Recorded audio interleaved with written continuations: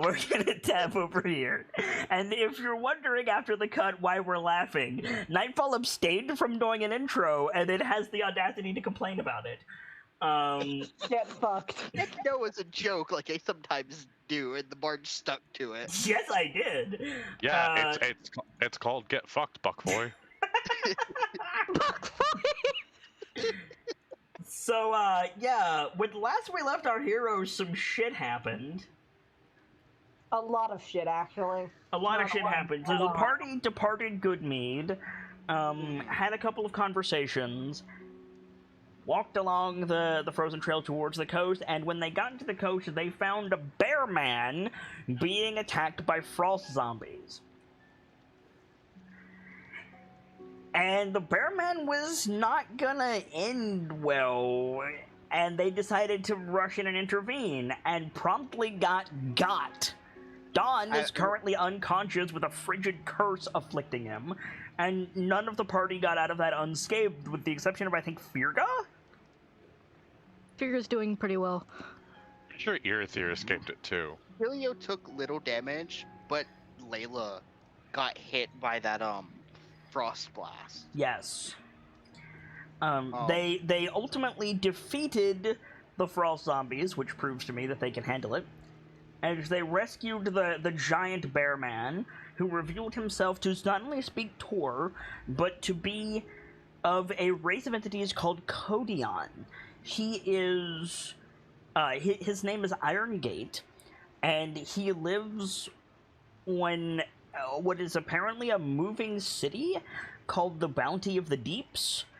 And he needs to get back there because these same frost zombies apparently overran the city, and he, along with two others, was dispatched to find help. Himself, Stonepath, and High Tower, whoever those are, were dispatched to find help for the Bounty of the Deeps, or specifically someone named Whispered Word, who the party doesn't really know who that is.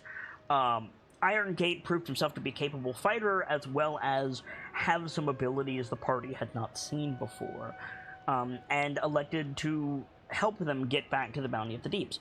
They passed Iron Gate Dawn's greatsword to keep them warm as they traveled, and set off to find the Bounty of the Deeps. I believe you chose stealthy and quick for your overland travel. And at the end of last session, you told me I passed the stealth check. Spin your mic, but yes. Yes, at the end of last... That better? Not really, do it again. Any better? Much. Okay. At the end of last session, you told me I passed the stealth check, and I did pick stealthy and quick. Yes, okay.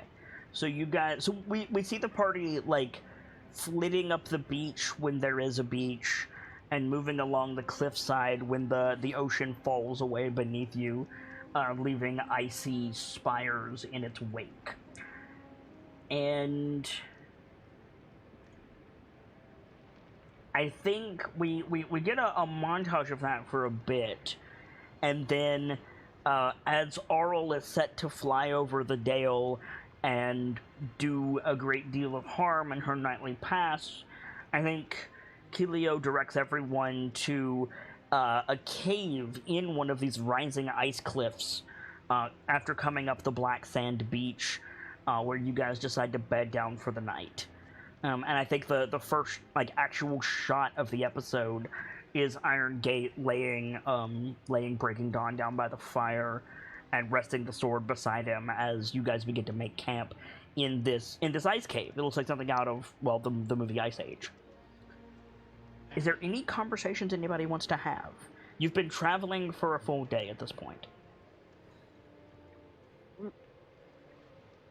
Helio's very in her own head right now. I don't think she's saying much to the others.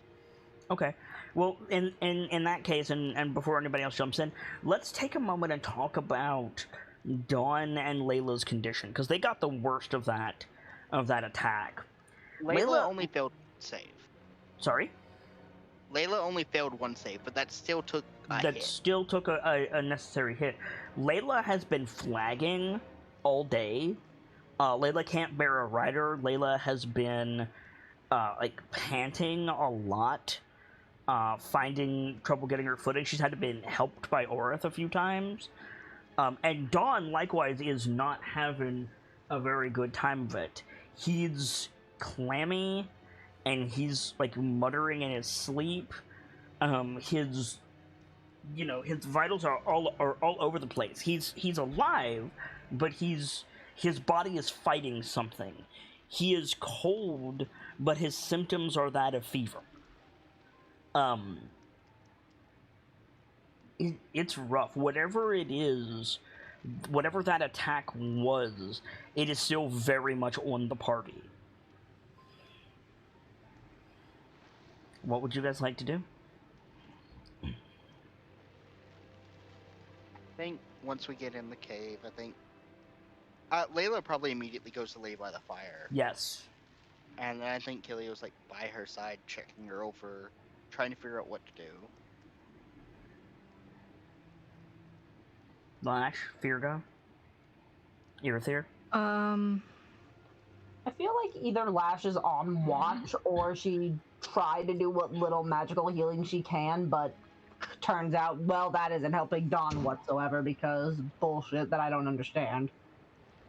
I believe your Lay on Hands has a specific ability.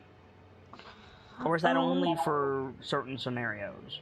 Let me double check. I don't think anything in my Lay on Hands is different because it's just the base Paladin Lay on Hands.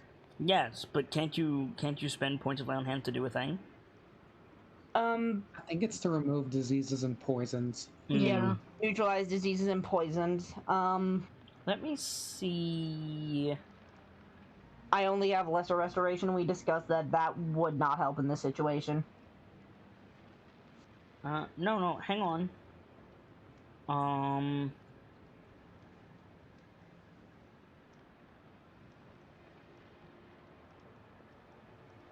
Yeah, no, it's not a disease.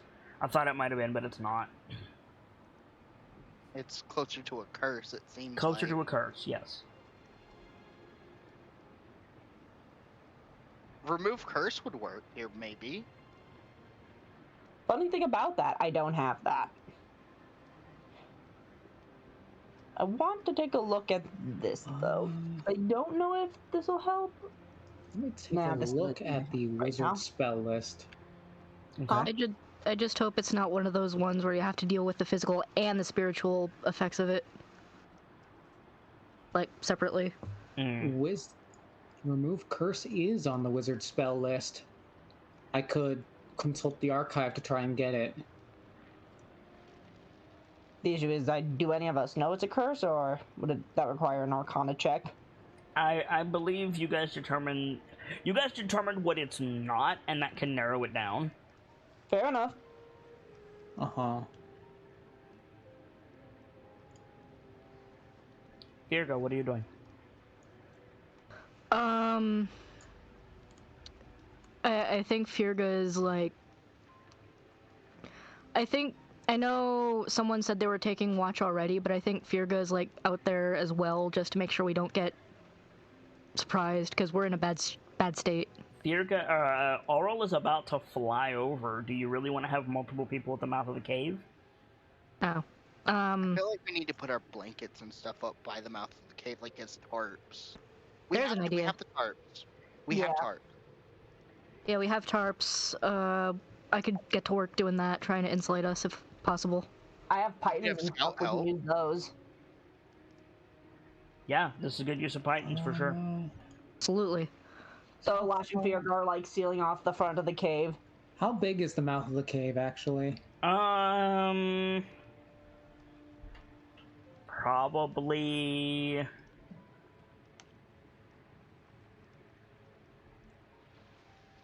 It's sizable. I would probably say it's not square, but its highest point is probably 15 feet off the ground, and it's probably 20 to 25 feet wide. Alright. Liamun's tiny hut wouldn't cover the entire mouth then. I was thinking if I could get it over the entire mouth and just everyone is behind that, it would work. Smart, though. Here's a thought. Shape water. Like, ice and snow can hold heat on one side. Yeah, absolutely. Do any of us have that? I don't have it prepared. Mm. I can swap out my cantrips on a long rest, but I don't Tarps and currently earth then. have it on. So it sounds like we might be going with the tarps and the pythons plan. Yeah. Harps, pythons, and I guess we don't really need the tent per se, but we could all probably use the cloth from that as an extra layer. Mm-hmm. Yeah. I have 20 pythons. That should be enough. More than you need. You'd need like 5. Cool. And they're reusable. They're metal spikes, so. Yeah, I just thought. Yeah, we just gotta remember to grab them when we leave. I mean, you'll Alright. have to get them down, so. So we can leave. So yeah, so you guys are hammering the stuff in.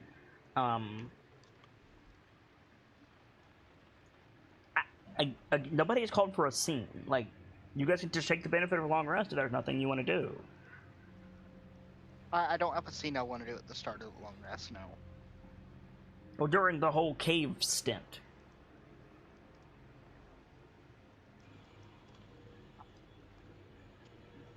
Unless anybody else has anything towards like the real late part of the night, when it would be just Kilio and Earther up. Okay, let's see if anybody has anything.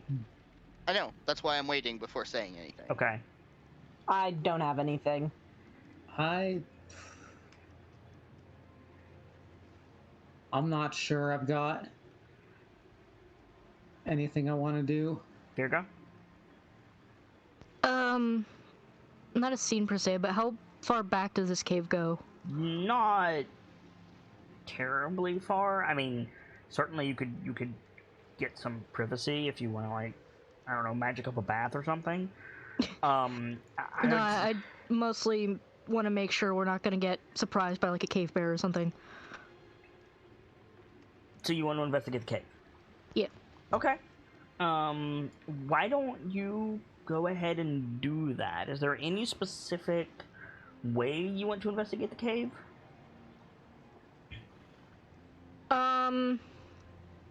Stone cutting, maybe? Yeah, stone cutting, looking for like signs of wear, like repeated Stone cutting is not going to help you here because it's an ice cave. Ah, okay.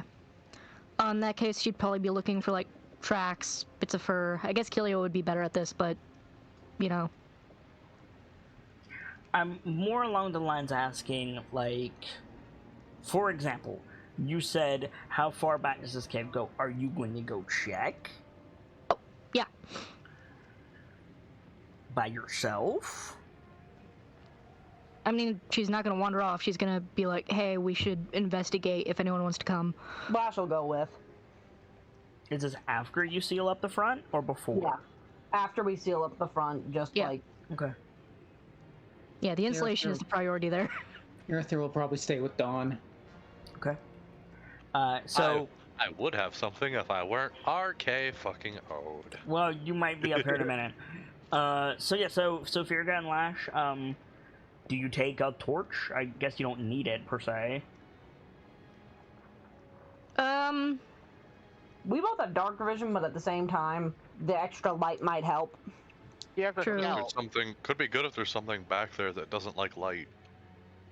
Yeah, let's grab a Can't light. Scout act as a flashlight type thing? He can, I think. Let me check. Yeah, Scout has a spotlight. Yeah. You want to cast light through Scout? See, this is why I keep getting confused, because you say I can use Scout as a flashlight, but I don't have light as a cantrip. Yes, he does. Okay, cool. Yes, Scout Then has light as a cantrip. And yeah, To my understanding, Scout has an intrinsic set of abilities that work as cantrips. Correct. He always has access to these abilities, even if you don't. Correct. You may well be able to get the cantrips yourself and bolster his uses of them. For example, like literal example, Scout has a searchlight. Scout cannot cast light on something else until you have the cantrip. gotcha. Okay, then yeah. Functions as a magic item. Scout flashlight. He follows familiar rules. Yes, but if more he follows drone rules. Fair. So, yeah, you pull out Scout. Scout like clicks on his searchlight, and the two of you venture back into the cave. One of you make a perception check with advantage. My perception is a +6. What's yours? +3. You go ahead. And it automatically rolls War Banner. Okay, good to know. Lash, go ahead and roll, go ahead and roll a flat d20, no war banner, and call high or low.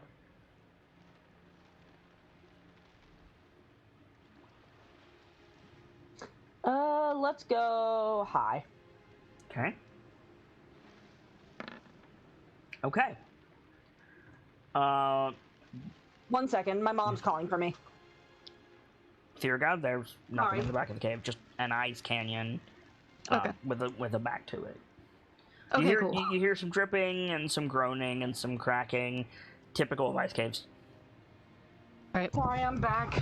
Groans worries. from groaning ice from deeper down, and groaning party members from higher up. Pretty much. So nothing we need to worry about yet. Nope. Okay, cool. Though, with that roll, Lash, Yeah. just for your own edification, the way the cave is constructed and the way the ice looks in the light of Scout's light, if you were willing to do some digging, you might find something down here.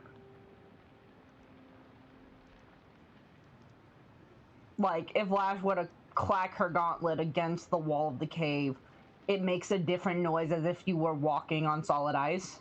Mm-hmm. But anything can be buried in ice. Anything including something we'd have to fight. That's what I got. Verga, A certain area from Subnautica Below Zero comes to mind. Yeah, pretty much. Verga, can you shine Scout over here real fast? Yeah, Scout feels different. I'll direct him to where she's. There's nothing you indicating. can see. I was just speaking writ large.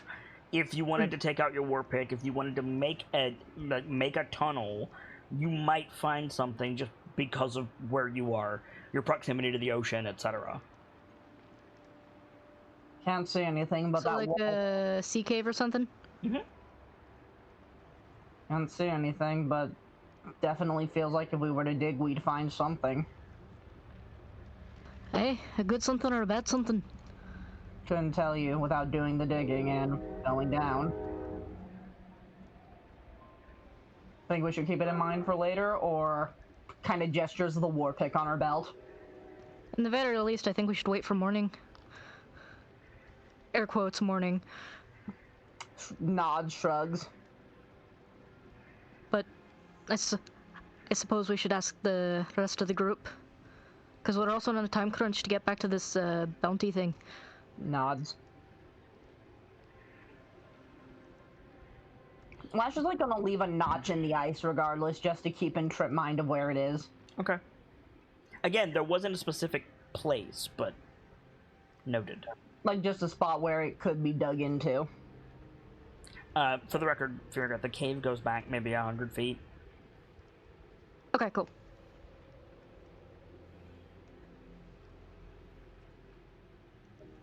How long does this take them?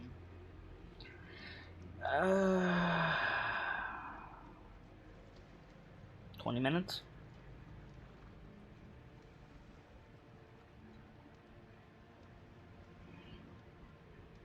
Aside from the information I got while traveling, what can Kilio gather from Layla's condition? Make a medicine check.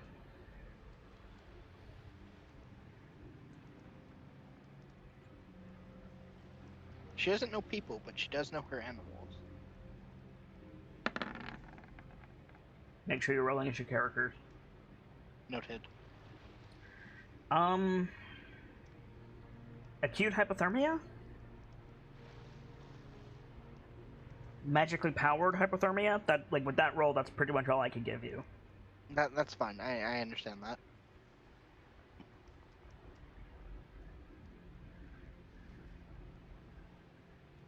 Aside from warmth, I don't know how much I can do about this. Don't actually whisper. Aside from the warmth of the fire, I don't know what I can do for this.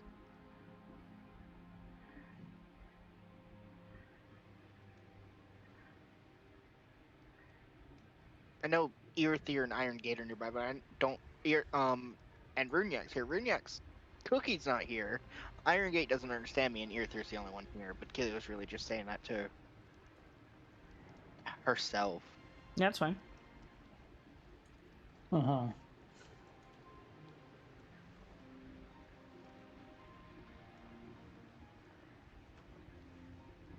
Could...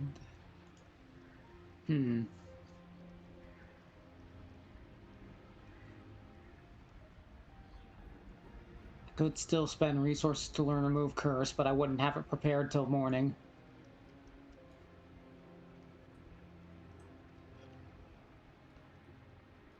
You can if you want to. Yeah, I'll roll for it. It's a 3rd level spell, so... Okay. Let's see what I get.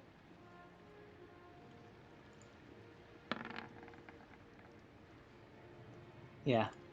I believe that's enough. I believe it is as well. Uh-huh. I'll go ahead and mark off my... When you resources. pull the spell out of the archive, Erethier, it comes with a note, a footnote. Uh-huh. And the footnote says, useful for more than you think. But this is the first footnote you've pulled out of the archive.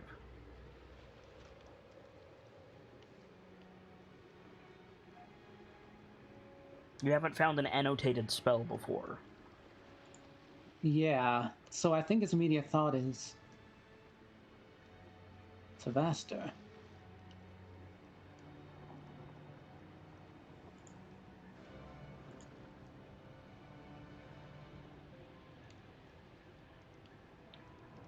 Curious.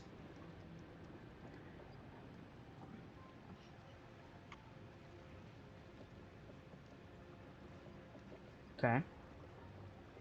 So again, do you guys want to gain the benefit of a long rest? Probably. Yeah. Yeah, sounds good. Okay. Yeah.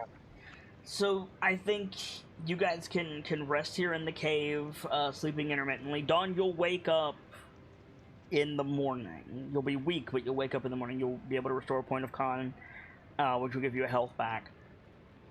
But your max HP is going to be like 1. And you're gonna feel it. Like you're not gonna be happy. Like my HP is going to increase to, I think 20. How so? Yeah. Because my current maximum is 13.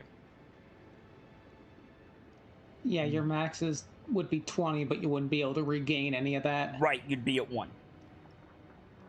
Nah. Well, I thought he'd be at 7 because his basic yeah, HP you'd would be increase. at 7. That's correct. You're correct. You'd be at 7. Yeah. Well, wait, I'm confused. Did I miss something? When you get a point of con, you get, because you would be switching to an even numbered con score, you would get 1 HP per level back, but you can't heal until your con is fully healed. Okay, so I'm putting 7 in the bank for when I can heal again. No, you would have 7, you would not have 20. You gain 7 So HP. I'm because staying at Constitution 13. goes up. No, you're staying at 7. You'll be at 7. Your max. Your max would technically go up to 20, but you can't heal to 20. You'd be stuck at 7. Okay, so my max is effectively going to be 7 HP because I can't heal to my 13. So you couldn't heal to the 20. I can't heal to the 20, so your, my maximum your is 7. HP would be 7/20. Okay. Okay. I follow now. There you go. I follow. For the purposes of calculating instant death, I think your max HP is 20. Correct. So yeah, you guys can gain the benefit of a long rest, or you can recover spell slots, you can get HP, all of that good stuff. However, Uh-huh. I think Dawn's gonna have to wait a little bit longer because it sounded like Helio had something she wanted to do. I'll be right back again. Yeah, We'll go I on. think she's gonna rest a bit earlier in the night Okay. because she only has to really rest for about half of it due to her dawn color feature. Right. And I think she kind of glances around the cave, see who's asleep and who's not. Yeah, so probably like if you're doing this later, then it would be like Irithyr's working with his archive, and everybody else is asleep. I think Iron Gate is probably dozing in a sitting position beside Dawn. I gotcha. Yeah, she's gonna try not to make much noise, but I think she's gonna get up and start getting her things together. Irithyr, make a perception check. Uh-huh. Helio, what's your stealth modifier? Do you want me to include the bonus I get from favorite terrain or not? Yeah. I want your basically I want your passive stealth. Including my stuff I get from my favorite terrain, it's a +9. Okay. Irithyr, if you have a reason that you would have advantage for this, I'd love to hear it. Wait, would you get the benefits from your favorite terrain if we're technically underground? Yes, because her favorite terrain is tundra, and you're in a tundra. But isn't cave, like, underground also an option for favorite terrain? It is, Wouldn't that- but you're in wouldn't an that ice cave. conflict?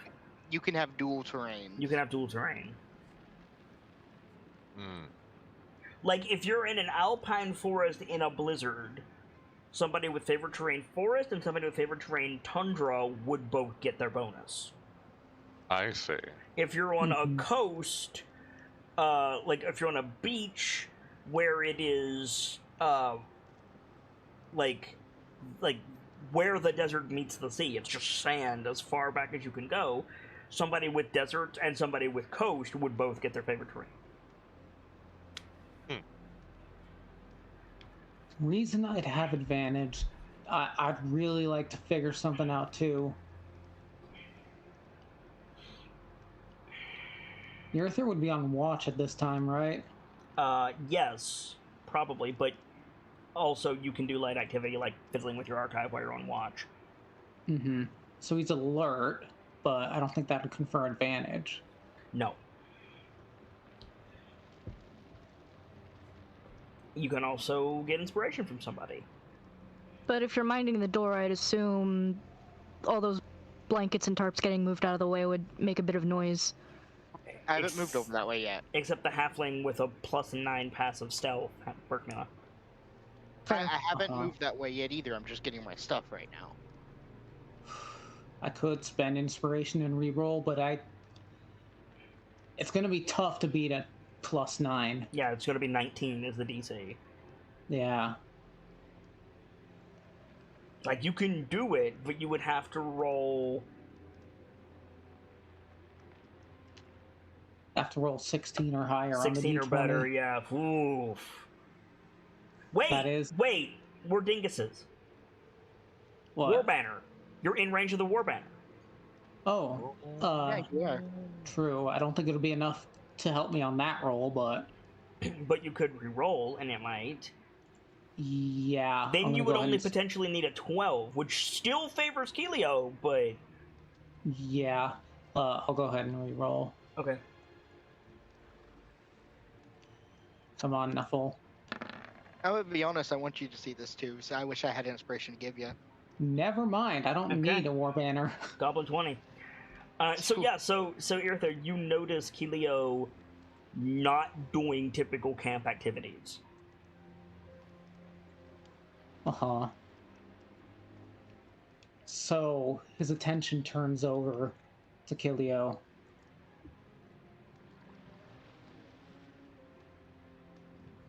Yeah, I think she's like going through her bag and making sure everything's there. planning a At the trip, moment. Wolfwalker. I think she does that thing where like when you freeze and your shoulders go back a bit, Mm-hmm. just kind of silently. I don't think she says anything yet. I imagine Layla's not sleeping well. So at the voices, especially when Earther says Wolfwalker, I think Layla looks up. Yeah.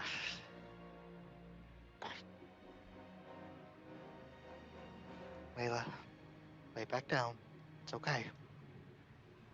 And then she Lowers her gets up head, from- but keeps an eye on you. The Earther gets up, starts walking over. Look what you've done here, there. I had her asleep, and now.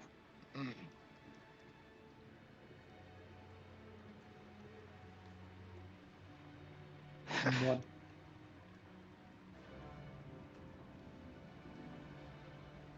Oh, I'm sorry. You What can dear? hardly blame me for the animal's senses being so keen.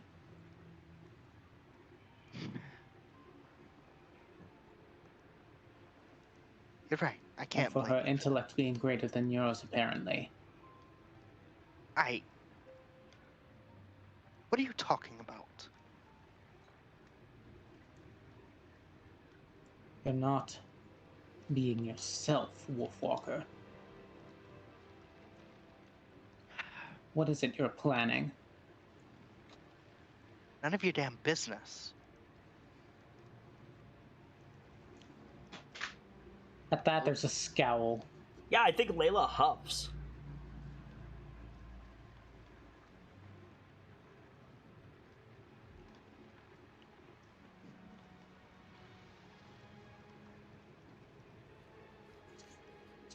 It's none of my business.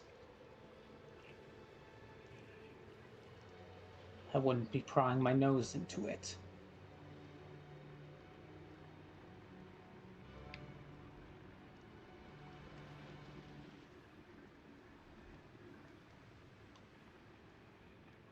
My business concerns this entire group.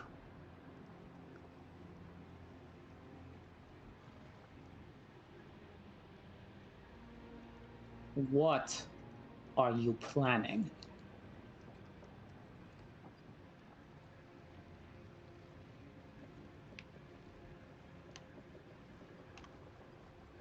I'm gonna go take care of some things. A Layla hunt. huffs again. Alone. I'm never alone. I'll have Orith and Mabel. I'm gonna let Layla rest.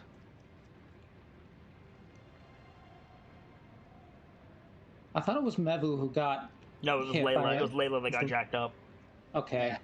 Yeah. Layla got messed up. Alright. Mabu backed up and helped Dawn. That's right. I remember now.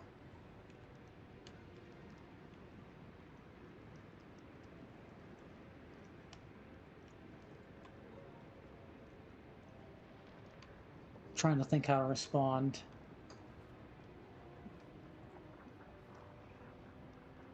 You have not answered me. I've answered you as much as you deserve an answer.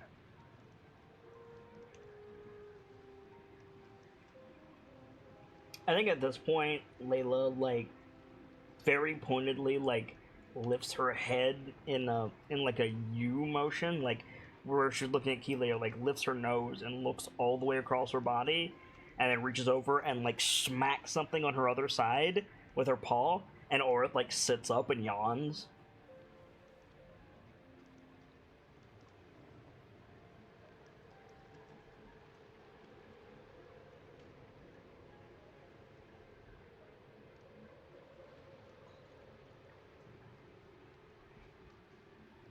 You have been nothing but reckless ever since we entered the dome.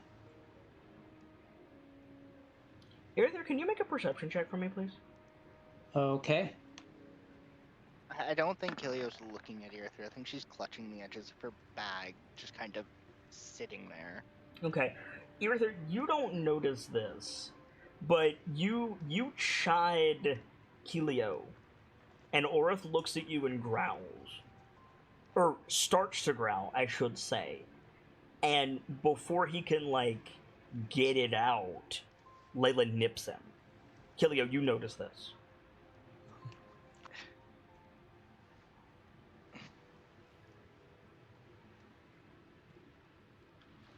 What do you hope to find out there? I'm not some kid here or there. Then quit acting like one.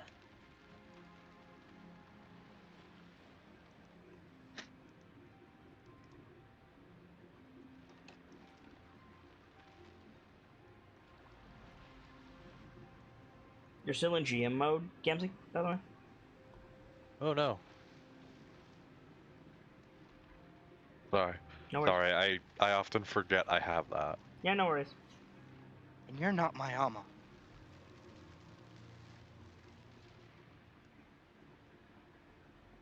You're not my parent.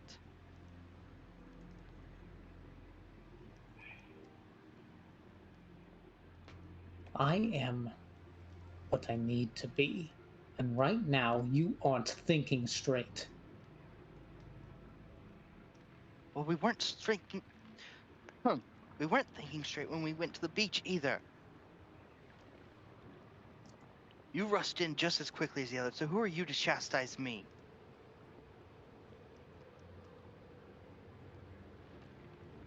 What do you hope to find out there? Do not make me repeat myself again, Wolfwalker. Make me.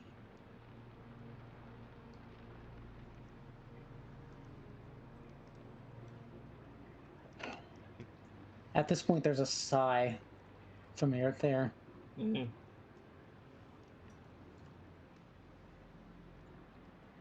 You refuse to listen.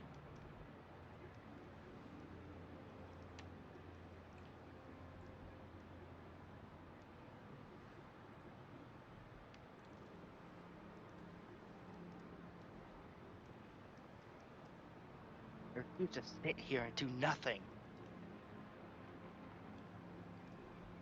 You think I've been sitting here doing nothing?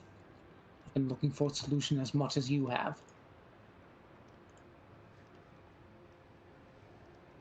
Sitting here and doing nothing is not helping Dawn or Layla.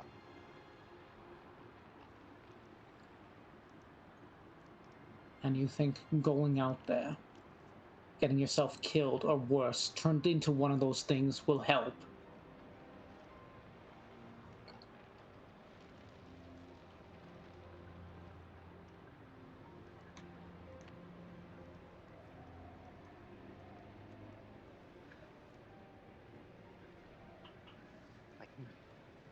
Find a solution. It'll be worth the risk. At this point, there's a contemplative look on Erether. He shuts his eyes and thinks.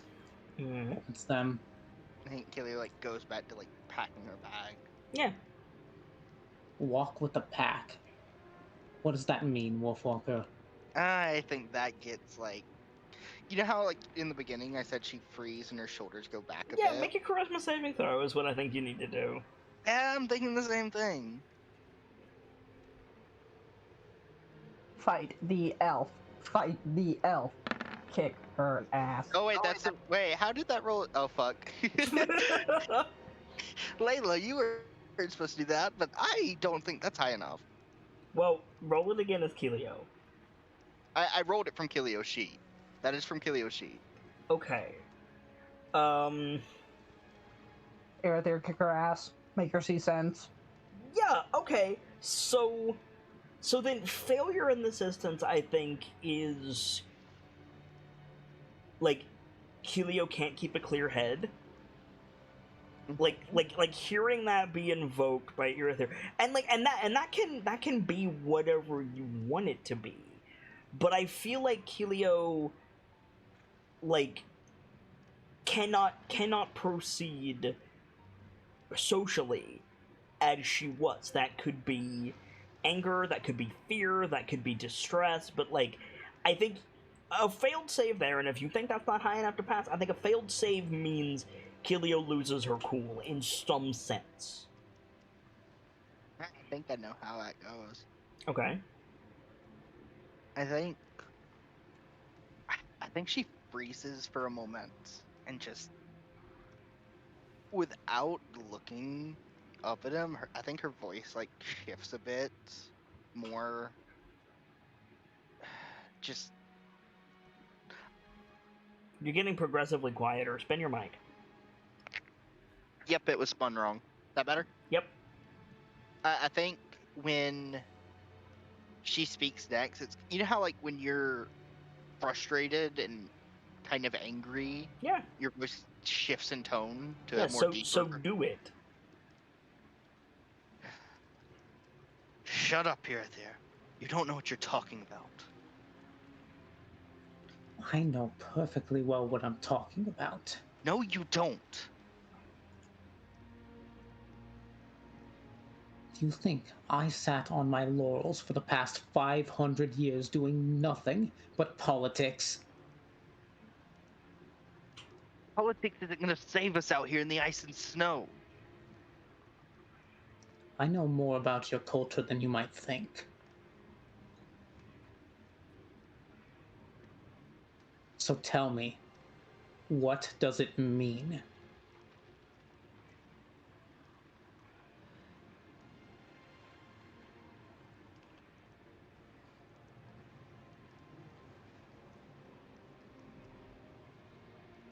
I think she tries to break away from the conversation. I think she's going to like get up.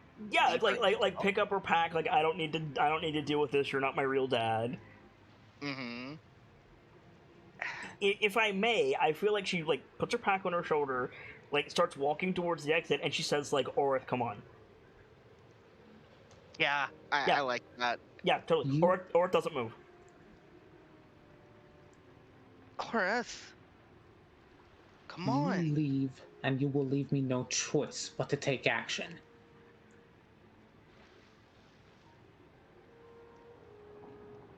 Hang on here, Horace. Make a perception check, Helio.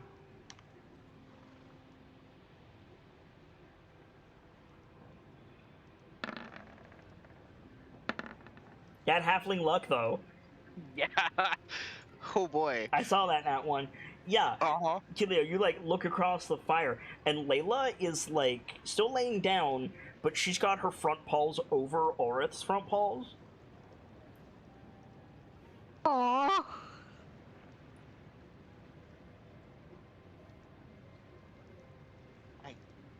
Layla. At that, probably Irithyr looks at them, Mm-hmm. notices. Your pack Come is on. wise, Wolfwalker. If you won't listen to me, then listen to them.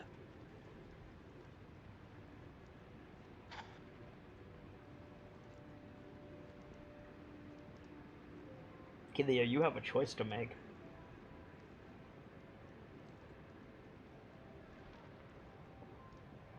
Are you gonna swallow your pride, or are you gonna go off alone?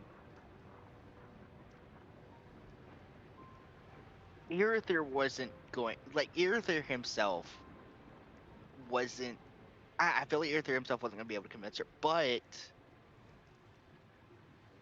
Layla's the wisest of her small pack, and she's effectively saying no.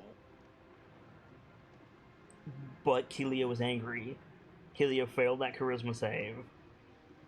Kilio feels the need to push. Like, if let me ask you this: if Bragg was sitting at that fire, what would Kilio do? It was Bragg that was saying no. You'd go off alone? No. Not that Bragg was saying no. If Bragg was there, would Kilio be able to swallow her pride and go back to the fire? Or Ragulf?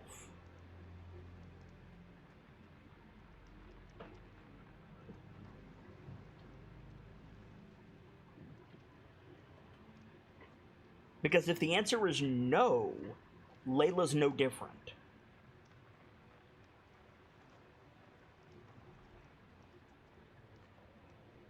I feel like the answer is. I feel like the reason the answer is no with ear theory is because ear theory's not really. That's not part what of I'm asking you. Listen to what I'm asking you. I think if it was Ragolf or Bragg, I think it would make her turn and stop. Not that they were saying no.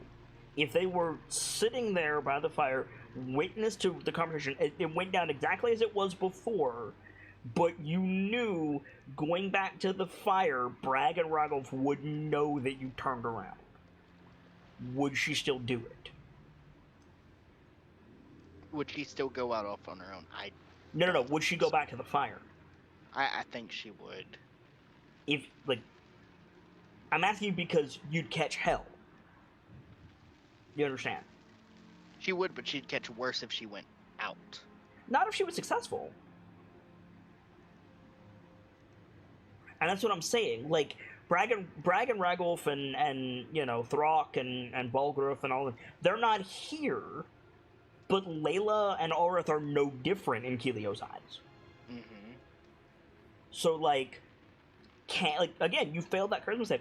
Can Keelio swallow her pride, or would she just be like, fine, I'll do it myself?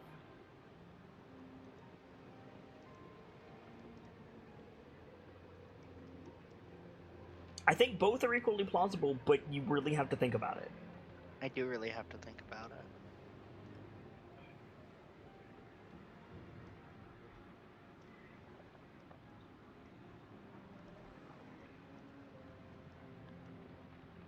I'm really enjoying the scene. Well, then do something. While I'm thinking, I gotta say I really am enjoying this. I think she would turn and go back to the fire.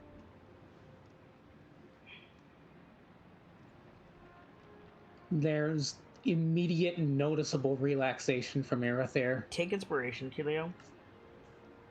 But also take 2 points of stress. 2 points of stress, two more on the meter. Mm-hmm. That's 35, okay. If anybody's wondering, we recently added stress mechanics to 2 of the 3 Dice-Icive action campaigns that we are going currently. And we'll explain more about what happens as they go along, but the reason Keelio is acting this way is because she's starting to get stressed out. Hence 35.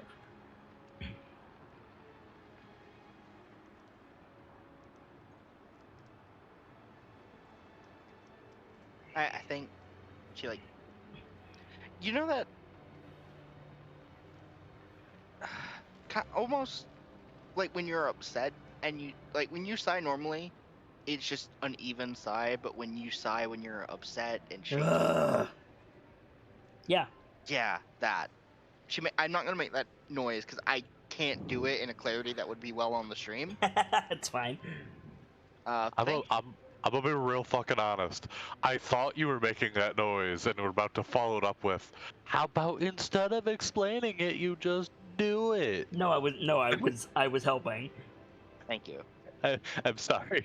No worries. I just found it funny. Exasperated fox noises. Yes. She sits by the fire opposite of Layla and just buries her head in her knees. Okay. I think about this point, Dawn stirs.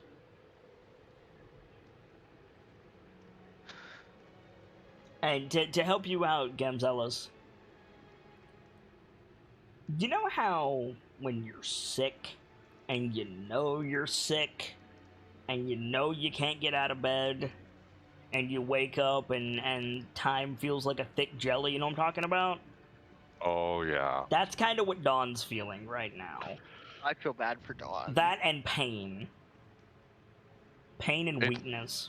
I think he kind of, like, wakes soundlessly. That is...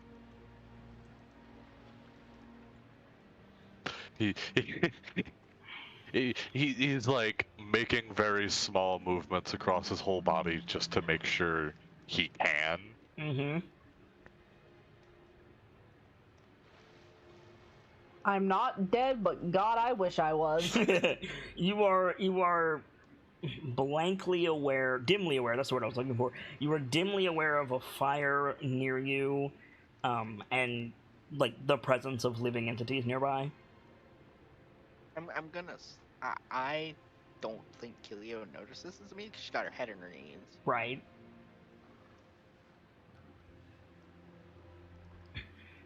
Please tell me I am not the only one awake. I think all three wolves sit up. I think Iron Gate starts. Earthu turns. But before walking over to Dawn, he just turns to Kilio again.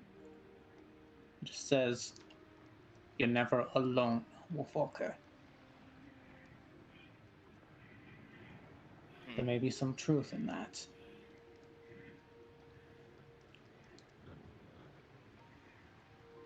But you need Dawn, to find that truth first. You can sit up, but you're gonna need to make a saving throw if you try. Dawn ain't fucking moving. Okay, cool. He is acutely aware of the situation he is in physically. Mm-hmm. Not really the reason, but he knows. No. You have a stark image of a fucking like dead minotaur corpse with a big ice block on its back, like looking at you, and then you get hit with just all of the ice from the sea of moving ice at once. You are well aware of that. I think Gareth was saying something. Yes, I apologize. Go ahead, better. Yeah, basically just telling Kilio, yep. You're not alone. There may be some truth in that, but you need to figure out what that means for yourself. Basically.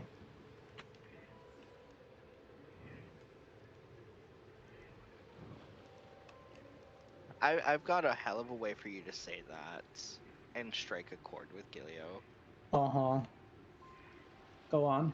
You may never be alone. That may have some grains of truth to it.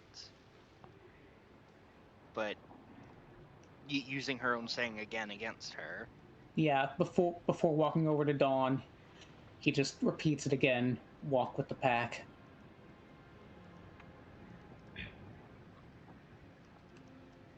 Yeah, so Dawn, you're like on your back, looking up at the ceiling of the cave, and you see Irithyr like appear in your vision as you're like blinking, trying to keep your eyes open.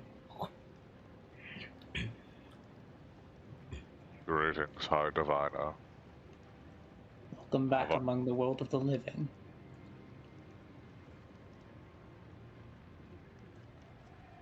Yes. Quite. Living. That's what this feels like. You hear a voice that you don't recognize, Dawn, in Tor, say, "Pain is how you know you're alive."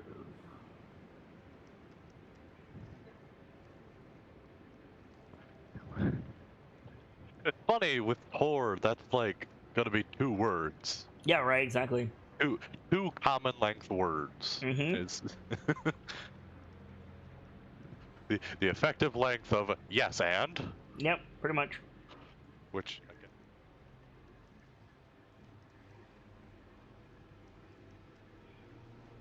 It sounds as lumbering as long as the way Kit said it too. Yeah.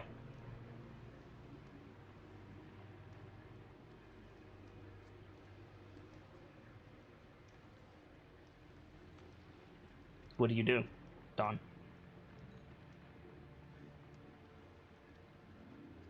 Hello?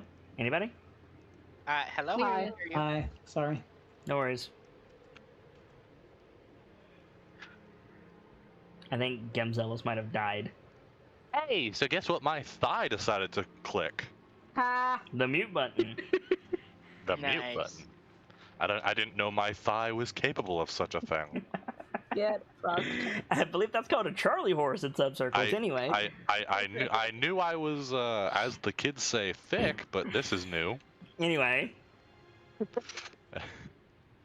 Sorry. Thick with 2 Ks. Anyway. Oh, I hate you. Moving right along. Yeah, so what does Dawn do upon hearing that voice? Did you hear what I had said? No. Heard none It of was it. oh. He responded with a gift and a curse of the mother, a show of her foundation. And then turning to look at where the voice came from. Yeah, you see a giant bear man. Oh. Greetings, Codian. He nods at you.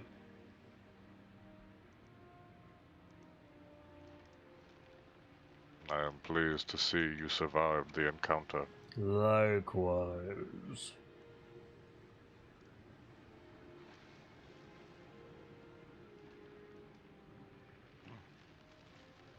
I am incapable of moving. You Like- received the worst of it, Dawn. And I have done my job well.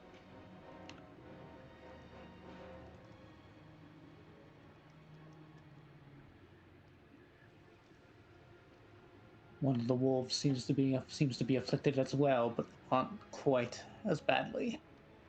You don't say. I And- have your sword. I shall reclaim it shortly. And Dawn's gonna start trying to sit up. Make a Constitution saving throw. Oh, I don't even have Dawn open. What the fuck? Good job, you did it.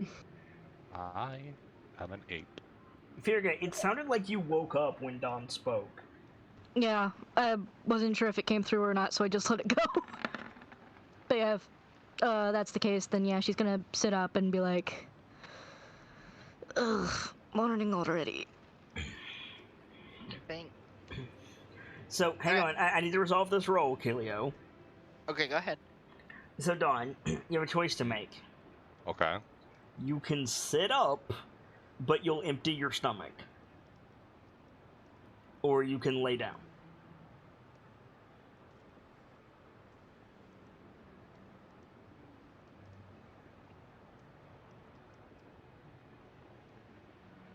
I don't know which one Dawn would do. I'll tell you this, you're gonna take damage if you puke.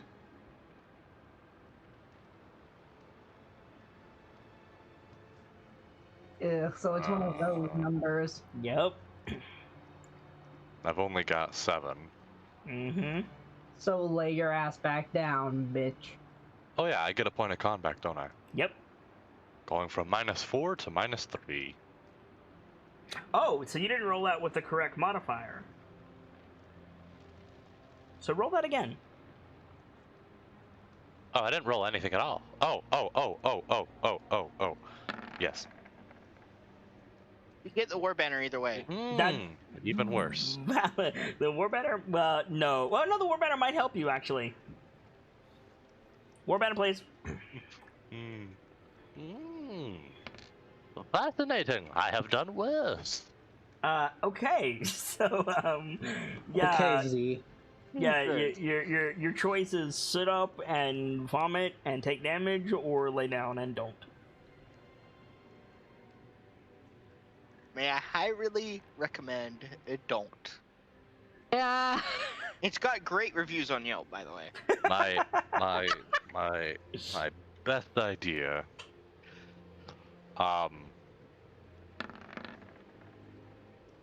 Mm-hmm.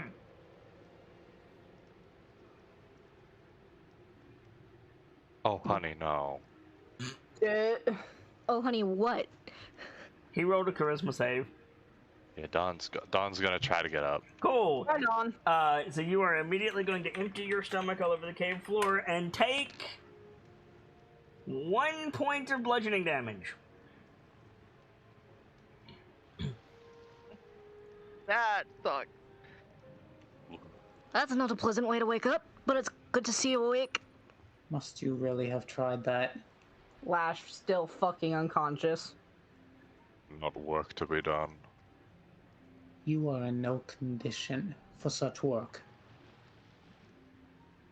I think. But I have an idea. Hey, Hey, what's that?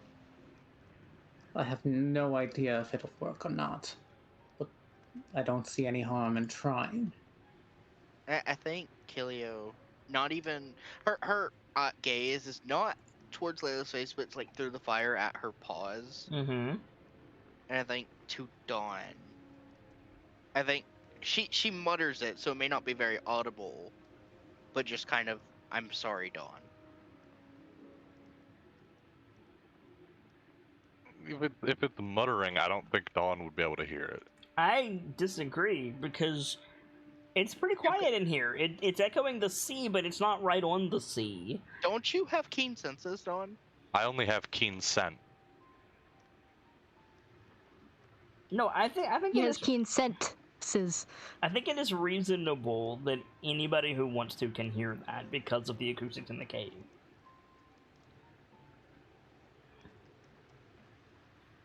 You confuse me, Wolfwalker. Is that what was bothering you? Guilt? What does Wolfwalker have to be guilty of? Did they speak ill of the mother while I slept? And he tries to make like a light chuckle and then just like heaves a second, like chest pain. I think Iron Gate like plunks the greatsword down beside you and puts the handle in your hand. Yeah, he's gonna take it. I gave See a if call for urgency. We rushed without a plan. It's my fault.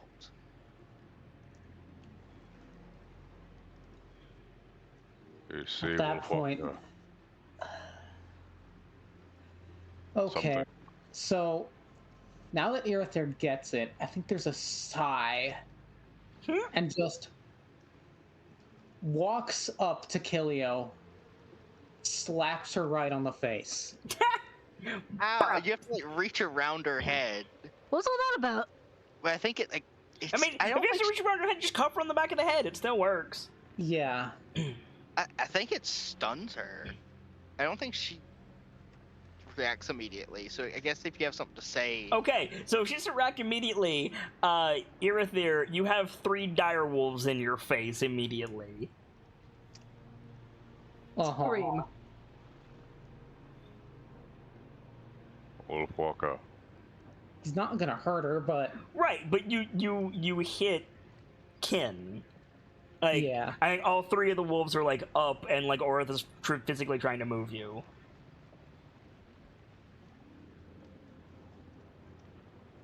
Did something happen while we were all asleep? With respect, Birchmeal, I need to resolve this. Sorry, go ahead. Sorry, I'm trying to think of the way to word it.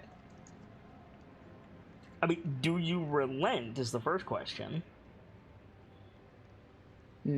Like, no, he's gonna speak up. Okay. How in the name of the stars could you think that anything of what happened is your fault? Okay. In that case, Kilio, can you make it an athletic check for Orith? You have advantage. Okay, I can do that. Irithyr, you'll need to make a strength save. Yeah. 2 different war banners. He's really good at athletics, and you still have the portent from yesterday. I don't There's know. only supposed to be 2 of those. That's fine. No, I'll just I mean- roll. I mean, here's a serious question. Lash is asleep. Do either one of these actions oppose Lash's views? Lash is asleep. Lash can't make that call, so the Warbanner just goes to her allies. Yep. Gotcha. Make the save. Unless someone wakes Lash up. I mean, they're shouting. So yeah. Okay. So, you are hurted 25 feet away as Orith turns sideways to make a bigger target in front of Kilio, and then Mevu does the same behind Orith, and Layla does the same behind Mevu. You don't take damage, Irithyr, but yeah, like it would take a lightning bolt to get to Kilio at this point. Flash just wakes up to Irithyr being nudged back across the ice in front of her. What? He just shouted there. Yeah. What? She like stands to her feet. Layla's ass is in your face. I think. Okay, now you can say whatever you want to say, Firka. Just that. Did something happen while we were all asleep? Pardon fuck, what's happening? I think in Sylvan, she's gonna command them to back off. Okay. They stand down. Wolfwalker.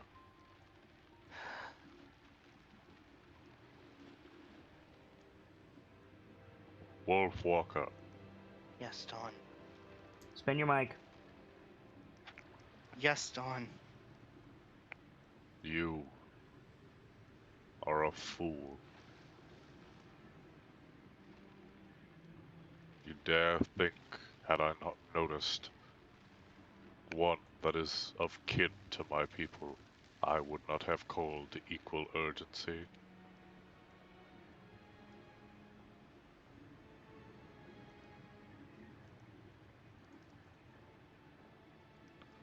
We acted without thinking.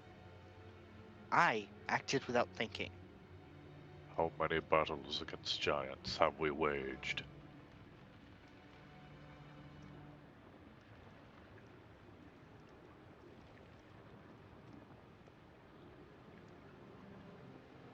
How many of those battles did we have a plan, Wolfwalker?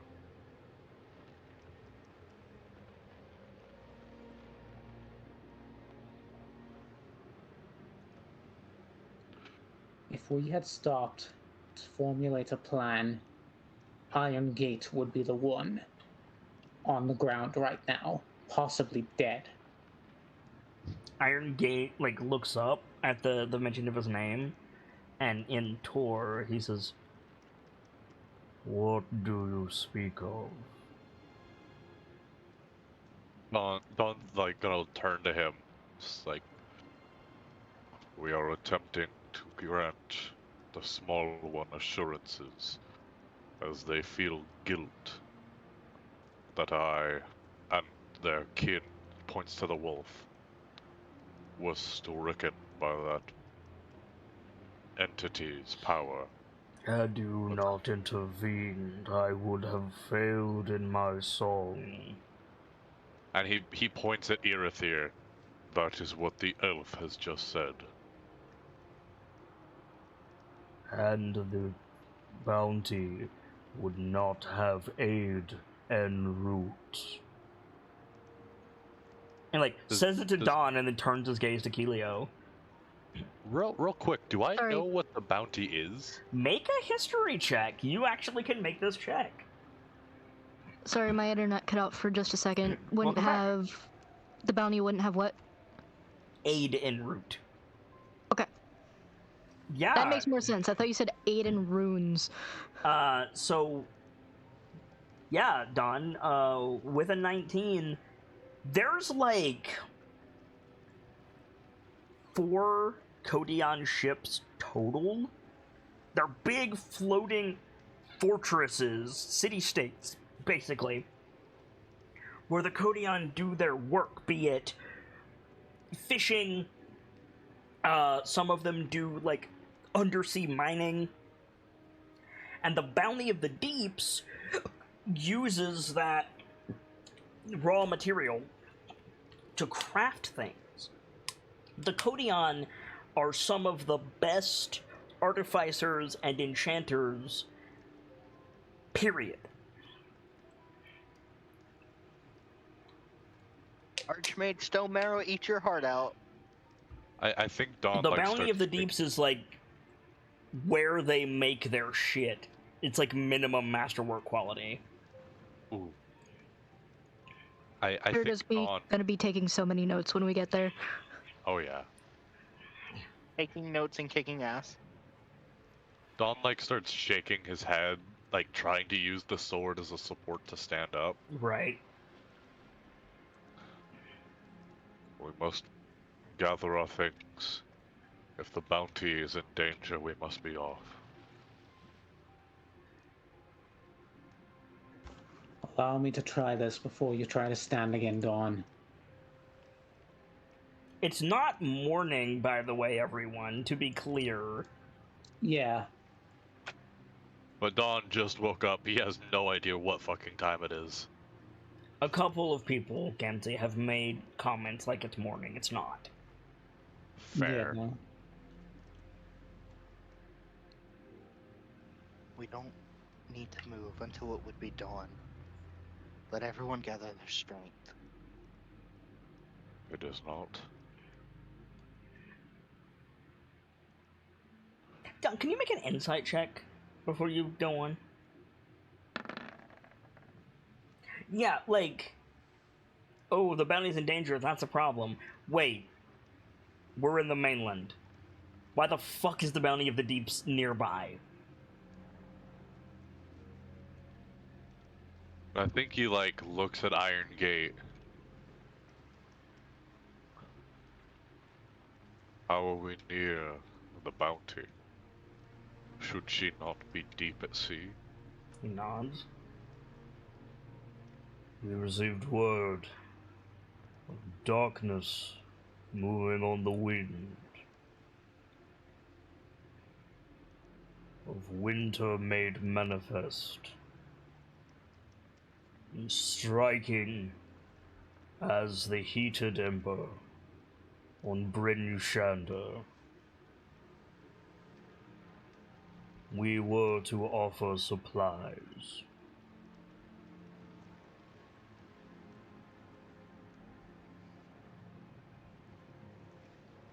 Is it one of the creatures that attacked you? I'm sorry? He said, is it more of the creatures that attacked you? That attacked the bounty? He nods. But Bryn Shander faces a greater threat. Darufi. He nods slowly. The wind speaks of that name. While Don's getting, like, trying to get his feet under him, Mm-hmm. he's, like, holding his hand out towards Earthier because he said he wanted to try something. Mm-hmm. Mm-hmm. Earthier will, grab him and just try casting Remove Curse. Okay. Can you link the spell, please? Yes, sir. Thank you. At your touch, all curses affecting one creature or object end. If the object is a cursed magic item, its curse remains. The spell breaks its owner's attunement to the object, so it can be removed or discarded. Okay. It says it ends, not that the effects are restored. Is that not the same thing? No, it is not. So, your con is still decreased.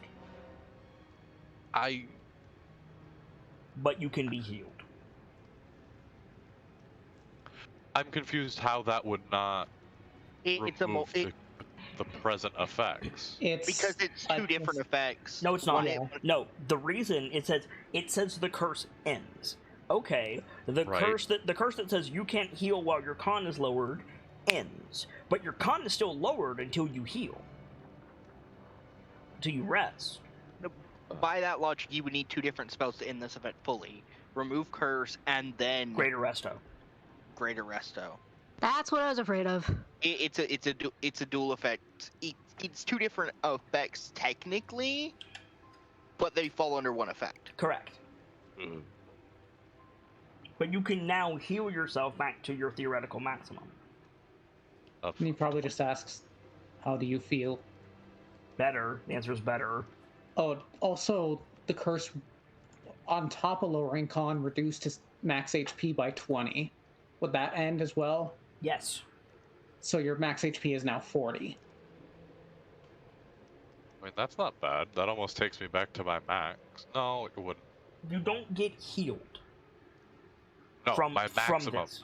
My maximum. But that's okay, because we're about to finish a long rest anyway. Valid.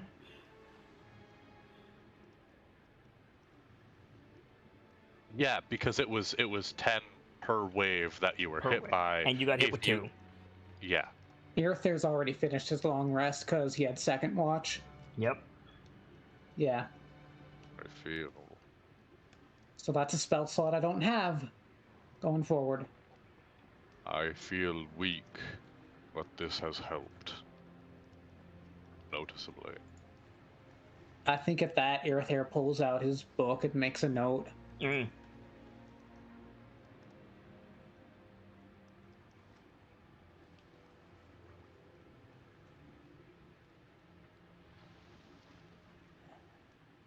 Which of the wolves were affected?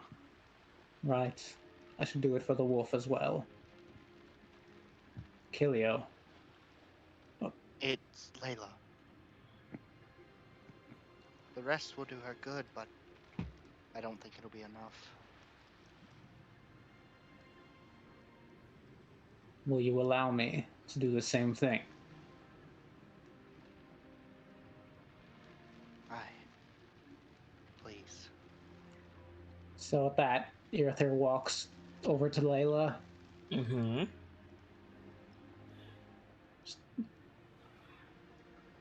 And put his hand on her. Gonna cast Remove Curse again? Yeah. Okay. I Again. think Layla. Same thing. Layla can heal. The max HP from the curse is reduced. Or is no longer reduced, rather. That would be her max HP up by 10, I believe. Correct. Yes. But the con needs time to restore. So 7 levels worth of con, because it. No, wait. Yeah. I'm not going to have the same strength I usually do today. Nor I. But your efforts have granted the capability for strength to return. Finish resting, everyone. I'll continue watch. I can't. Alright. I'll stay up. Thunk.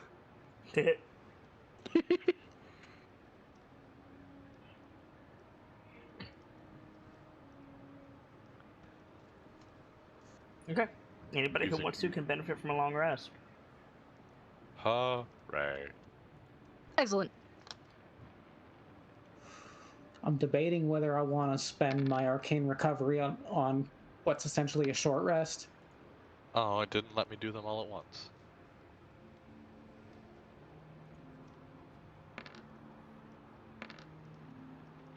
That first roll, though. It might be worth it here. Yeah, I'd only be able to get back 1 third level slot. But yeah, that could be good. Yeah. That's a lightning bolt.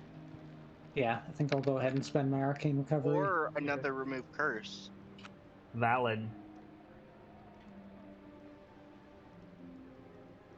So in the morning, we see Auril fly over, heralding the dawn. Even though there is no dawn, the winter, or the day is just a little bit colder as Auril's magic. Heralding dawn being awake finally. Yes, the day is just a little bit colder as Auril's magic is stacking. You guys pack up your camp, and you start to set off. What would you like to do? I'm sorry, really quickly, can someone help me figure my HP math? Because I think I borked something. Your HP max should be 40. It should. Yes. Even though I'm still missing 3 con. Which would make your max HP 54 at the end of it. What was your max at full? My usual max is 44.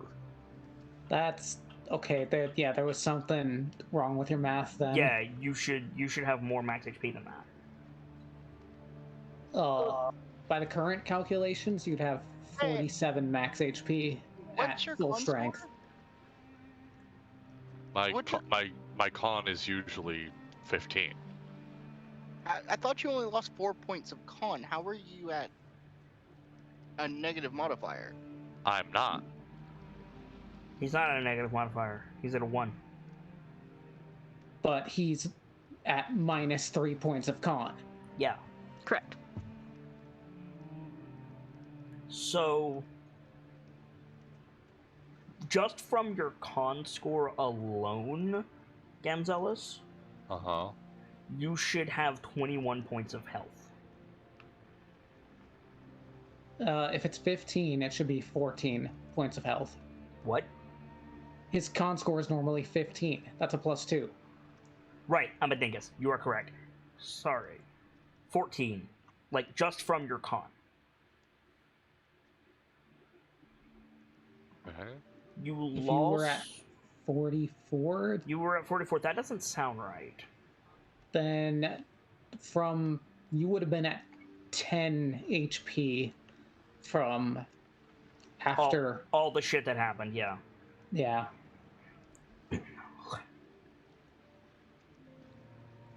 So how did you arrive that you were down? Well, first of all, the HP, the damage that was done to me was still greater than 13. Valid. Either way, I would have been down. But your HP max was put down, and then you were hit for damage. That's valid. right. It's just trying to figure out the math is what's getting me, because I specifically have a note in the flaws section that says usual HP 44. I feel like that's not calculated correctly, though. Because by my math, it should be 54, and by Vader's math, it should be 47.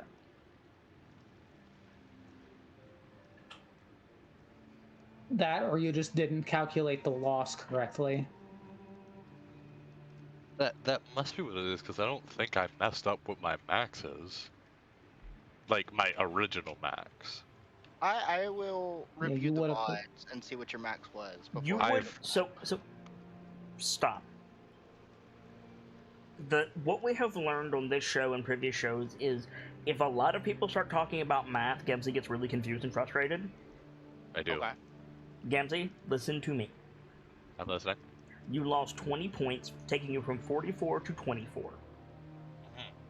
Then you lost 4 points of con, which would be 14 total hit points,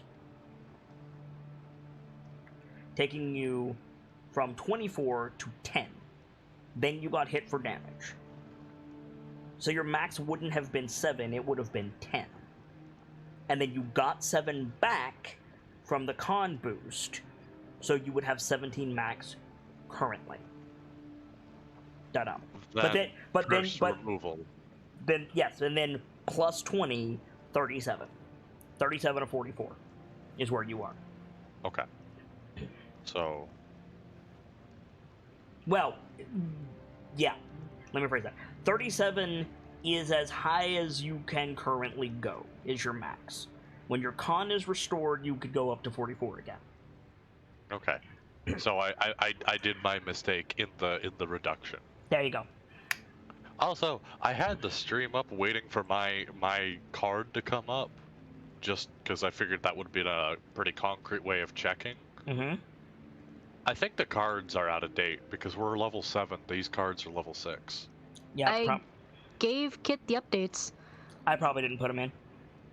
Okay. I I will didn't know if fix that it. was something you were aware of or not. It was not, thank you. Anyway, On the topic of confusing and frustrating math, could we get the specifics of the curse backstage sometime? no. Fair enough. Because I'm still tweaking it. I can give you the effects that are currently affecting the party. I think that's all we really need. Currently affecting the party, Dawn has a con reduction of 3, and Layla has a con reduction of 1, and that's it. Okay. Everything else has been healed. Okay, gotcha.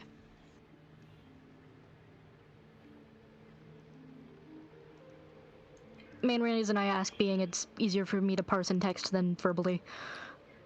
And that is valid, but I'm not satisfied with the curse currently, so I'm making minor tweaks here and there. Right. I think during the rest of the watch, like, Irithyr muses to himself. More useful than you said, might think, Ace of Tavasta. Um, You always Ki- were right about everything, weren't you? Ooh, that sounded bitter. When was the last time you looked at that letter? Probably not since he left Renlo Cicatil. I was just about to say he pulls it out.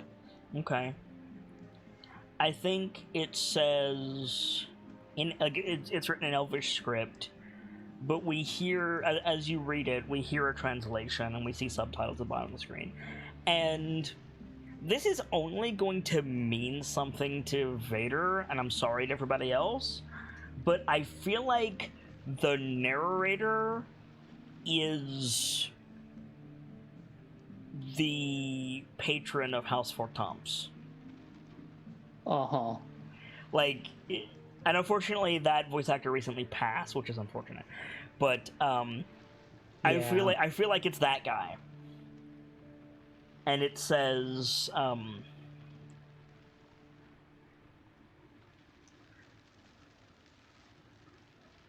to my pupil, by the time you receive this letter, I wager you'll be High Diviner. You will be privy to many secrets, both of our people and of that which is not yet written. I must go away for a while, as you may find that you must. A time will come when you must choose between everything you believe to be correct and what the stars have to say. It will be your portent to decide which is more important. I know that you will make the right decision. And then it's signed. Mm-hmm. And I know this is a question from a colleague that poses the question. The question is, where the fuck did he go? I had him marked down as deceased, but missing also works. Mm-hmm. Presumed dead. Yeah, maybe it's dead, asterisk. Mm-hmm. Dead in the eyes of the state, right? Yeah. you've been missing for 10 years, you're marked as dead. Well, Kind of 10 thing. years, nothing. Try like 150. Yeah, I mean, Yeah, but you're an elf, so it's 10 years. you're an elf. 10 years. fair.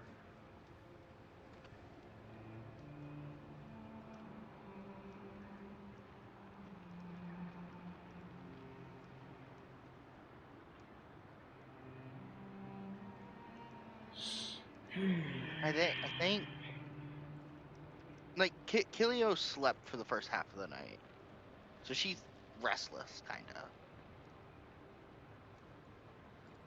I think she And I goes, thought you took first watch. no, I slept. Aether's up all the time, either in trance state or otherwise. Okay. Kilio slept through the first part of the night so she could sneak out in the later part when everyone's asleep.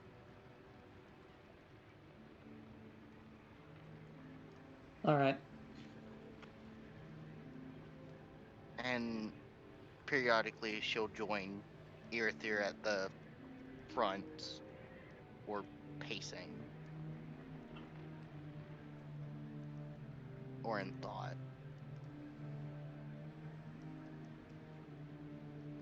I assumed you had set off by now. Is that not the case? No, I thought we were finishing the night. You did. And then you packed up and headed out, I thought.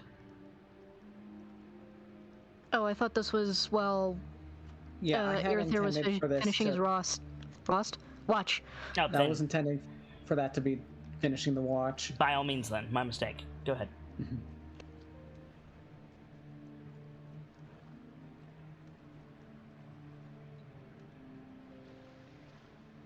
Go on, Nigel.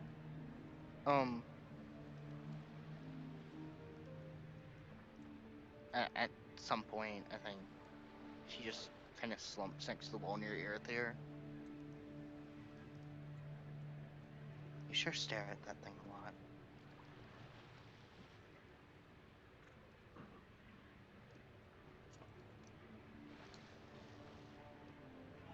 Spin your mic, Nightfall. Okay. There you go. She said, you sure stare at that thing a lot. Referring to the archive? Mm-hmm. I think there's like a slight sigh from Erythea. There are many secrets yet contained within it.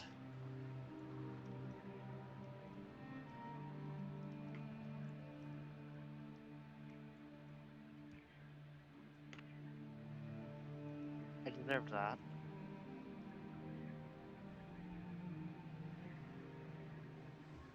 Though I'm sorry for my wolves.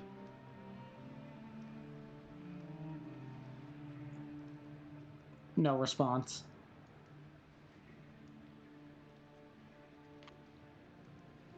Kelio, have you ever gotten a good look at the Astral Archive?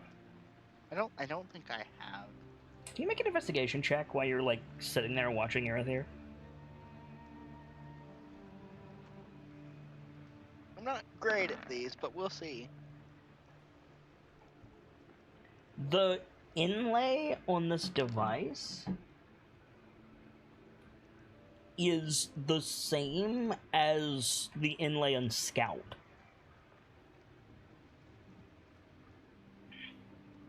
Oh, T.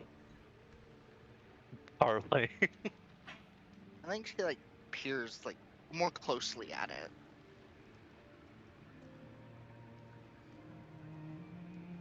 That's interesting.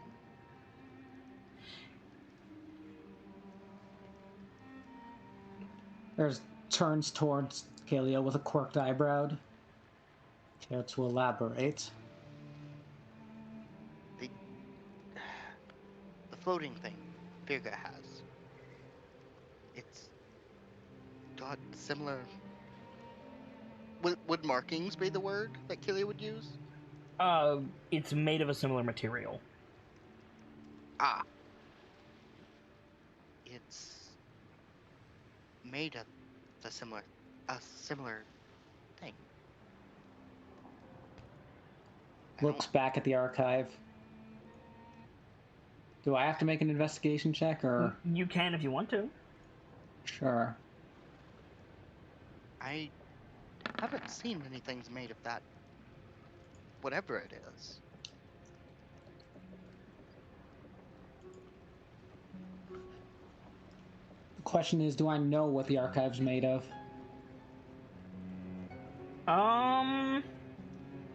Or is that one of its secrets? I don't think you know. I think it was entrusted to you, and you have information on how to care for it and how to utilize it. But I don't think you have notes on its construction. No.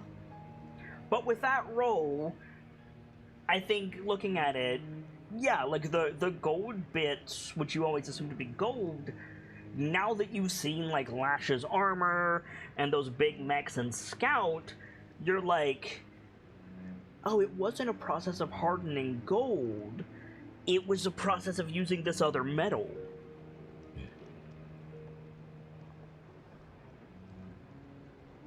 Very curious. You're right. For once. I think she frowns. Smack him in return. That's how you get mind severed. Smack him in return. Thinking about it. Come on, just a light bap. He deserves it. A little. Out of risk of the wolves dogpiling him, I don't think I will. Okay. In case it's not obvious, I'm complimenting you there.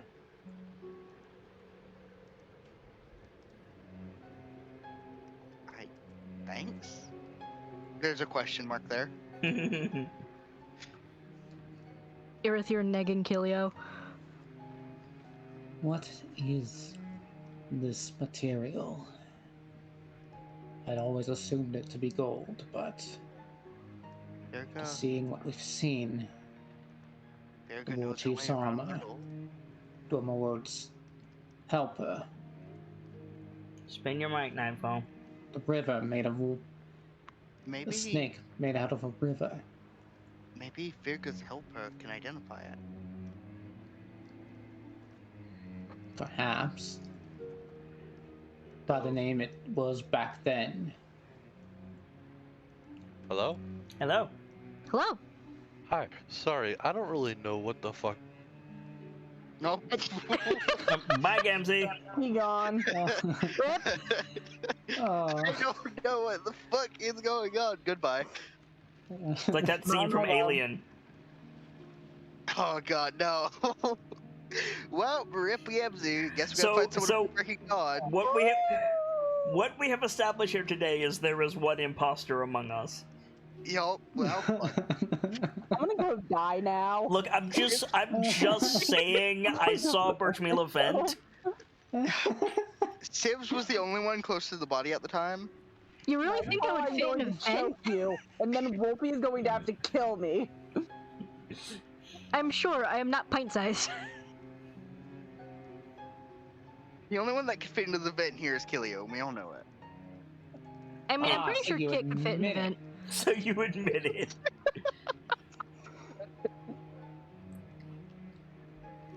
So anyway, Not a 10, technically. Moving right along. Yeah, I think that's it for that scene. okay. Yeah, I think so. Are you going to Cookie, you motherfucker. are you going to talk to Virga about it while you're breaking camp? Probably, yeah. Okay. So the next morning, while you guys are tearing the camp down, you can go up to you can go up to Virga. But where were you during your tasks, Virga?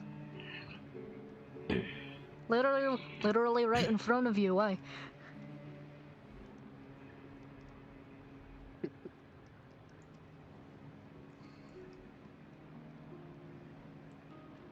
Dwemer Road. Hey? Something... I'm trying to word this rightly. A Mhm. realization came to me last night. Hey? You see something we should be aware of? Not of that sort, no. She sets whatever she's taking down, and pays a bit more attention. Pulls out the archive. Tell me. Is this or is this not the same material as a lot of the firstborn technology we have seen? That gets her attention. Well, let's take a look, shall we? Well, she'll, like, reach for it if you'll let her handle it. Yeah, he'll, like, set it down. Yeah. She'll pick it up, examine it in her hands. It's definitely metal. It's definitely worked metal. It seems to be mithril and gold. It has an inner part that is free-floating, seemingly held in place with an enchantment. It looks kind of like an astronaut training device, but also kind of like a, astrolabe. So, like, astrolabe meets a gyroscope. Yeah, kinda. Nice. Beyond that, I'm going to need a check. Stone cutting or something else? Stone cutting with disadvantage. Would you like my inspiration to give you advantage? Okay. With that roll, it's obviously enchanted. You've seen what Aether can do with it. It's tied to his magic in some way. It certainly serves as an arcane focus, and you have 3 questions. Okay, you said it was, seemed to be a gold mithril alloy, right? Correct. Well, no. Some parts are mithril, some parts are gold. Gotcha.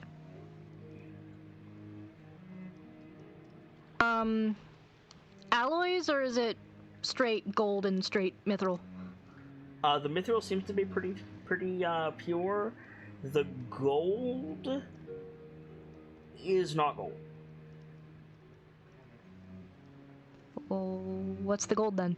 Air quotes gold. You haven't gotten the exact chemical breakdown of it, but it's the same thing as, like, the big mask and, like, parts of Scout's shell. So the firstborn metal. Yeah, the mithril, adamantium, and Orichalcum. orichalcum. Yeah, but Fury doesn't know that yet. Sorry. We'd have to, like, do a physical chemical breakdown of this stuff to get all that information, I imagine. Mm-hmm. And I don't think anyone here is good at chemical breakdowns, except maybe Vader. Firka's pretty good at it. I mean, Yeah, she'd just have to sit down with the sample and take it apart, if that makes sense. Yep. Well, I was hoping you could consult the floating thing. hey, Scout. Yeah, like, hit a button on the gauntlet and the little, like, drone pops out. Any idea what the makeup of this gold-looking metal here is? Like, turns. You want to expend a spell slot? Sure. You have Detect Magic? I Or do you have Detect Magic. Identify? I guess would be the better question. have both. Identify would do better. So Scout, like, scans the thing, if you want to expend a spell slot. Sure. And then looks back at you, very good, and he says, processing. There's a lot of data here. This would be easier with a more robust shell.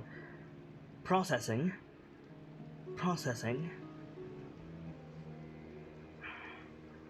File match.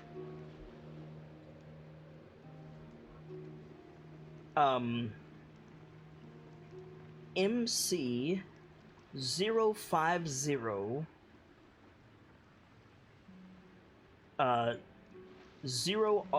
0RAKL. Gifted to secondborn in, and then he gives a date that doesn't mean anything to you.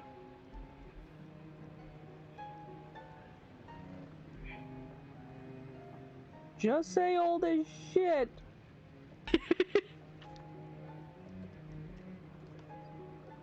And you Remind heard me- all of that.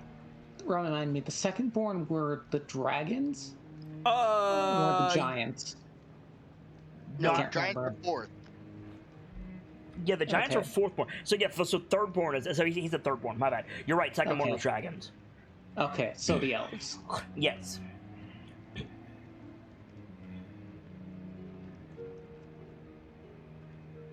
Would you need a more robust shell to figure out what the composition is? Accessing. He spits out a chemical equation, but now you have the chemical equation for the alloy.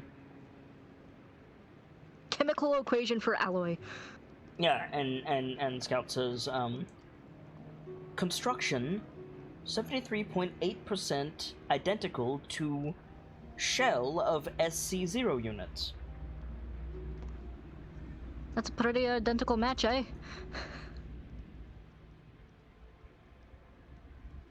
I thought so.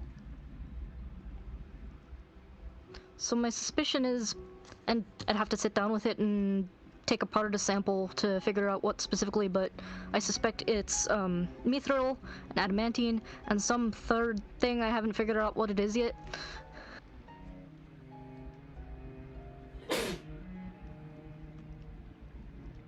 Rather curious.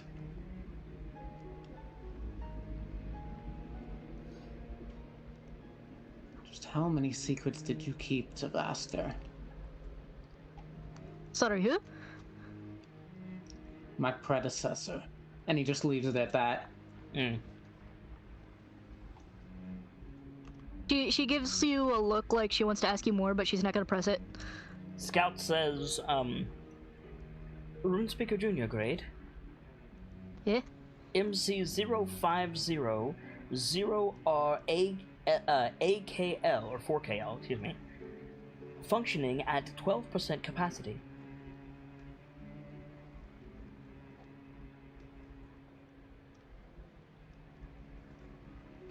%. Sorry. 12%. 12%. As in, like, the battery? The powder source is dying, or? Scanning. Processing. No. There is no significant degradation into integrity. It is simply dormant. Well, that's strange.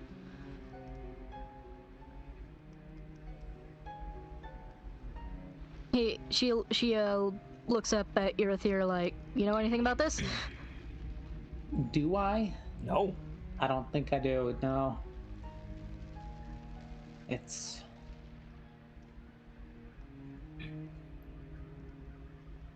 I figured that some of its power had been sealed away, but it's only operating at, it's only at 12%.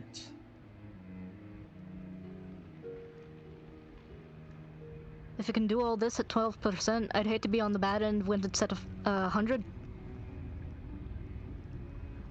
Scanning. Does this thing even have a bad end? Like turning it over in her hands? Oracular assistance seems to be non-functional. I'm sorry, in common? In common, he said. Well, that would probably be something to help you see better.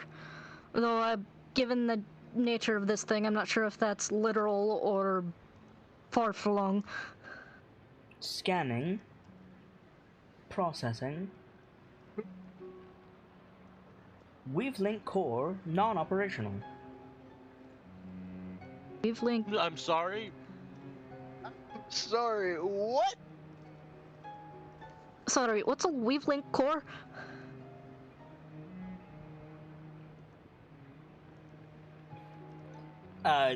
Scout, like, makes the, like, processing noise. Then you hear the noise, and it says, apologies, RuneSpeaker Junior Grade. Shell incapable of processing information. That's alright, Scout. You've given us plenty of information already. Would you be able to tell us more if we, say, plugged you into another facility? Probably. Providing the terminal was functional and connected to the network?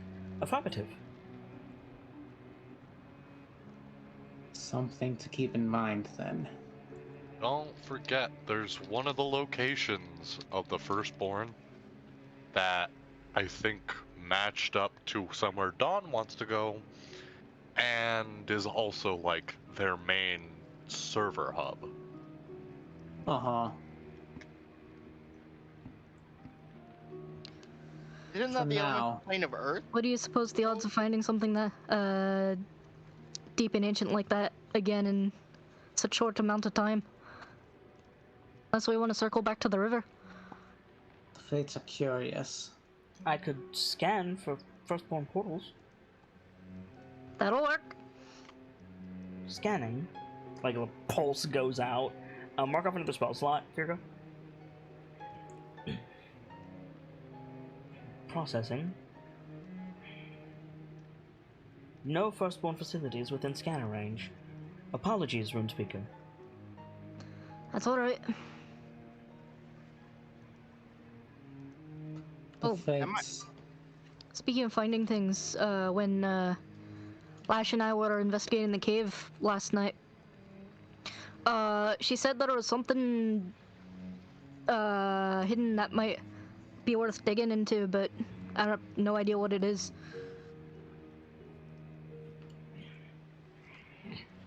We have an immediate task. I agree, but it might.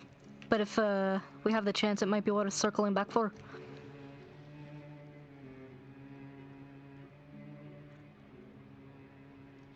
Will that be all, Runespeaker? Yes, thank you, Scout. Resuming hibernation mode. Fits back into the gauntlet and turns off. Nah, I was gonna have to Kilio ask Lash what she found last night in the cave. If anything. Nothing. Goes back about 100 feet. Bit of noise coming from further down, but nothing we wouldn't hear a mile away. But there were walls that seemed like if we dug through them that we'd find something. Couldn't see what, but it was different than surrounding ice. How long do you suppose it would take to dig? No idea. Without knowing what's down there, I also don't know if it'd be worth it. We could dig straight back down into the Underdark if we aren't careful. Was the material stone or ice? Ice. I know a little bit about ice, not a whole lot. Dawn like hoists the sword in a like bounce fashion. Like, hey, there's this. Oh yeah, Dawn's sword can melt the ice. Do we really want to pursue that, or do we want to take care of, hell, what was it called?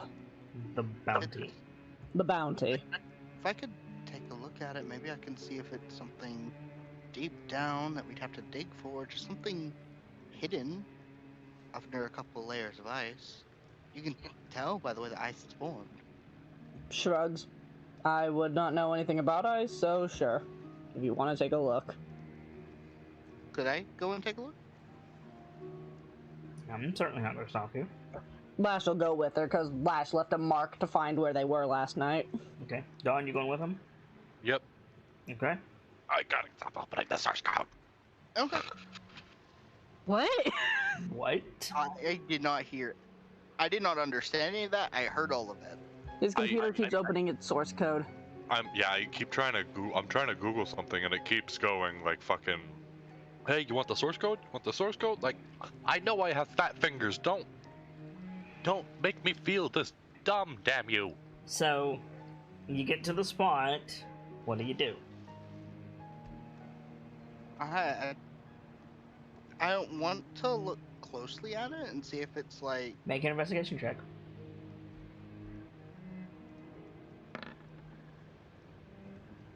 It's ice. I'm gonna reroll that.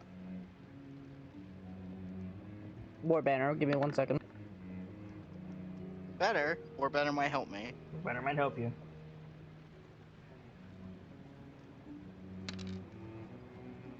So, Goblin 12. That's not great. I mean, But I'm more or less. it's an ice shelf. It goes back until it starts getting intermixed with, like, ground, because you're at sea level and you're in an ice cave.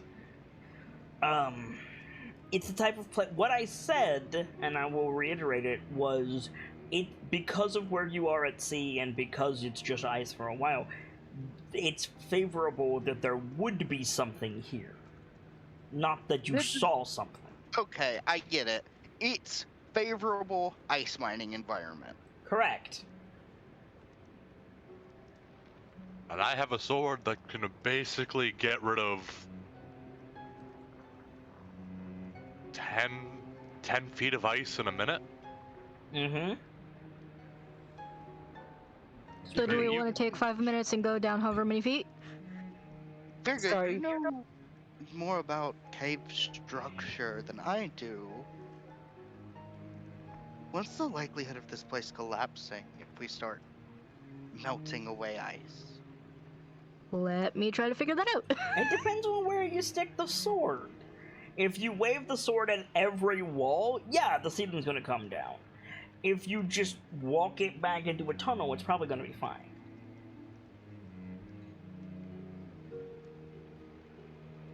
I feel like Virgo would know that more than Kilio. Yep. Also, is the... Okay, excuse the kludgy language, but is the way down forward or the way down down?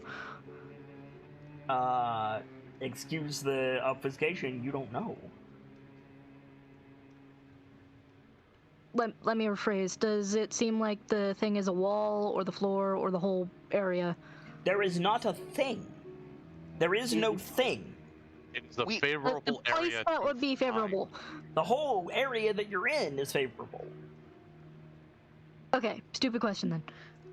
Would Is it? the cave a down more or is it a flat cave? It's. Are you asking? Or are you standing on ground? I'm asking. Because no, you're standing on ice. Yes, I know. Is it a flat plane or is it the equivalent of, oh, I found a down more? Unmelted, the cave that you're in is flat. Okay.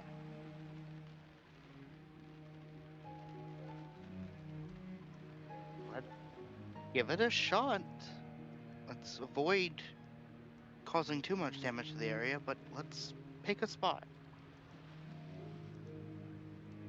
Lash kind of just gestures to the mark she made in the wall. Could have spotted any. Nothing special about it. If she made a notch in the wall, Dawn's just gonna bury the tip of, not like bury, set the tip of the blade into it. I mean, it works better if you put the flat against it. Oh, does it? Okay, Yeah. then yeah. There's this tremendous hissing sound as the wall of the cave begins to just melt away. Steam comes up to the ceiling and gets stuck there. You guys get rained on. As the ice wall just begins to evaporate. Ah. How far are you going, Dawn? Until I find something, or I'm told to stop. Okay. So you go about 20 feet into the wall. So about 2 minutes. Yep, about 2 minutes. So Dawn has to like take a couple of steps into the wall, Mhm. and then you know how like when things melt, sometimes they'll make a hole, and sometimes they'll break, right? Uh-huh. The ice in front of you breaks, and you're standing on the lip of a canyon. There's just ice descending vertically straight in front of you. If you go another step, you're gonna fall. It goes beyond the light that you're casting. Oh. That's a long way down. Shall we find out how long? You have an idea, Divina. It's Is rather Lash easy. able to get down there too? Yeah, I mean, whoever wants to walk behind Dawn can walk behind Dawn, with the exception of like Iron Gate. Does this feel like Underdark shit? Because this sounds familiar to a portion of the Underdark we found. It certainly could be Underdark shit, but it also could just be a hole in the ice. So- I really hate what I'm about to say, but it's true. The Underdark is kind of a state of mind. I mean, yeah. I hate that you're right. I hate that you're right. Yeah, That right? is That is some vaguely hippy-dippy shit. Yeah, but it's also true. Like, You also say, true, you and it's say a the living word Underdark, and like you send chills down people's spines. yeah. I mean, technically, the sentence "the Underdark is a social construct" is also true. Oh my I mean, God. technically everything is a social contract. I mean, valid, but construct, you get my point. Like, Hey, I think Kilio, since Kilio can fit between Dawn's legs, for example, yup. come up to the edge and look around. Kilio does have dark vision on like Dawn, if that helps with anything. It goes down beyond the range of your dark vision. I was trying to say, Go ahead. Yeah, go ahead. like, so to clarify, this is the drop ahead of us, correct? Mm-hmm. Yeah. So, Dawn says you have a plan, and Arethyr just pulls out a silver coin, casts light on it, and drops it. A silver coin. Okay. Rich ass. A high diviner simply carries a silver coin. I need anybody who wants to make a perception check. The DC is 23. Oof. Oh boy, okay. Well, it's I didn't certainly mean to click so possible. sorry. It is possible, and Warbanner. How many of those am I rolling? Oh, I'm not making it. I got it! Keelio got it with the war banner. I'm gonna need more banner. No, yeah, you'll need the war banner, and Fergo will need the war banner, so 2 more, Lash. Irithir got it. Keelio and Irithir got it. Dawn still isn't here, technically. So Dawn's still so not mentally here. You drop the coin, and it descends. But like it just goes, descending point of light, and you like it goes so far that all you can do is make out that it's light. You can't tell what it is anymore. But Keelio and Irithir, you hear it strike wood. Huh. I was half expecting you to say, you hear it strike something, and you hear, God, my head! No, it strikes wood. Wolfwalker.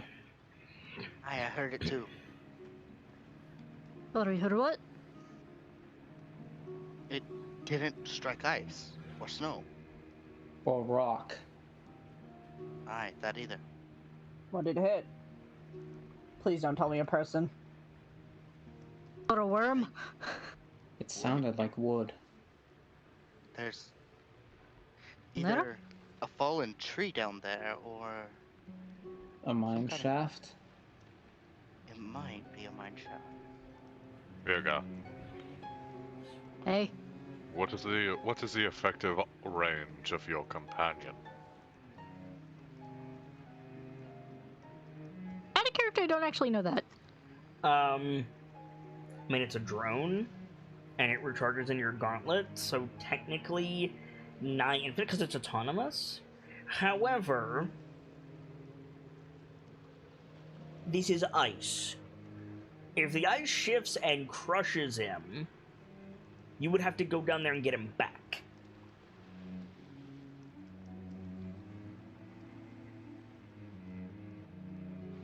Well, he could go for a good long ways, but Remember, you need the shell to cast Find Familiar again. right. By that same merit, any of us climbing down there and it shifts.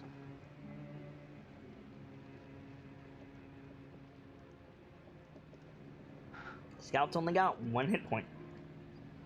He got a hell of an AC, but he's got 1 hit point.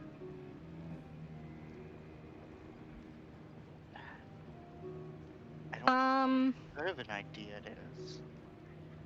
But I have the Earring of Sending. I can climb really well in this kind of environment. I just... I also have an idea.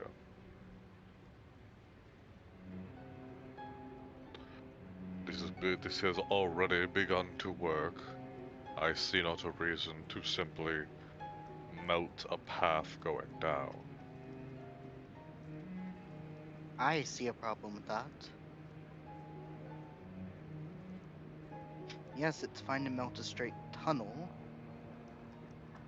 but we melt into any exposed ice. Like that cracking sound you heard before, it could shift and then collapse again. And we fall all the way down there. hey.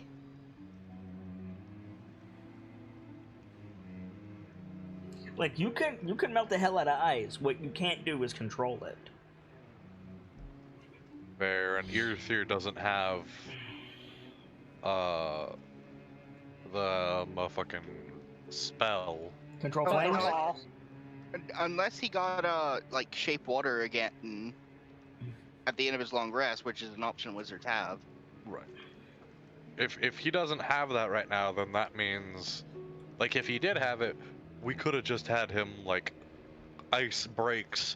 He like immediately corrects it. Yeah. But yeah, that's... Do you have shape water, Irithir? I could have added it back into my cantrips Did at the you? end of the long rest. I didn't think to, no. Then you'll have it. No. I also didn't prepare Featherfall.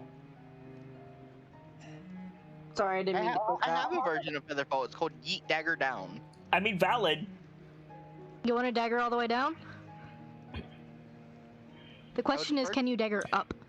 You have a target. You could see the coin glowing. I do, but is that within 100 feet? No. Then I can't. I don't teleport unless it's 100 feet. Valid. Unless you want to jump and then throw it when you're almost there. That might involve some saves. Just one. Is Keelio yet the master of the conservation and prevention of momentum? There's only one save involved. No. There's only one save involved, and it's your best save. So. I mean, yeah. Can Keelio However- Assassin's Creed fall? However, I have a climb speed. You do have a climb speed. That's true. You also have a fall speed. I do have a fall speed. It's significantly faster than my climb speed. I have a climb speed. Congratulations. You'll have advantage on the way back up. I mean, that is valid. Terminal velocity. God, that's awful. Wolf Walk City. God damn it. What are we doing, guys? Hey, I thought we were kind of on a go help. It sounds like the party wants to investigate the trench. I want to investigate the little trench. bit. Oh no. Admit to curiosity, but also Wait. there's a little niggling voice in the back of my head saying we've got something to do. We're on a time limit in general. Come on, in and out, 20-minute adventure. Yeah, let's go. Wait. We're investigating a trench. Hi, Vincent. You're right. Thank you, Gamzee. I think I want to try climbing down.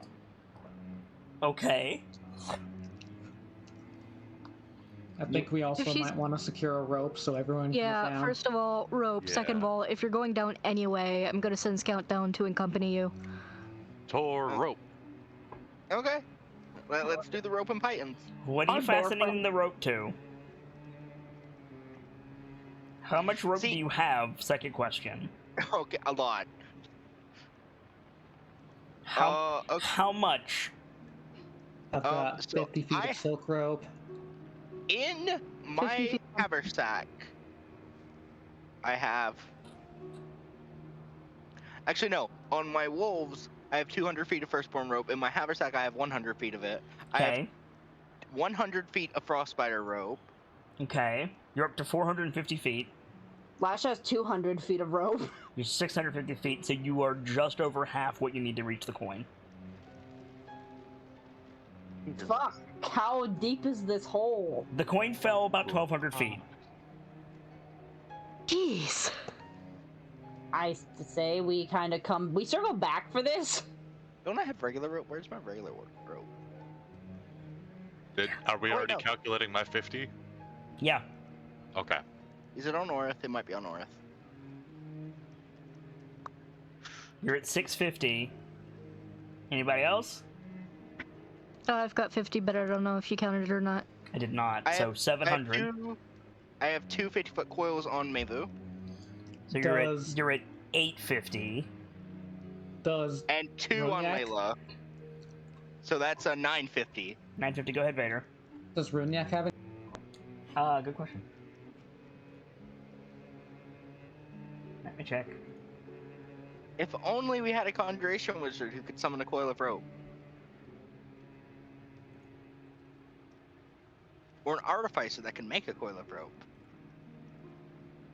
Runiac Or a bard who can make a coil of has rope. Yeah, a bard that can make a coil of rope. That'd be nice too. Doctor. no rope. So we are short a considerable bit. Is there a landing point anyway down? Or is it just The coin straight didn't drop? strike anything. No, but like, okay, that's fair. Can't. If there is one, we probably can't see it. Cookie just said that he should still have 50. That would take you up to 1,000. that would 200 feet short. Does our friend have any he'd be willing to lend us Iron briefly? Gate? No. Iron Gate only has his weapons and tools. Iron Gate picked up his shit and had to run. Yeah. Wait, shit. If we talk to Iron me check Gate, his he's name. gonna be like, "What the fuck are you idiots doing?" I forgot about one of my infusions. I need to check on what it does. The alchemy jug cannot make gallons of rope, Firka.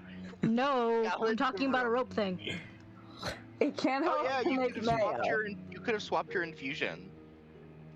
You can only swap. You Can only cannot. make You longer. didn't know this was here. There's no. I'm not gonna let you swap to optimal things without justification, Nightfall. That's fair. No, that's the thing. I can prep 2, and one of them. I think I can prep 2. Let me double check that. Yeah, you know 4 infusions and you can prep 2 at your current level. Yeah, So and what I did you? have a rope of shenanigans. What is the rope of shenanigans? Can the rope of shenanigans spontaneously grow?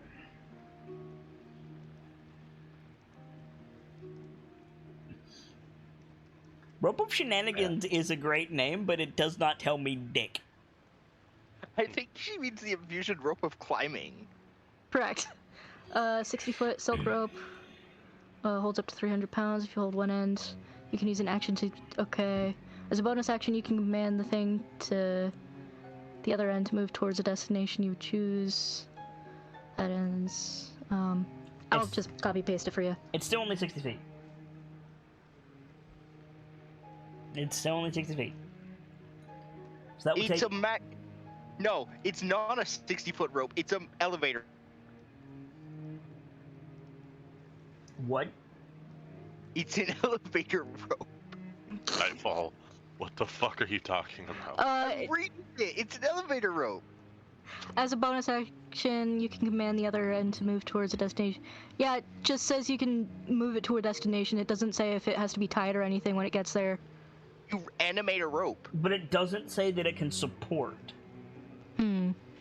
It says it can hold up to 3,000 pounds. Yes, if it's tied and held to tension, it doesn't say that it's not affected by gravity. Like, nowhere does it say it can fly. Nowhere does it say it can fly. What? How can it move? How can it possibly move you to a location if it's tied? You command one. It specifically says you command one end of it, homie. And then you Sure, can but if command the it's- other. It has But to if it's tie its end and stretch. Like, yes, you can make it snake along the floor, but it won't support anything. It'll just drop.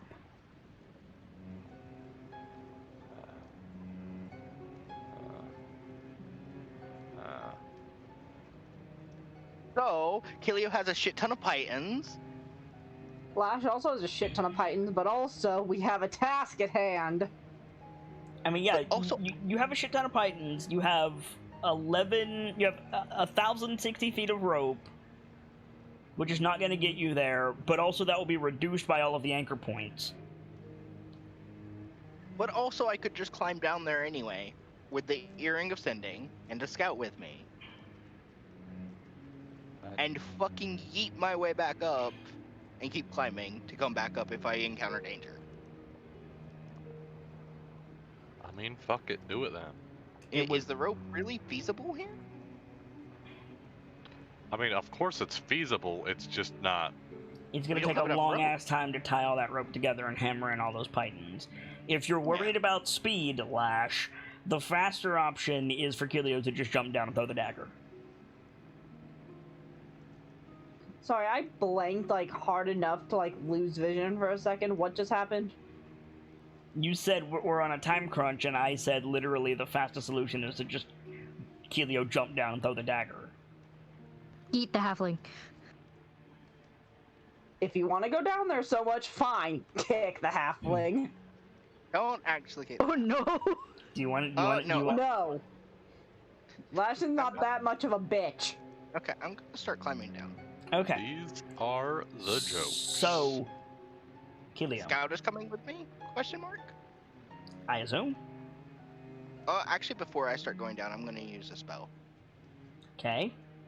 I'm going to cast Enhance Ability with the Dexterity focus. That's a good plan. So, with a climb speed, you generally do not have to make climbing checks. Mhm. However, this is ice. Ice is unpredictable and slippery, and it would be difficult terrain. So, you can utilize half your climb speed and go slow, or you can make a dexterity saving throw. Which would have the advantage. Which would have advantage, yes.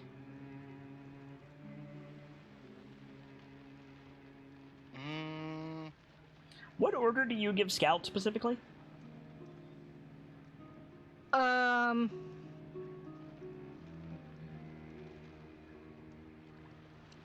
I'm going to tell him to follow her, and if she gets hurt or stuck, to come back. Okay. And tell us. Okay. I have the Earring of Sending. No. Okay. It's a useful command, nevertheless. What's it going to be, Wolfwalker?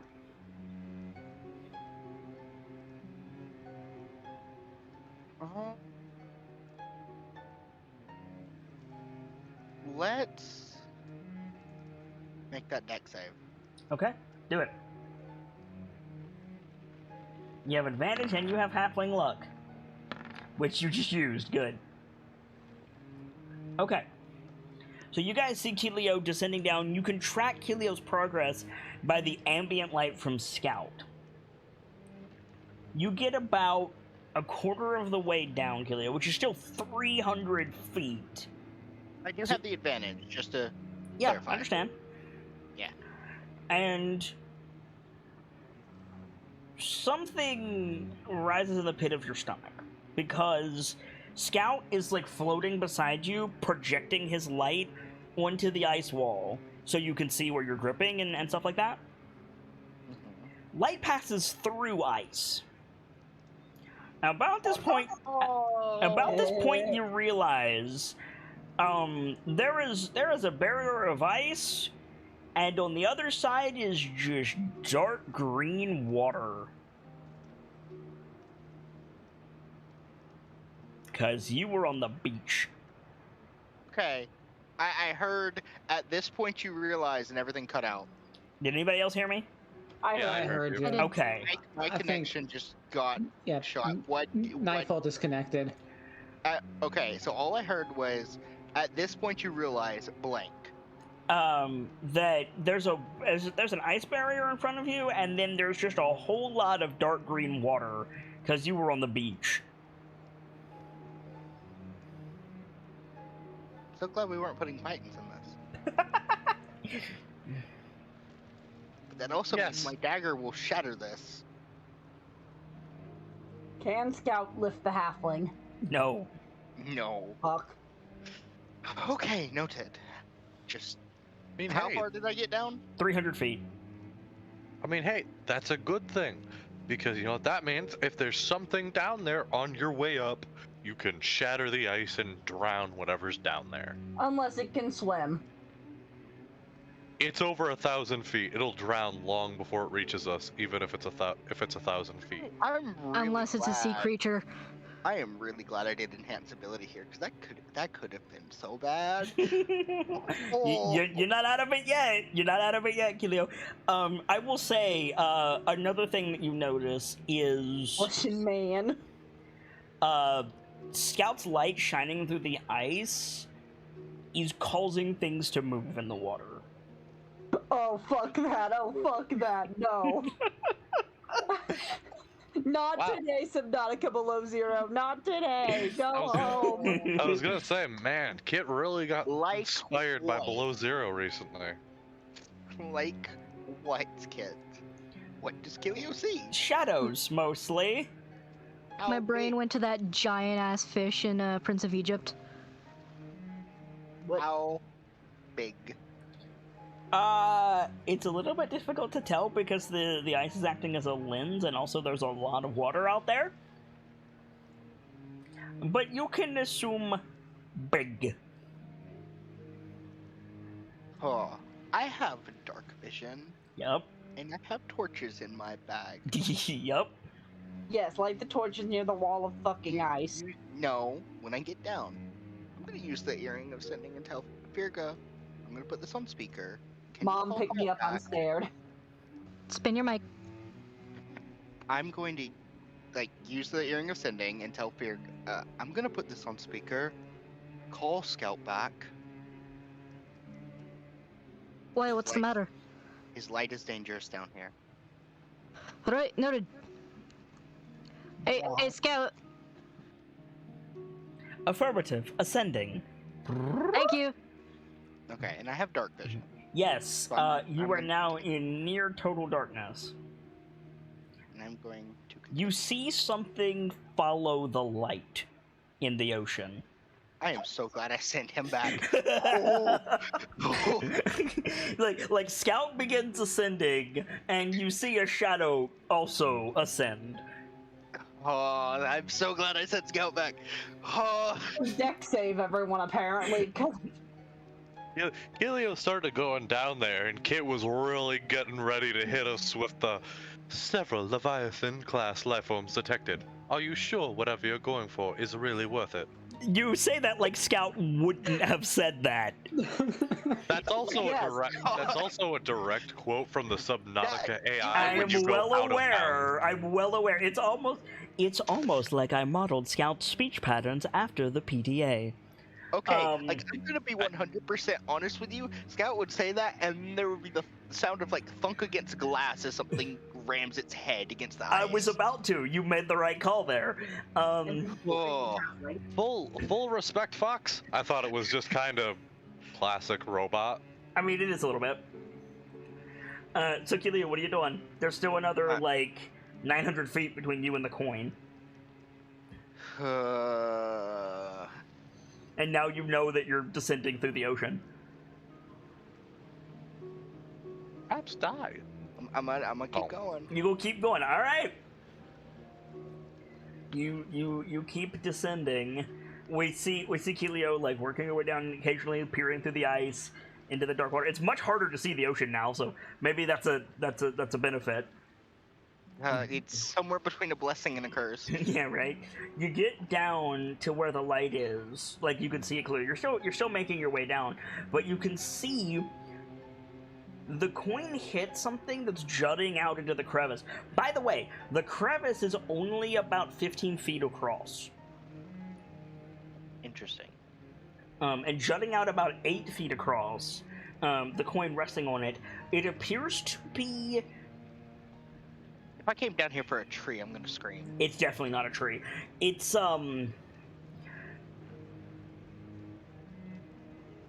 it looks kind of like the top of a dreidel.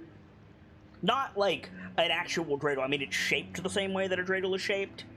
Vaguely obelisk-esque. Yeah, I get what you're talking about. But horizontal. Like the spinning top thing. Yeah, but big.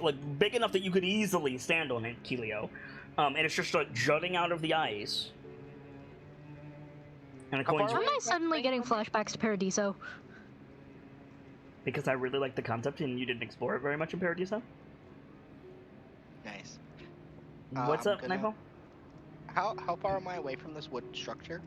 Probably about 50 feet at this point. I'm gonna keep climbing down until I'm about 20 feet away from it, and then I'm gonna Misty Step to it. You're gonna waste a spell slot. Actually, wait. Can I just dagger to it? Yeah. There Yeah, will be an impact. There will. I'm just gonna keep climbing. Okay. Just gonna Yeah, keep climbing. you stand on it, you get down to it, you stand on it, you pick up the coin, the wood creaks. I'm gonna put the coin in my pocket so it doesn't cast light, Okay. and just look around, examining what I'm standing on. The crevasse continues to descend. It continues. Yeah. You're not at the bottom. Jesus. So it looks like this is your landing. Ah. I can't see further in, can I? Like my dart, it descends past my dark vision. Yeah. You could toss the coin down. I'm thinking of doing that. Toss a coin to your canyon. Oh, valley of panic. I'm gonna do it. I remind you, you are 1,200 feet down. Your ears have popped so many times, Keelio. We do not have enough rope to bring you up. You're gonna have to climb for your life. You wanna throw the coin the rest of the way down. I'm debating not climbing the rest of it, but I want to see how far this goes. Just Okay. very faintly from the bottom, from around where Kilio is. You're not getting this silver back. Punk.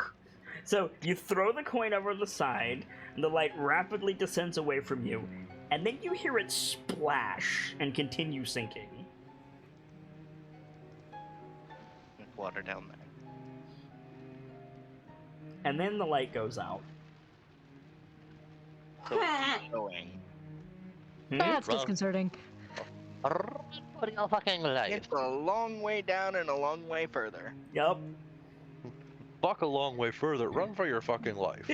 Gamzee is not okay with this. This is not a suggestion. Run for your fucking life.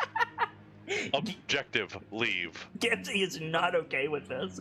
Before I do anything, Objective, escape. I've got plenty of reactions. It's okay. Coward. No, I'm not. I'm literally the opposite of a coward here. Mm-hmm. Is there anything written on this wooden thing, or is it just wood? It is a wooden, vaguely obelisk-shaped, like, thing stuck out of the ice. It's obviously part of a bigger hole, but it's only about, like, 5 feet. There's not much there. Oh, perfect. Can you Fucking life. can you get a look at what else is there through the ice, or is it too dark? Yeah. Could I do that? I have dark vision, so I mean, you have dark vision. It would have been a lot easier with a light source. it would have been. However, fuck the light down here. Light attracts predators. So make a perception check with disadvantage.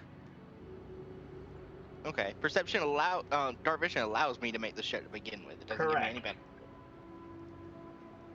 This is the part where Kid gets to show off their fucking homebrewed Leviathan. Yikes. Yeah, there is definitely more to this wooden structure, but it's in the ice.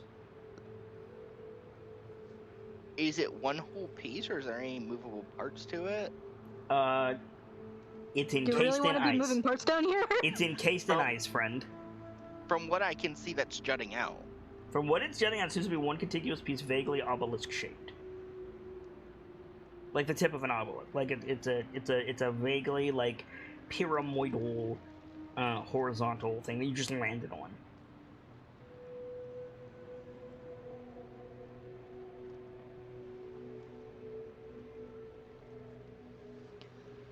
Through the earpiece. Everything go all right, Wolfwalker? Are you still you're still on speaker? So Kilio, you hear everything going all right, Wolfwalker, and it just echoes all around you, like shakes the ice around you a little bit. I think quickly take it off speaker. Okay. Like, I'll hold her hand to it. Uh-huh. Everything seems... Nothing seems Terrible? to be happening down here. Gamzee's not enjoying himself right now. I don't. The water's fucking spooky, bro. No, I agree. When Scout ascended, something followed it. So I made the right call there. There's, Only Subnautica fans will understand. there's something... there's definitely something here, but it's not a mine shaft or anything. It's Structure. like a wooden structure.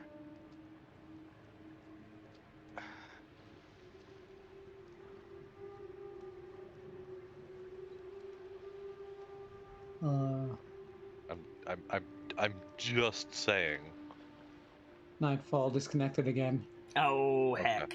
Well, then real quick, let me just say, you can ask Sibs. I am a known advocate against oceans. I mean, same, bro. But you're not in the ocean. You're in an ice shelf. It's fine. The ocean is right. Don't you play these fucking games with me. Luckily for you, Don is safely above sea level. He's at least 10 feet above sea level. It's fine. And Dawn is a seafarer. I am back. You know who isn't? My Gamzee. Great Lakes ass. Okay, so I am back. What I was saying was, over the speaker, she goes, nothing seems to have happened yet. Something followed Scout up, assuming it didn't get very far. This thing is not a mine shaft, but it's definitely made of wood.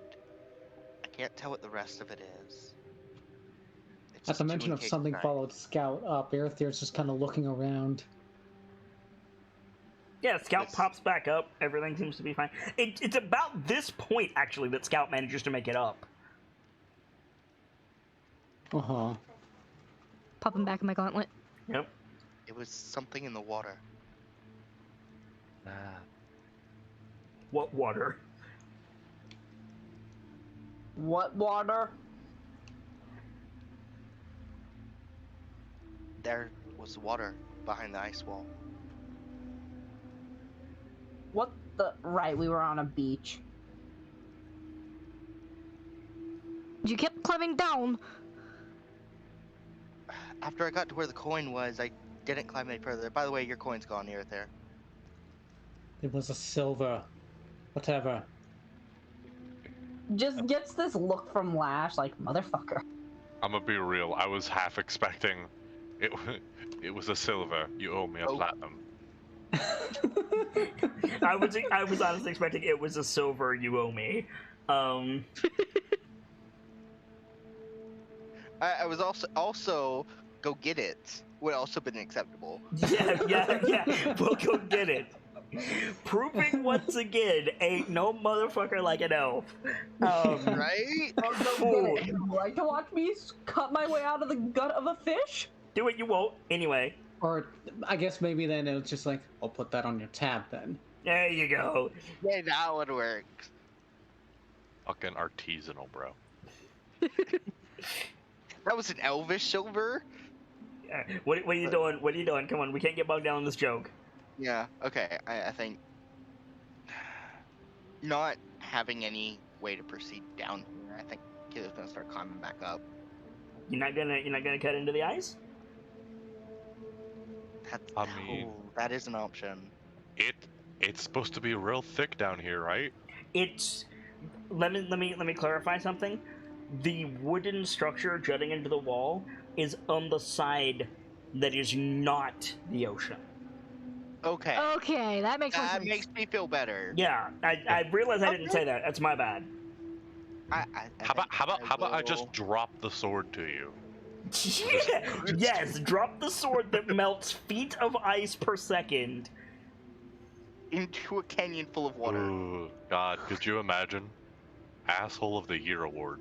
Right? You would hear from the earrings of Sendings, "Fuck you, Dawn." And then Nightfall has to roll a new character. I'll see you in the next world, you bastard. Okay, what are we doing, Nightfall? I think I will. Cut into the ice a bit. Okay. You want to use From Al's just like opinion? around where the wooden structure is. Yeah, it's like hack into it. I think I will. Okay, so Owl's pinion did not resize when I attuned to it. No. You specifically stated that. So it's about the size of Like a cleaver. a halfling short sword. Yeah. Yeah, okay then. So yeah, I'm gonna try to cut into it. Yeah, totally. You hack away at this ice block. Make a... I want to make you roll, but I'm not sure what it would be. Athletics, I guess? Okay, I can DC do- 8? While he's rolling, I have an interesting question. Yeah. Wow. I almost didn't get it. Go ahead, Gamzee. So like the Tor, specifically Hallowstone, are a seafaring people. Yep. We live on the sea moving ice. Do we or do the wave runners? Wave runners. Wave runners have like any specific, what's the way to word this? Legends or rumors of fuck off beasts in the water? Oh, absolutely. Any that could be applicable here? The main thing you have is big and follows light. Like, yeah, there's shit out in the Sea of Moving Ice. There's sea serpents, there's big fuck-off beasts. They mostly never come to the surface, but if they do, they've been known to swallow canoes. Toothy? Bullshit. I have a feeling you don't want me to go into any more detail than that, so I'm not going to. I have a question. You're just saying that because you don't have more detail. No, I do. I ain't. Listen, this is for Dawn. Dawn ain't no bitch. I am. Let's see. You're my bitch. In raw D&D, there are krakens, there are sea serpents, and there are like charybdis. Okay. But that's raw. That's raw. I have like sea dragons. I have Well, technically, if you look at stuff like bronze, so does raw. elder brain jellyfish. They're not actually elder brains, but they look like them. Hate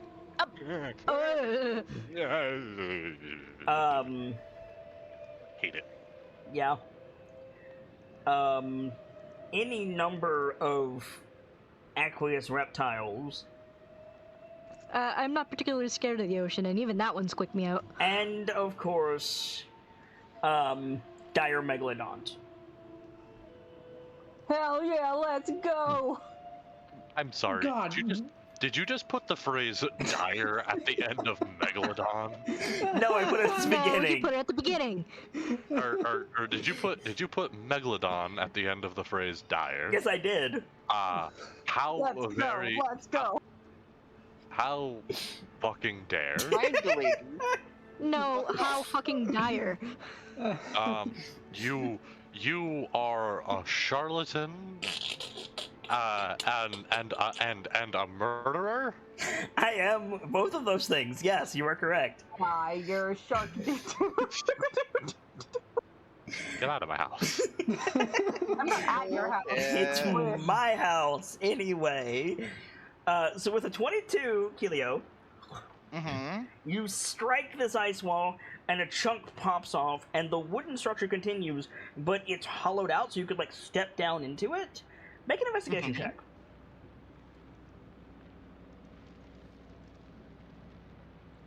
Oh my god, it's a wooden rocket ship. So long as it's not a nautiloid, we're good. So, Keelio, Yeah. you're on a boat, Wolfwalker, don't you ever forget. That's all I get. I don't even want to know what the fuck you're referencing. You don't know I'm on a boat? That god-awful rap song? Yes! The god-awful rap song that took the world by storm for, like, a week. I will not for a second believe you that took the world by storm for even a minute. No, it Lonely did. Island was fucking popular, man. Who? Lonely Island. They were also stars on SNL. So before. So yeah, branching like off. with one strike, Keelio, that's what you get. This is a boat. This is a boat.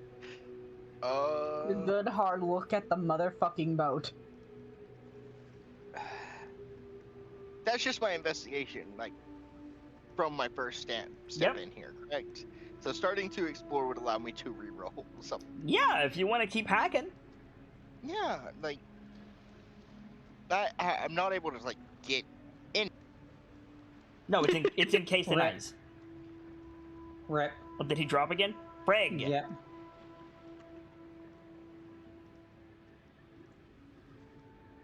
fuck?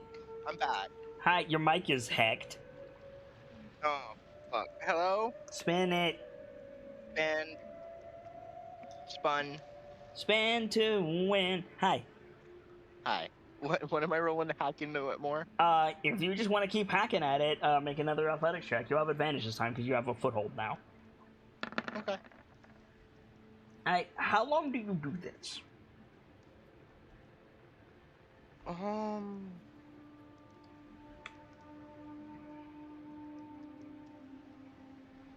gonna say a few minutes, and then I'm gonna take a look at my surroundings again. See. Okay. In a few minutes, you uncover a skeletal foot. 2 of them, in fact.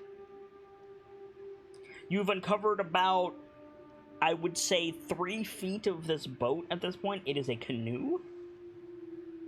I have a bone to pick with you, Wolf Walker. And you see two skeletal feet.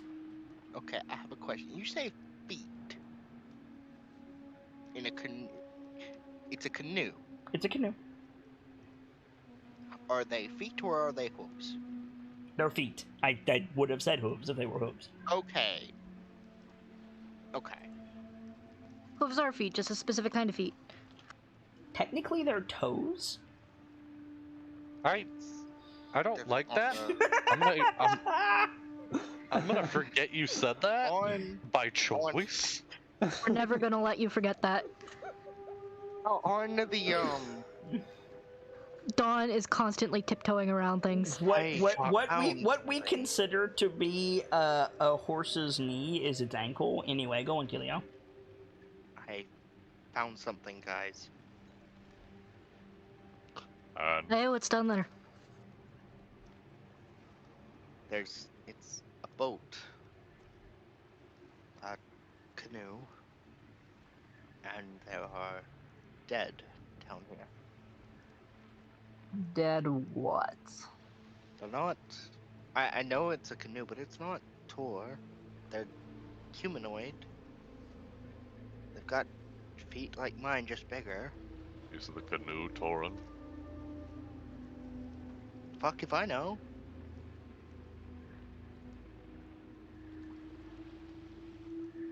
Is it about? Not far beneath sea level, encased in ice. Exposed and encased in ice. Yep. I suppose they must have sunk at some point, and eventually the ice just shifted them in here. Can I keep going until I find something identifying? You want to keep hacking? Yeah. Make an athletics check.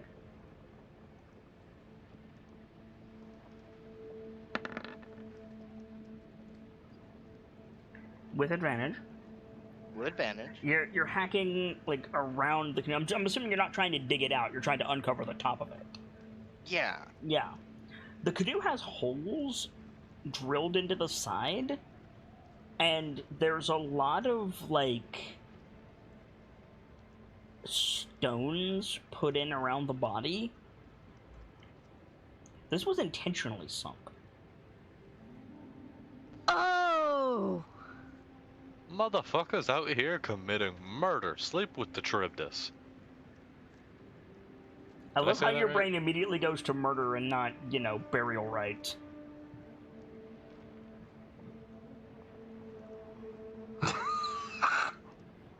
No. What was I that really- noise?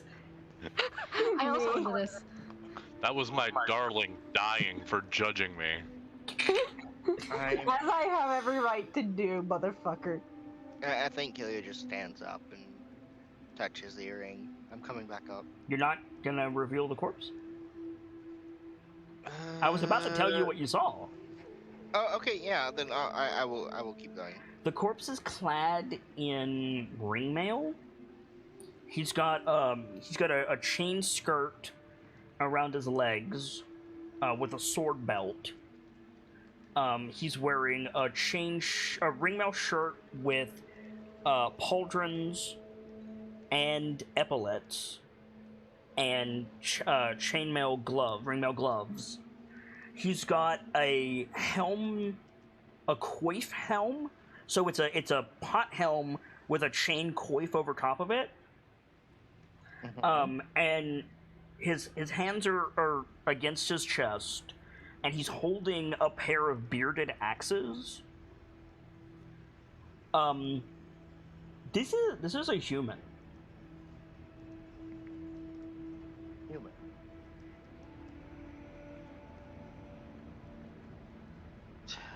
By what he's wearing, any signifying marks on what culture? Make an investigation check. There's a lot of humans in Faerun. There's a lot of humans in Faerun. You're right.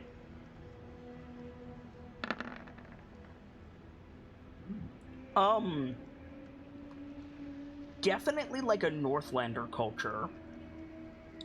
This is like heavy armor for the North, and it's inlaid with like brass to give it like a gold hue. This was someone important. He's a skeleton, by the way. I'm going to describe all of this specifically to Earthir, because he's the most learned of the group. Spin your mic. Spin your mic. I heard you, but keep going.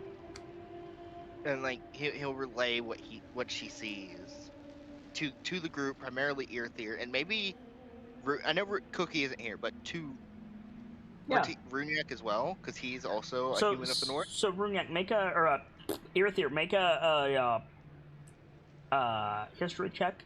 You have advantage because Runyak will help you. Okay.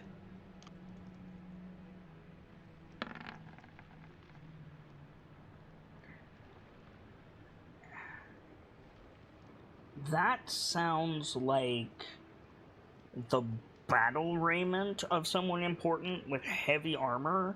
Somebody who could afford that and would be on the front lines, like, almost certainly not a Dalian unless it's an old Dalian. This is more likely either Uthgard or Reykjavik. Uh-huh. And also, a lot of the Dalians burn their dead anyway.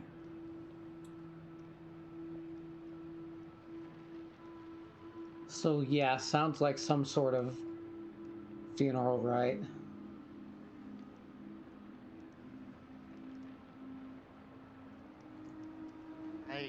Something catches your eye, Kelio. The armor is worn, and like the leather bindings are moldering. Like the armor is loose on the skeletons. The axes are pristine. Magic.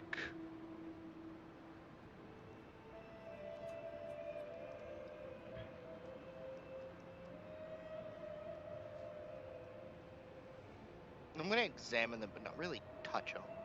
Okay. Examine them how? Just kind of look them over, look at any runes they might have on them. They do, they're inscribed. What languages do you speak? I speak quite a few, not as many as Pierce, but quite a few. Common, Giant, Dwarvish, Sylvan, Orcish, Draconic, Gnomish, Celestial, and Uthgargic. Can you read Uthgargic?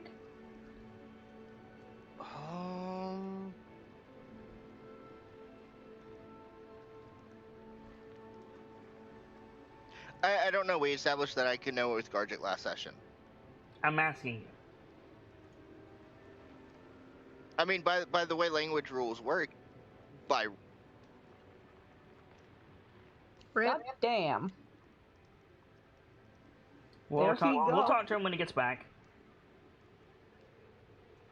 So how about them sports ball teams? Also pacing a bit, by the way. Furga's pacing, by the way. Also, I've been thinking this entire session about how if Lash was literally anyone else, she'd probably have like at least once or twice said, "It's too cold. This bullshit is too cold." Because Lash is like from the south. Welcome back. What part did I cut out on? Per the rules of all known laws of aviation, or whatever the fuck you said. By rules of raw with languages, yes, that technically means I read it, but I don't know if you would rule out the same. Okay.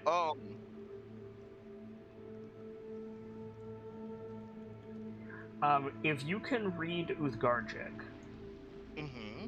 then one of the axes, like they're both named. Okay. One is Fang and one is Claw. They both are inscribed with a blessing, which says, "May the hunt never end." And they're both inscribed with a warning. What's the warning say? Our blood be poison. Let none survive for the sake of all.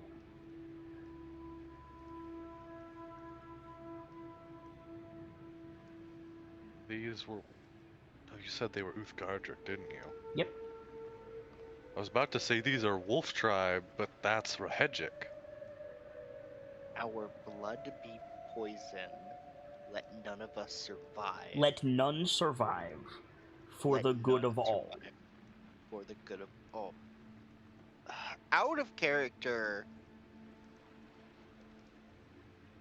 That sounds like a plague/curse. Yeah, like, we don't know exactly what it is, but for all we know, they could have been like, oh shit, this happened. Well, guess all of us have to die now. It sound out of character. I'm just gonna say it. It sounds like they got infected with lycanthropy, and they were like, "Well, fuck, everyone who's got it has to go. That's the only way we know to solve this." You can draw whatever conclusions you want. Could Kilio make an insight check based on that? No. No. I think Kilio's gonna relay what she can read and comment the group. Okay. So you all have that information. Uh-huh. If Cookie were here, Runyak could probably do something with that. Yep. It could also be the axes that are themselves poisoned somehow. What are the axes made of, if I can tell? Metal. Metal with wooden handles.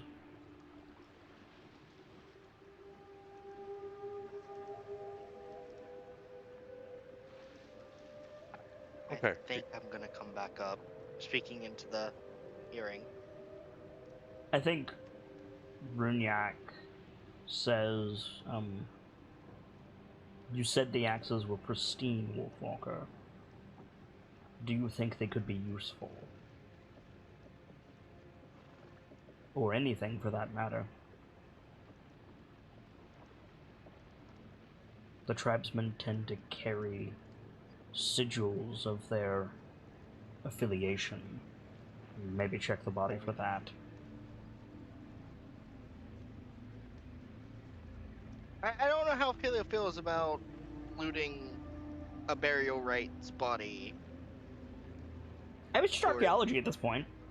I mean, it kind of is. We have no idea how long this has been here. Those axes belong in a museum. Ah! And we're definitely not belongs taking in them the to one. museum. Tagging into the conversation with his No. own...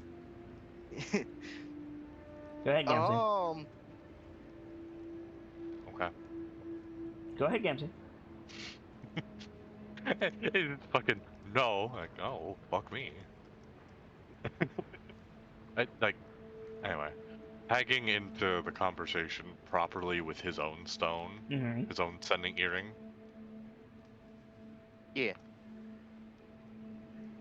Resources are scarce, and if they have anything, not only may we be able to return it to those that it belongs to when the time comes, in the meantime, we may be able to get sufficient use of them.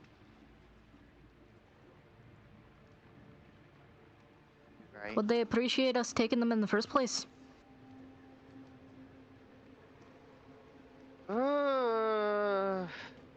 Doubtful, but humans are usually so...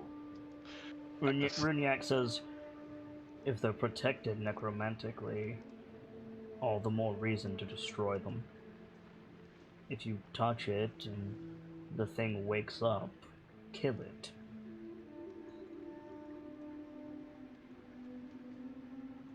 That brings me to a question, actually. Hmm? Speaking purely from a medical sense, does Dawn know anything about what it might mean for your blood to be poison?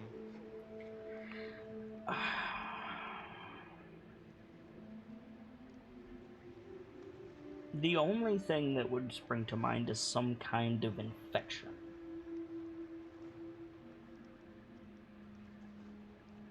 May the hunt never end. May the hunt never end. Maybe just a generic blessing. Right. May the hunt never end. Our blood be poison. Those are two separate things. Yeah, I know. One's probably inscribed on the blade. One's probably inscribed on the handle.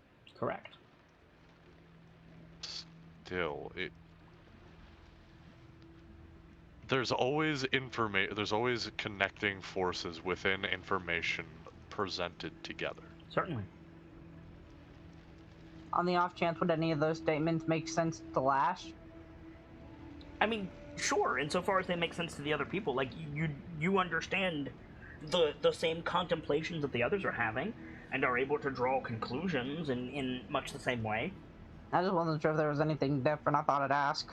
No, valid. No. Okay. Lash is probably the best person to have asked that, since they live near the Uthgard. No. The Uthgard are all over. I think Achilles is going to search for any insignifying markers, just specifically of tribe. This skeleton has two things around his neck, actually. Okay. He has a vial. The cork has long since rotted away. It's a vial. And he has a wooden, like, emblem with a rune on it.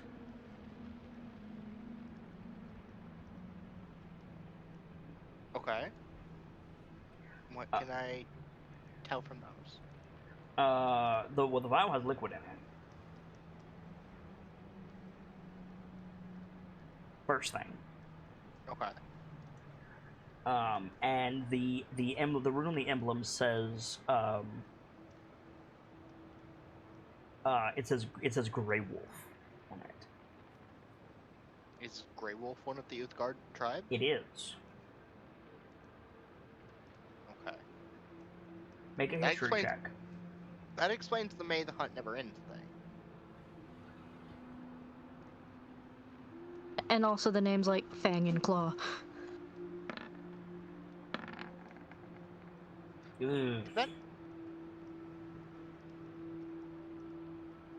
That's all you know. You know that Grey Wolf is an Uthgard tribe. Okay. I can't give you more than that with that roll. Does she relay the information? Yes, I will. I found markings of the Grey Wolf clan. They don't live near Clan Rouge, but I know of them. Curious what Irithyr knows. Make a history check with advantage. Runyak will help you. Huh.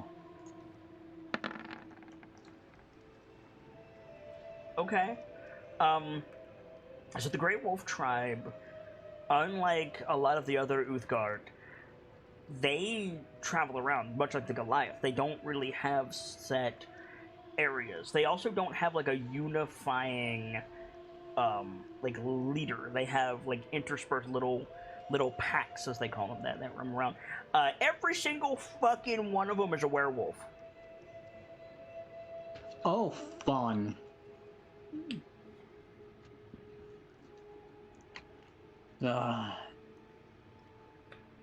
Tribe of lycanthropes. Oh, if it animates, don't get bit. That makes a lot of sense as to our blood is poison.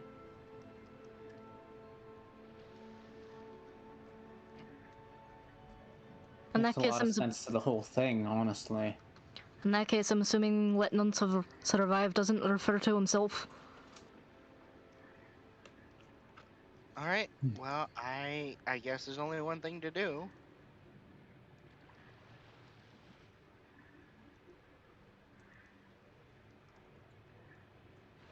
And that is? I guess Runyak wanted me to try and take the axe. Hell yeah, swipe the swag. Before you do you want to figure out what's in the vial? Yeah, no, I do kinda.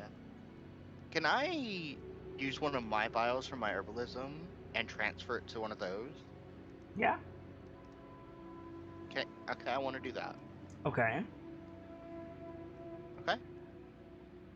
Nothing happens. Hang on. I am at 0 KBS. Is the stream still playing? Hello. I hear ya. Is I Okay. can hear you. Is the stream still going? Let me check. It's lagging a bit, or at least it's trying to load from. Oh, there it goes. Do.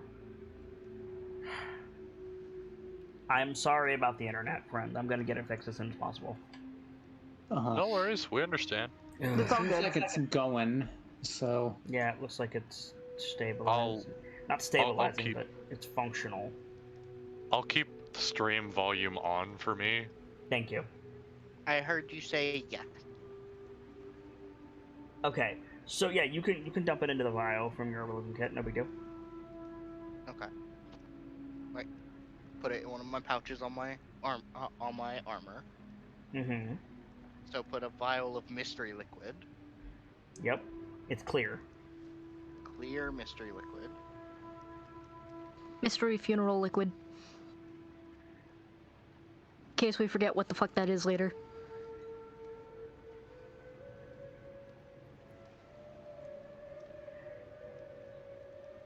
What do you want to do? I'm gonna try and pick up one of the axes. Okay. I mean, it's being held down by a skeleton, not hard. Man, does it move? The axe? Yeah, you pull it out. No, the man. No, he's dead. Okay. I mean, it'll move about as much as a skeleton will move when you take puts something that's propped on. We have encountered zombies within one session, so forgive my wariness. And I will. Also, it's just like Kit to put something like an undead werewolf in front of us. Oh, I absolutely have stats for an undead werewolf. You want me to break it out? No, please. I would prefer not to lose Kilio tonight. It's a And dead. yet you were gonna go hunting. It's a dead skeleton. That's what I got. Okay, and I guess I'm gonna pick up the other one. Okay. He's most certainly dead. He won't be missing these. That's what you think, midget. Do not. Got it, sorry.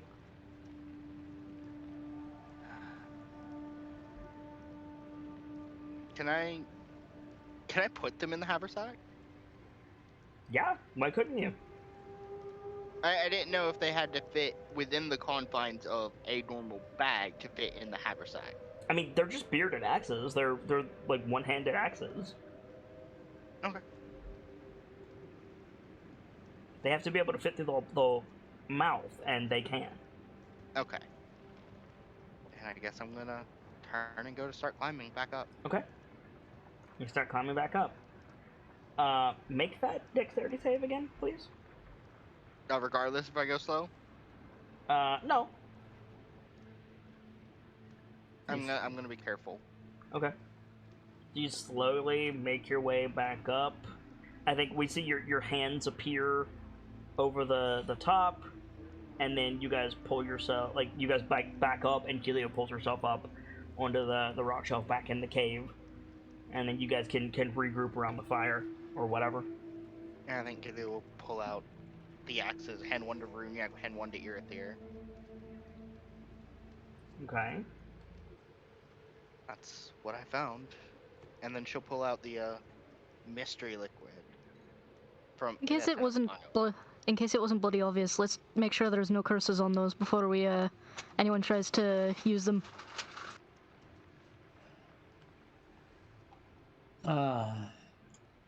I think I've got the materials right. Oh, I've got one pearl. I can ritual cast Identify on one of them. We're by the ocean. We can search for some. And any clams or stuff that would have washed it up.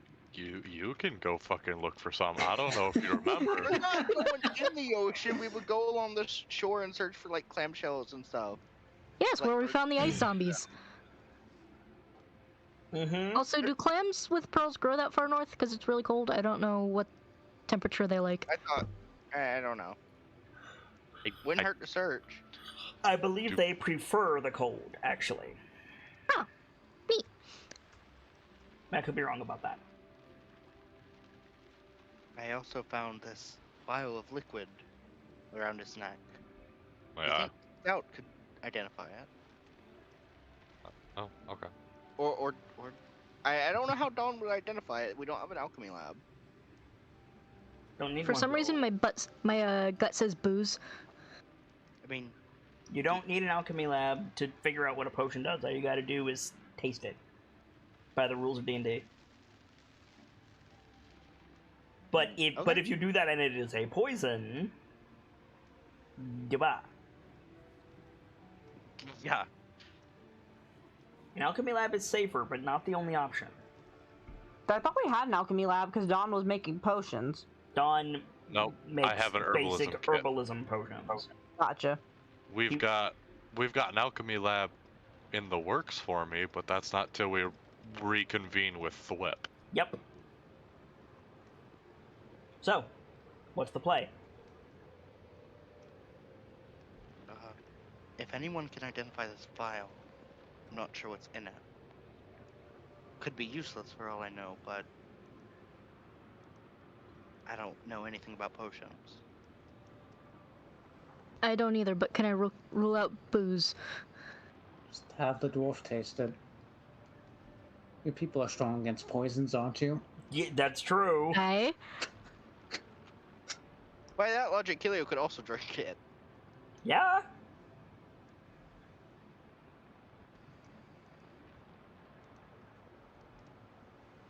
Fuck it, I haven't screwed anything else up. Just dab a little on a finger. Lick. Neutral tasting. Job done. Job done. What? Neutral tasting. Neutral tasting.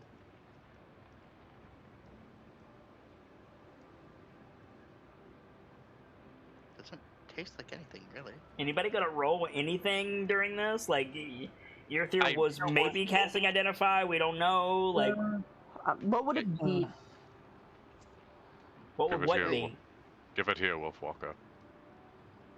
He passes it over to Dawn. Okay. Okay. I learned this one from Cookie. I'm gonna smell it. Neutral smelling. General look of the liquid. Clear.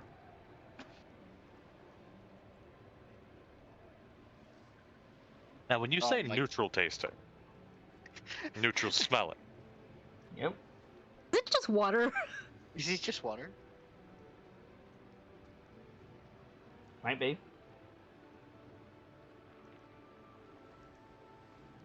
Why'd the dude have a vial of water around his neck, though? Oh, was I muted for a second there? Yeah, you were. Yeah. Oh, Oh, fuck. Holy water? I just tasted holy water. Or unholy water? No, because holy water is one of the things that can affect a werewolf.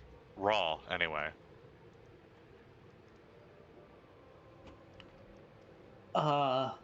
Perhaps that's why he had it. Maybe it's like a suicide pill.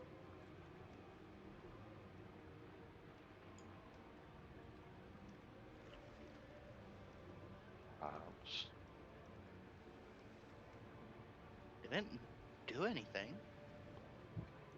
So Oh, my leg. I think Gilio gives a look to Dawn and kind of shrugs.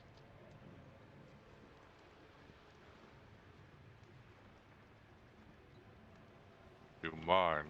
There's a few tests I could do to get a deeper understanding. Nothing extremely comprehensive, but information is information.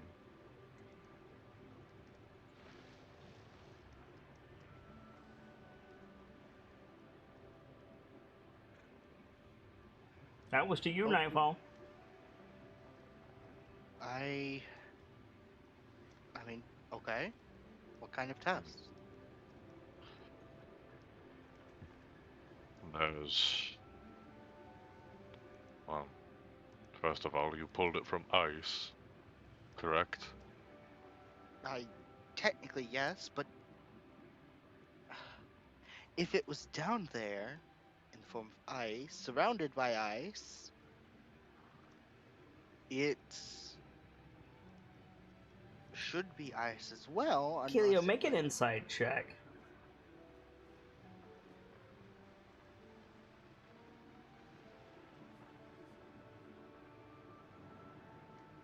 I'm decent at these. I'm not proficient, but I'm decent. Okay. Yeah, it's like it was surrounded by ice. It should be ice as well. Fuck, glass is fragile.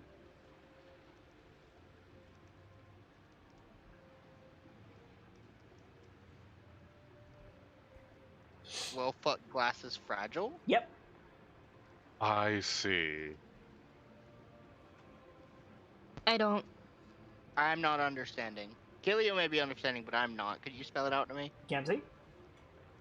If I'm understanding right, it could well be that what we've got is water, because whatever was in the vial dispersed over time after, at some point, the ice broaching through the cork. No. There's not a whole lot of other ways that can be taken in my defense. There is. The important one. The vial would have shattered under normal circumstances. Glass is fragile. If the stuff and things had frozen. So whatever it is, it's got a much lower freezing point. Yeah, it's. It was encased in ice, Berkmiller. Yes, so it would have had to be even colder for it to freeze and shatter the thing. I don't mean the expanding liquid. Well, first of all, the water. First of all, you have established that the liquid is water. So if that froze and expanded, it would have shattered. But I did not necessarily mean the liquid expanding, or the liquid freezing would expand and shatter the vial. What I'm saying is the vial was intact. It shouldn't have been. Magic vial? There you go.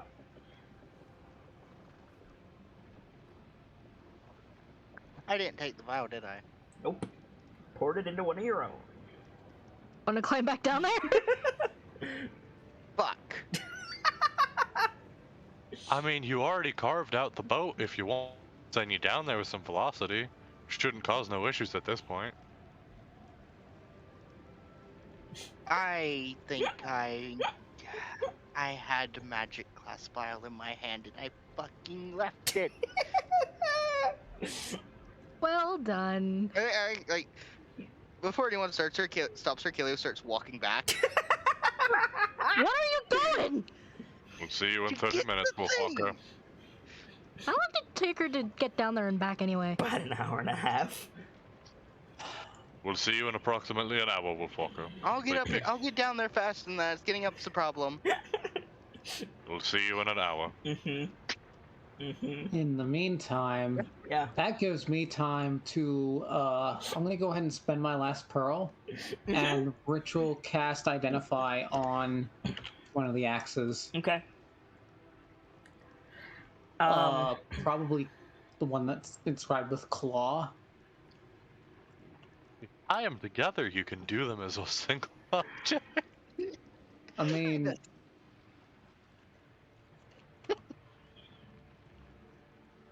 I don't think that's how that works, but okay. No, Nightfall, that is not how that works. I was making a joke because it's a pair of axes.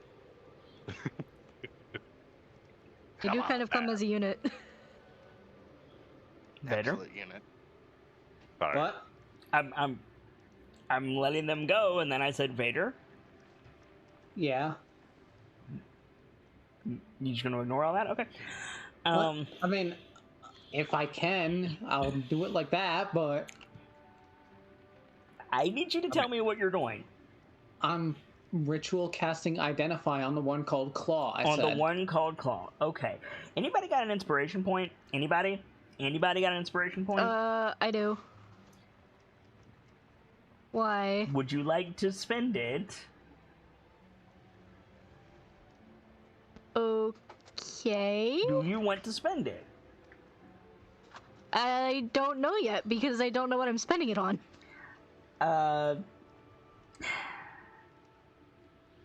Okay. I recommend just doing it. We can always Alright, get more let's do it. inspiration. Okay. If you want to spend an inspiration, I'm going to weave fate around and stop Irithyr from wasting his last pearl. Okay.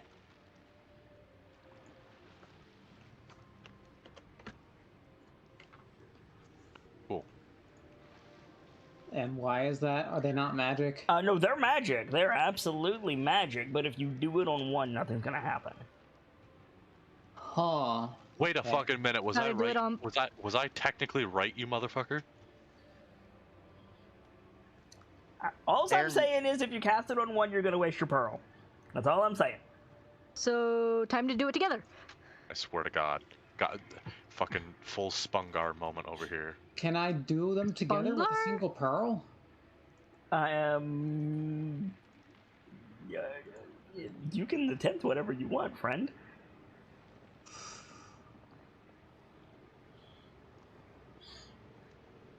I don't like the sound of that. I can't answer that. Ugh. You know what? Just fucking send it, Vader. Tie them together and do it.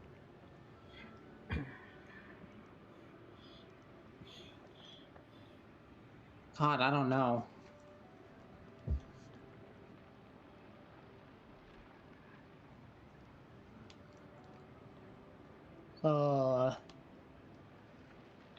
You could also just do an Arcana check. I could. You could do also an just do an appraiser's- Arcana check. I could do an appraiser's tool check. Or both. ¿Por qué no los dos? You get war Yeah, I guess I'll just. Why not two? Because Kit didn't say it outright, but implied there'd be some fuckery afoot if he did. Do both axes, I mean. There's usually fuckery afoot with Kit. If you assume there's not, Uh-huh. you're wrong. I mean, meanwhile, Kilio is going back in the trench. Oh, hi, Vincent. And that sounds like a me problem. I have Well, a Falcon, feeling this you've turned joke off isn't your gonna targeting die. computer. Did something happen? Here, what are you doing? Oh God. Like, I need to go deal with the dumbass halfling. So if you could just hurry up. Yeah. I'll try an appraiser's tool check on both of them first. Roll that appraiser tools check. Intelligence or Yeah, int is fine. Okay. They're definitely magical. Uh-huh. They've been treated with alchemic silver. silvered weapons Silvered magic With a- weapons. with a werewolf. Okay. I mean, makes sense. Our blood be poison, death to them all. Or that's not quite what it was, but it's close. Let none survive for the good of all. It doesn't specify who.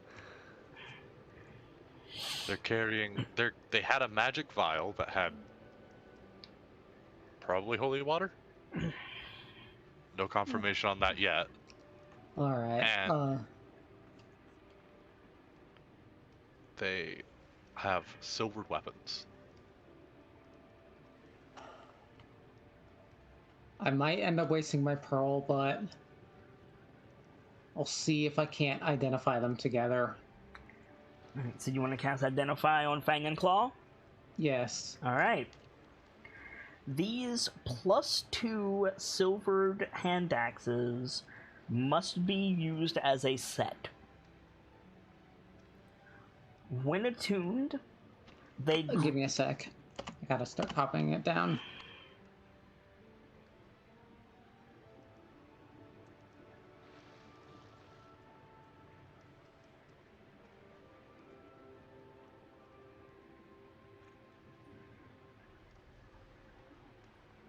Alright, go on.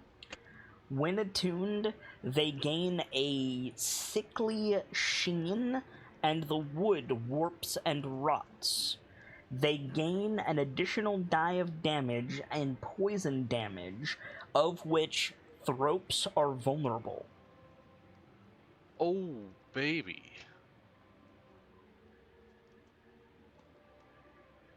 Careful not to cut yourself on those They can be fuckers. combined into a battle axe.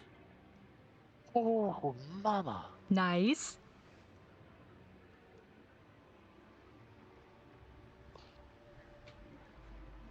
Very interesting. The poison is recursive on thropes. That's What do you mean? mean. It means if they fail to save, they take the damage every round, and it stacks. Oh. Ooh. What do you mean it stacks? Like one round, if the poison is say a D4, if they fail the check on one round, they're taking a D4 every round. If they fail it again the next round, No. they're now taking 2. No. If they get hit again and fail the next save, There it is. they're taking 2. Is that not what I started saying? No. You said if they failed, the damage doubled. They have to be hit again. You said they gain an additional die of damage and poison damage. Is that In poison damage. in poison damage? Okay. Those afflicted with thropy are vulnerable to this poison. Yeah. It is recursive Okay. for them. The DC is a DC 15 Constitution saving throw. Oh, that hurts. This is rude as fuck. Yeah, it is. I like these. You know what really sucks? If by writ of the class that I'm gonna be multiing into, these would work on Kilio. Oh, and for the record, you now know the true names of these weapons. Uh-huh. It's Rabid Fang and Fever Claw.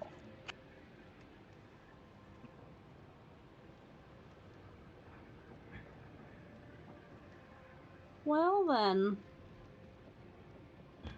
Very So what interesting. So what I'm hearing is the bard has introduced set bonuses into his game. Yep. Meanwhile, Kilio, Uh-huh. you climbing back down into the shit, Yeah, I am. you fool. I am a fool. Okay, you going slow or you going pew? I'm gonna be smart and go slow. Like, this is dumb to begin with, so I'm gonna be smart about being dumb. I'm gonna go slow. This is groaning and tracking all around you. You hear something break off and fall into the water down below.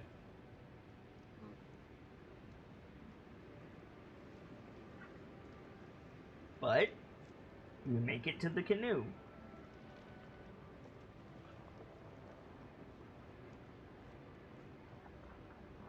And the dead Uthgard is right where you left him. For now. Alright, I guess I'm gonna take the vial. You take the vial. And I go back up. And go. Are you sure you don't want to look for more first? Looks at the ice wall holding back thousands of gallons of water. Millions. Yeah, millions of gallons of water. I think I'm good on that. There's I thought also it was- probably more stuff around here. I was gonna say, I thought it was sticking through on the side that isn't facing the How water. much of the canoe That's is correct. uncovered? You uncovered probably 80% of it at this point. Okay. Well, I'm not 80% too of the top part, I should say. I got a dumb question. Mm-hmm. On any part that I uncovered, is there like a hatch or anything? No, it's a canoe. I know, but sometimes things have like a storage thing, like a plate, Nope. and then storage underneath it, and so you can put your foot on it. Nope. Okay, then I'm gonna go back up. Alright. So, total of 3 hours in the pit. Killia Wolfwalker comes back up. It is day at this point, though obviously still dark. Wolfwalker's returned. I got it. Alright, now what's it do? Not break when it should have?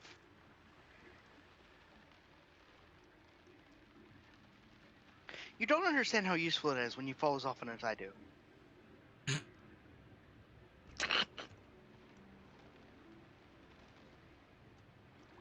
Right. We should There. probably figure it on the We should probably figure it out on the road. We've already lost enough time. He was wearing that vial around his neck, right? Correct. Then we shall make use of this talent the vial possesses, and at some point I shall fill it with potion, and come an emergency, you will have a potion at your neck. Is it big enough to fill it with a potion? Yeah, it's a vial. All right.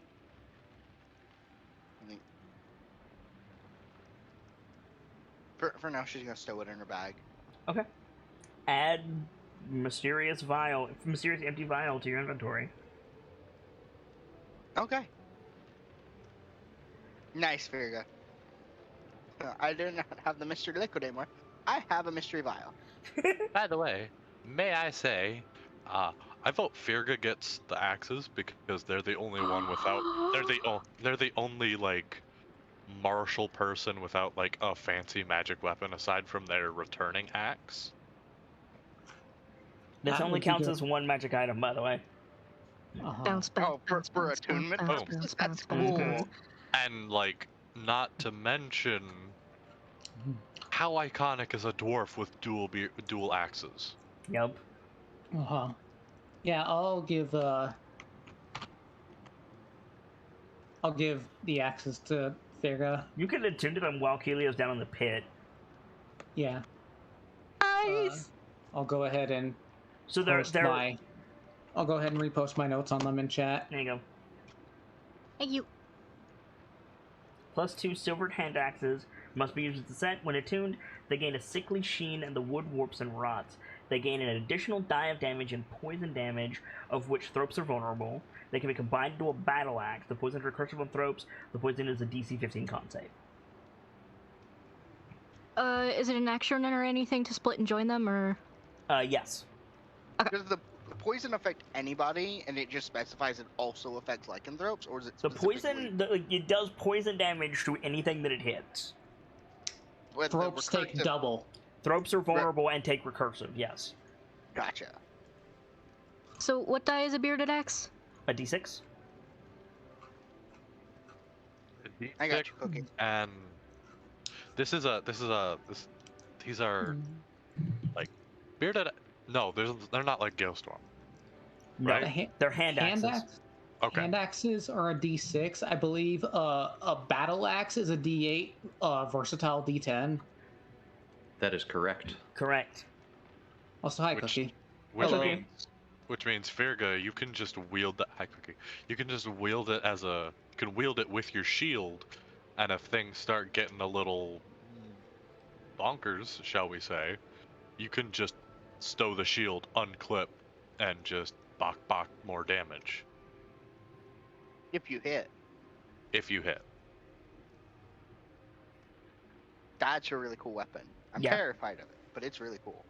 Bounce, bounce, It's bounce, bounce, bounce. ugly. Like when you're attuned to it, the blades get this like purple rust on them, and the wood turns like green and gnarled. Champion Dwemerode, what the hell are you wielding? The craftsmanship's good, but I've never seen anything uglier. Right? Just a point, Firga. Yeah. At no point did I say you are unaffected by the poison. Noted. So be careful with them. Very noted. But as a dwarf, you have resistance. True. Another good reason for you to have them. Uh-huh. Yeah. By the way, Cookie, if you weren't if you didn't hear it, we found a pair of axes on a Uthgard that was in the chasm. Deep underground. Deep. Yeah, Deep. I was able to listen in on a good portion. I Okay.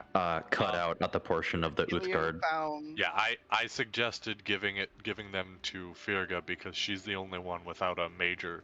They're the only marshal without a major like magic weapon aside from their returning hand axe. Yeah. Yeah, that's fair. And apparently he was a werewolf with werewolf killing weapons. Which Uh-huh. our blood be poison, death to them all. So an Uthgard getting retribution from the tribe of the wolf. Got it. Let none survive, for the good of all, I believe it was. Yeah. No, there's a Newthguard tribe that's a bunch of lycanthropes. Has nothing to do with the Draghead. Yeah. Necessarily. It could be. You never know. Valid. Well, actually, you know because you're the DM, but we never know. Maybe one led to the other, or vice versa.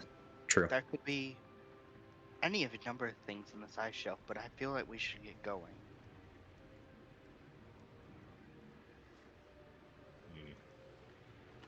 It will be it would be a better place to explore when we have more versatile time. Frankly, Time will continue to work against us, even after Oral. then let's move.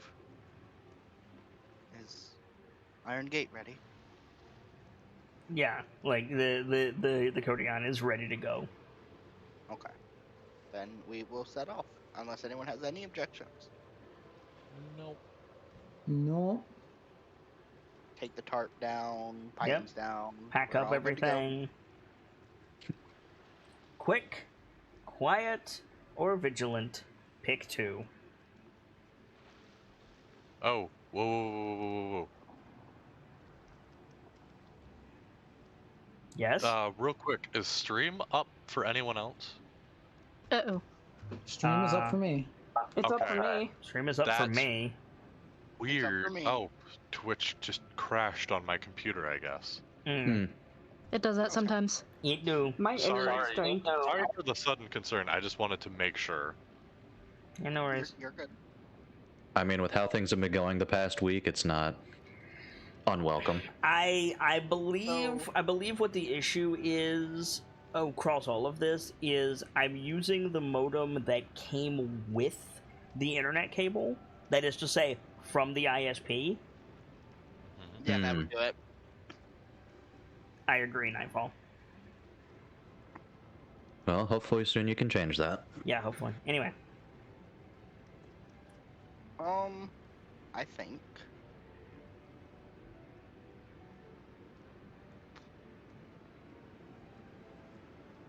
we still need to move relatively quickly, so that is top priority on travel pace.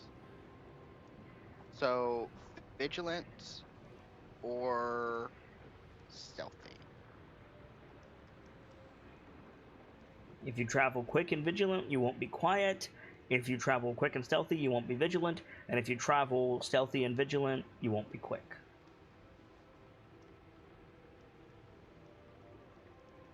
We had been going quick and stealthy. Do we want to switch it up? I feel like we can continue this pace. My stealth is better than my perception. And correct me if I'm wrong, with a +7 in perception, I think I'm the most perceptive of the group. Probably. Currently. So I think it's better we go stealthy. Alright. Okay. So quick and stealthy. Alright. Kilio survival? Wolfwalker. Need to roll a stealth check. Can I do the same thing I did last time and do a primeval awareness? Yes. To get okay Give yourself advantage, So- yeah. on the stealth check Right. because it was disadvantage for the stealthiest member, so normal roll. Yep. Okay, so survival normal with a war banner.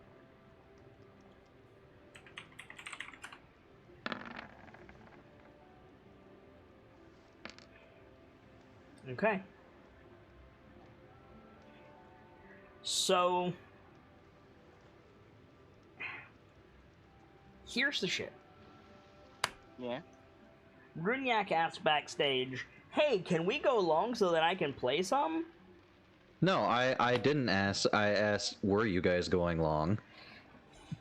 With that roll and you guys rolling out of that cave, aside from a random encounter, which if you guys want me to roll for that, I will, the next thing is the Bounty of the Deeps. The issue for that is the map isn't ready. Sorry. Also, that's likely to be a several hour endeavor. Oh, it's Yeah. gonna be several streams, dude. Oh man. This is a dungeon. It's a dungeon. So my thing is, are you guys planning to like have a council when you get to the bounty, or are you going to go straight in? I mean, I know. the smartest thing to do is set up and make a plan of attack with. No, we were going to Guiding Wind. You were going No, to we were whisper going to Whispered word. Word. Whispered Word. Sorry, Guiding Wind is Not been mentioned. not been mentioned. Who the fuck is Guiding Wind? It's a good name, though. It is a good name. No, Yeah, I might have to steal that for something. You two are talking, and I feel like now I am actually forgetting something. Fuck, I'm gonna have to figure this out later. Anyway, I Don't worry thought about it. the plan was we get to a spot where we could camp. We go two or three members go to scout, come back, and we make a plan with what we see. That sounds good to me. We can do that tonight. That's fine. But if you guys are planning to like go to the bounty, I have to end the stream. The assault We're not will going to go not to begin the yet. bounty. Yeah, Okay. I think we can make a plan of attack. Okay. So then, yeah, you travel for about half a day, and then in the distance... Do I need to roll the stealth? Did you not? No, that was my survival. Oh, yeah, you absolutely do. My bad. So, normal roll. Because that might be the random encounter. Ooh, yikes. You rolled better than they did. So, as I was saying, you travel for about half a day up along the beach, through the cliffside, all that good stuff, and then finally, Helio, you ride back to the group, having seen in the distance. The best way that I can describe this is a cruise ship. It is a gigantic, multi-decked wood and metal ocean craft carved out of and sitting in literally an iceberg. Oh my god. It is floating, ostensibly moored, about 200 feet out into the ocean, but you can clearly see it. It's got, like, multiple decks. It's got, again, it's like a cruise ship, except, a little bit more medieval fantasy, but not much. It's got a bunch of banners, like, streaming in the wind. Some of them have been cut. The most notable thing is there are no lights in any of the windows, and this is a city. But yeah, you all see it in the distance, and I think Iron Gate like chokes when he sees it.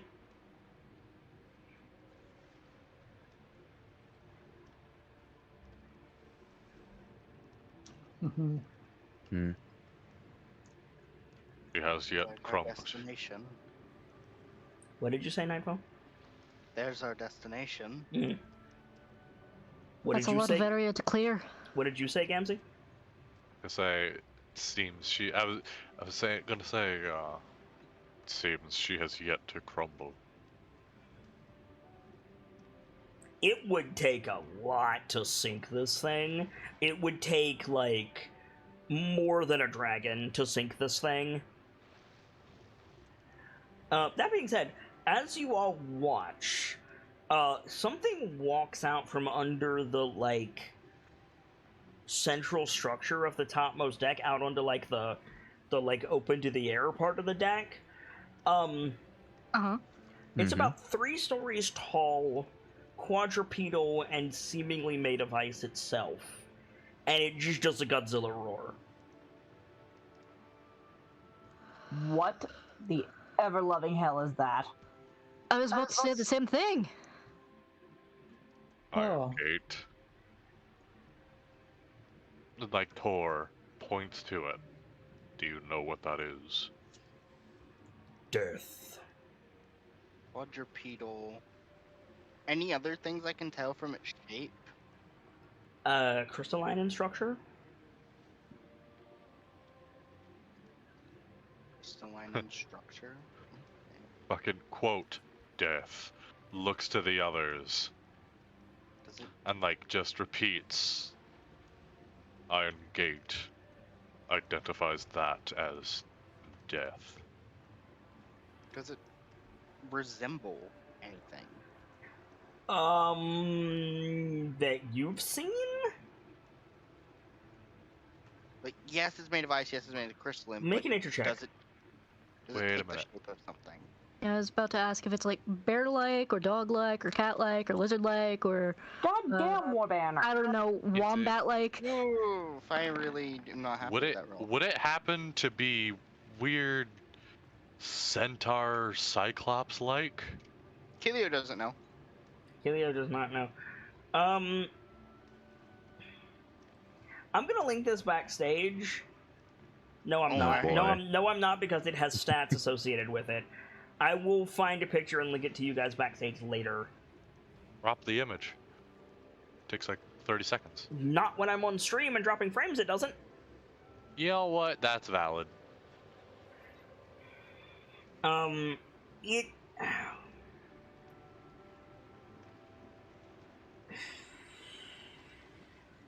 I would say, like... maybe it moves kind of like a basilisk. But, like, I'm reaching. It's kind of its own thing. It almost moves... It almost looks like a mech hunched over. Okay, this is not one of those boys from the Geyser Canyon. Geyser? Or Sulphur Canyon. Sulphur Canyon? Crag? What are you talking about? The place from Dawn's Dream. What? No! Those were literally centaurs, dog. Oh, I thought those were fucking... I mean, they're Gallic. Yes, they're like that is literally like a centaur with an ogre's upper body. That's what a Gallic is.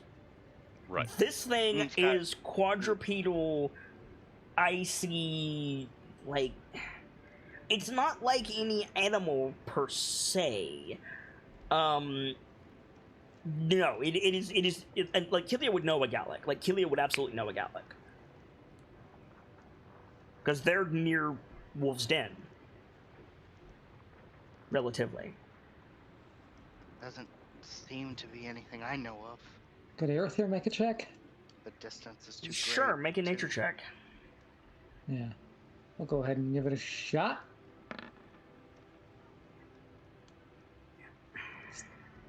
Okay. Fair is fair.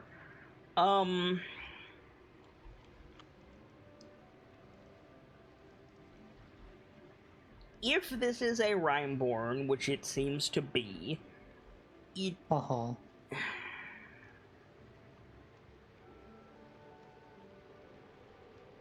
Irithyr would be familiar with the concept of a conglomerative golem. That is to say, several parts stuck together and then animated into a unified whole. Uh-huh. It's that, but ice. Awful. Oh, Basically a Lovely. Rhymeborn Munculus. Yeah. or like a chimera. Just Chimera is probably closer. No, actually, you were closer. It's like a flesh golem, but ice. Yeah, I was Oh, gonna even say, better. Like come on, brain. Like Unlike the AC in the morgue shorted out and froze everything. I mean, no, because it's not several bodies stitched together. It's more the thing that makes a Rhymeborn stacked more on one thing. Otherwise, I would have said it's several corpses. I hate that. Yeah, it's pretty bad. To be fair, it'd probably be hard to tell if it was several corpses from way over here. That is also valid. By the sounds of your wording, this thing is effectively several beings that were created into a Rhymeborn at the same time, resulting in something wholly new and entirely unholy. Wholly new and entirely unholy is true. It's more like...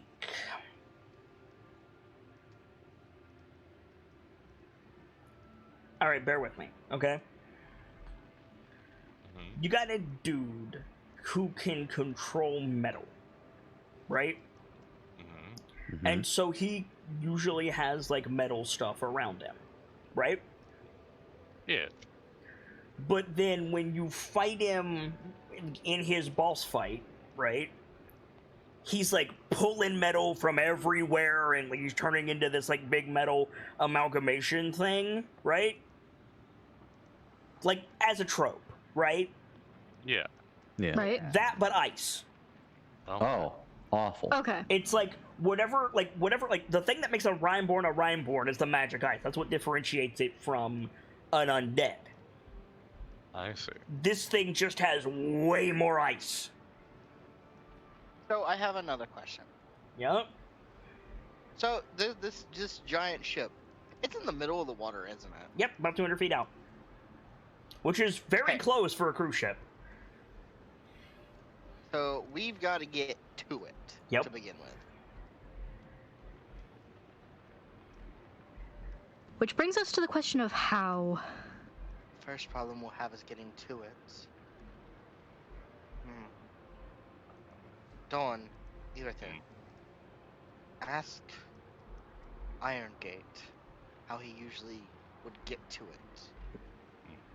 Iron From Gate. the distance. Yeah, he like looks over at you.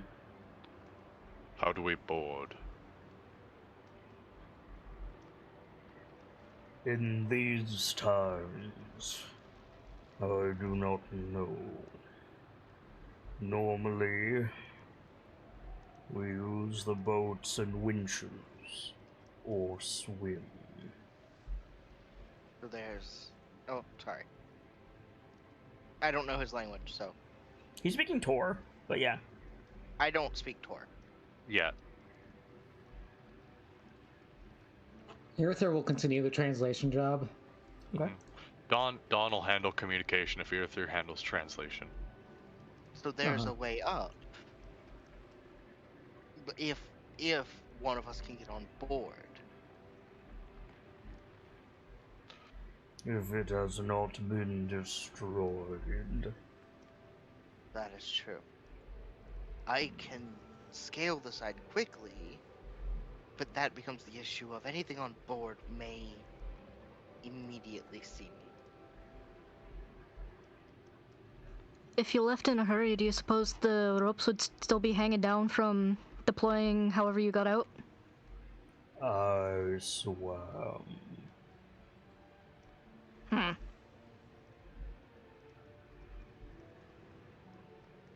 And like those of you who know, so Irithyr, Runyak, and Dawn, like the ocean ain't shit to a Kodion. Right. Uh-huh. Like they're aqueous boys. Like they dive. For the rest of us, that's a little bit of an issue. Yeah.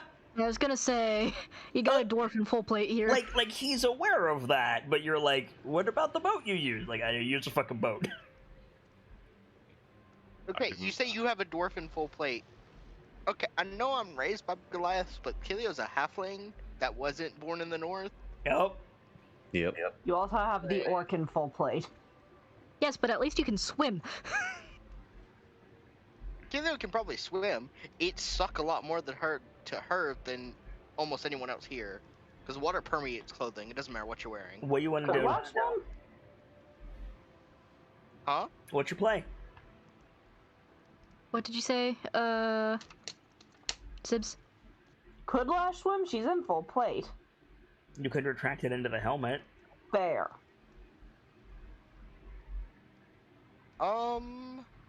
Any trees to make a raft? Yeah, are there? Probably. Like, Icewind Dale has a lot of trees, yeah. We could work on making rafts to get to it.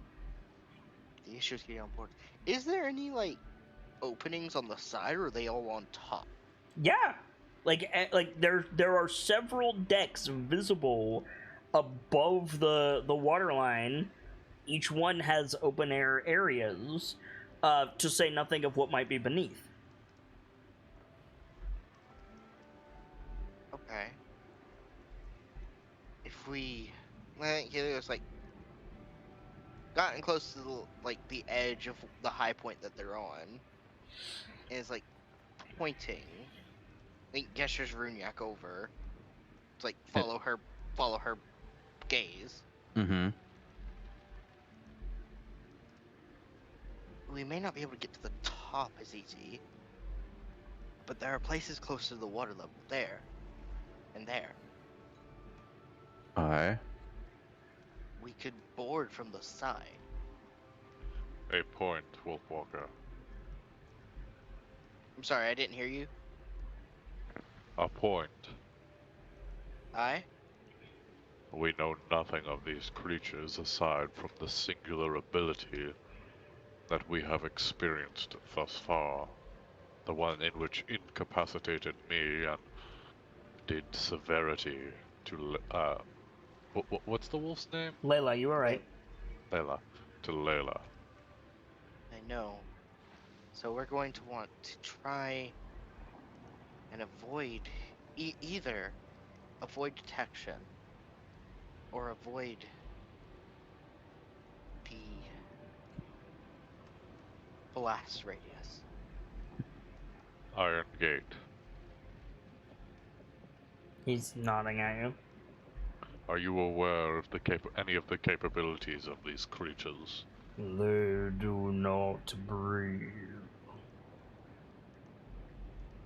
I'm sorry, what was that word? Breathe. Breathe. I couldn't tell if you said breed or breathe. Respire. Okay. So drowning them isn't an option. If they are ice. They came from the sea. That very well means there could be more of them below the ship. Sorry, I think as a respect thing, he wouldn't call it the ship, he'd call it the bounty. Mm. So falling into the water Could well be a death sentence.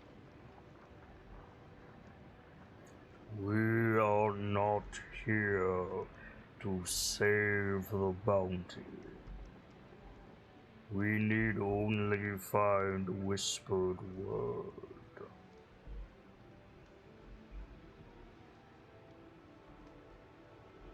And at this point, he could be anywhere on there. Or elsewhere. Hey, but this is as far as I know, this is the only lead we got.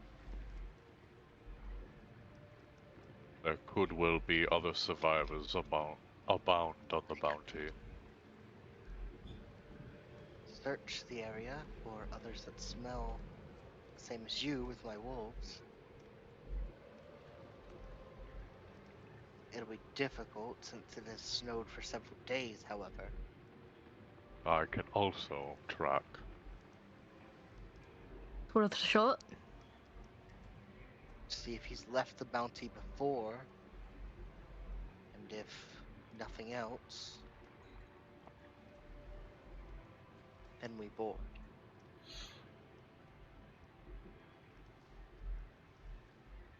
So what's the play? Also,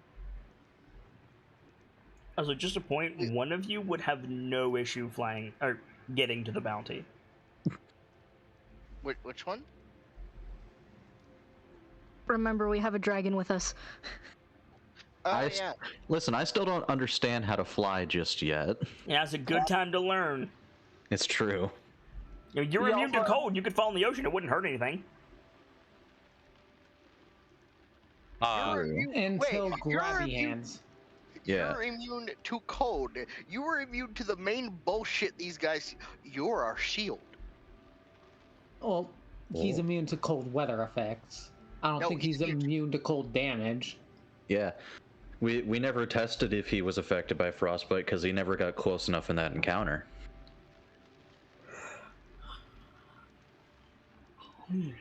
Excuse me. Well, now's as good a time as any to find out. Yeah, really, though. Another point of contention, I suppose. What's that? Death, as we shall call it. It is a creature unlike anything that we have seen thus far in the north. We can assume it is the same as the others, but based on its size and sheer presence alone, there is no doubt within my mind it holds greater capabilities and more numerous abilities than any other.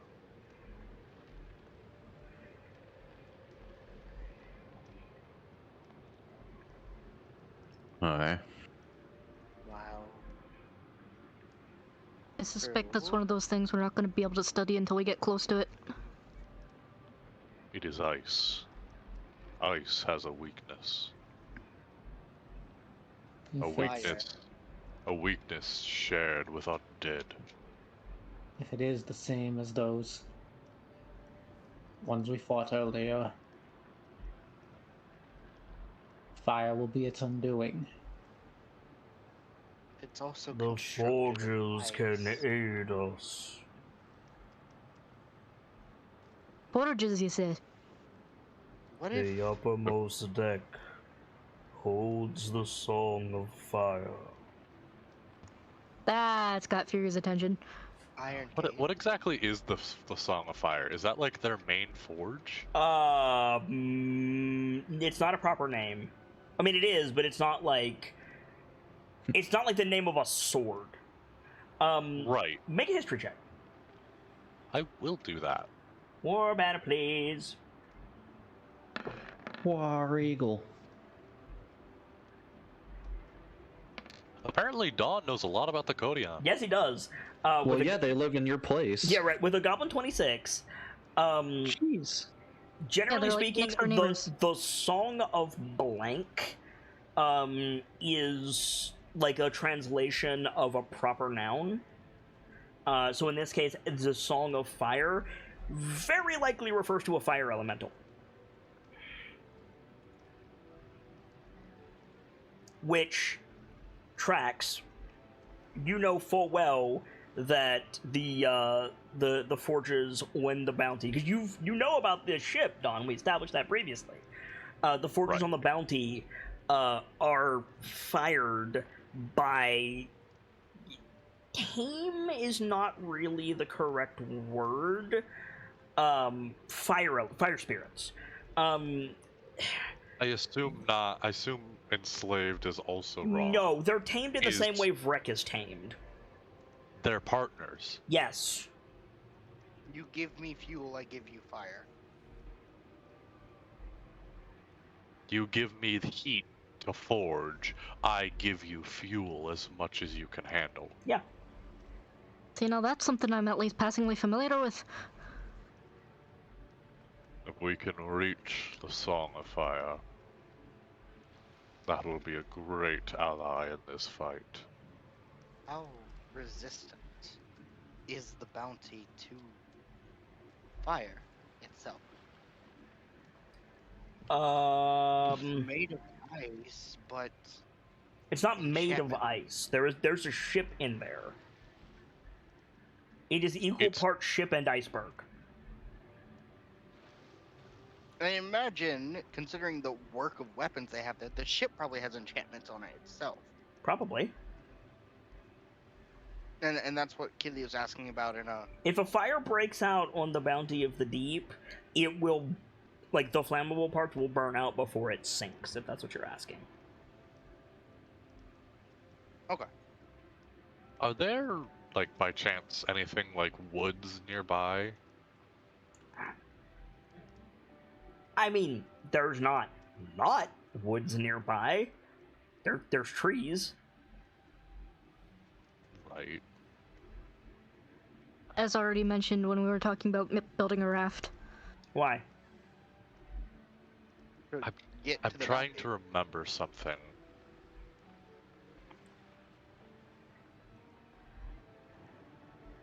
Okay.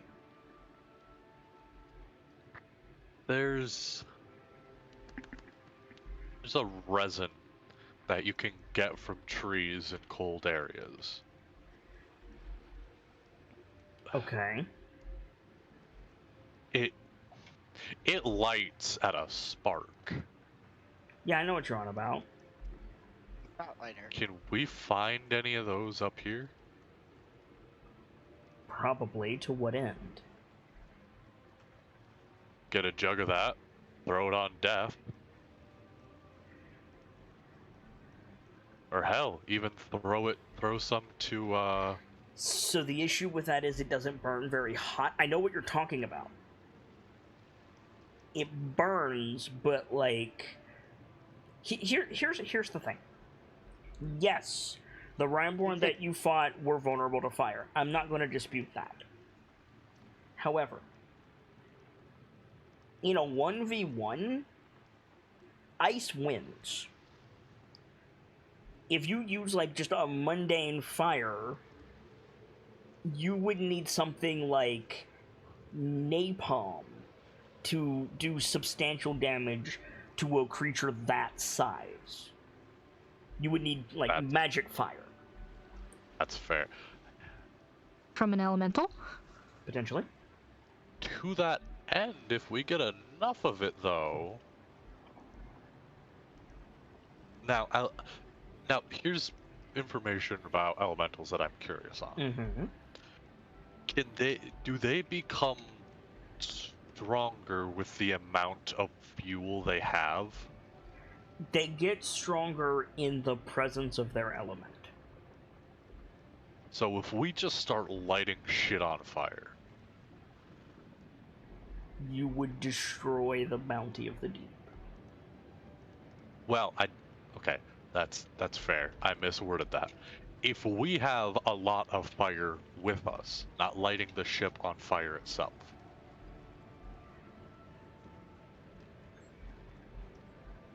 I think at this point, Kilio is talking with Runyag, and I think she pulls out the bottles. That's like, I don't remember what the concoction was. I think it was alcohol and fire sand. Ah, the Calamshite Sunrise. Yeah, Calamshite That's it. Sunrise. Yeah. Yeah, though. That would probably do damage. That would probably do And more then than some. that would probably do more than my resin idea. What was the thing that Cookie made? Cookie made something else. Cookie's here. You can just ask him. Cookie, what did you make? You made something that wasn't the Calamshite Sunrise, but was like fire sand and something else. I don't remember making anything with fire sand. God, it was in that VOD where we were going through the giant stuff, and we mentioned one thing, and Kit gave it a name, and then Calamshite Sunrise, and then I chose to make those. The other thing was what you brought up, and I don't remember what it was. I don't either. I'd have to go back through the VOD. Pretty sure we'll it was. go back. Go ahead. Anyway, no, I'm pretty sure it was just Calamshite Sunrise. It might have been. Well, we'll have to look through the VOD and remember for the start of next I'm session. just saying. We could also invent like We could also like invent the first carryable cannon. No, we have a carryable cannon. It's called Runyak Goes Dragon Mode and takes Kilio in the air. I mean, valid. No, you're missing the obvious cannonball. No. No, it's called a Firga Ball. What we do is Runyat learns to fly for step 1. Step 2, pick up Kilio. Step 3, Runyat casts Produce Flame. Kilio drops the Calishite Sunrise. Repeat. Profit. I mean, that's how dragons are so high CR, so yeah, kinda. Yeah.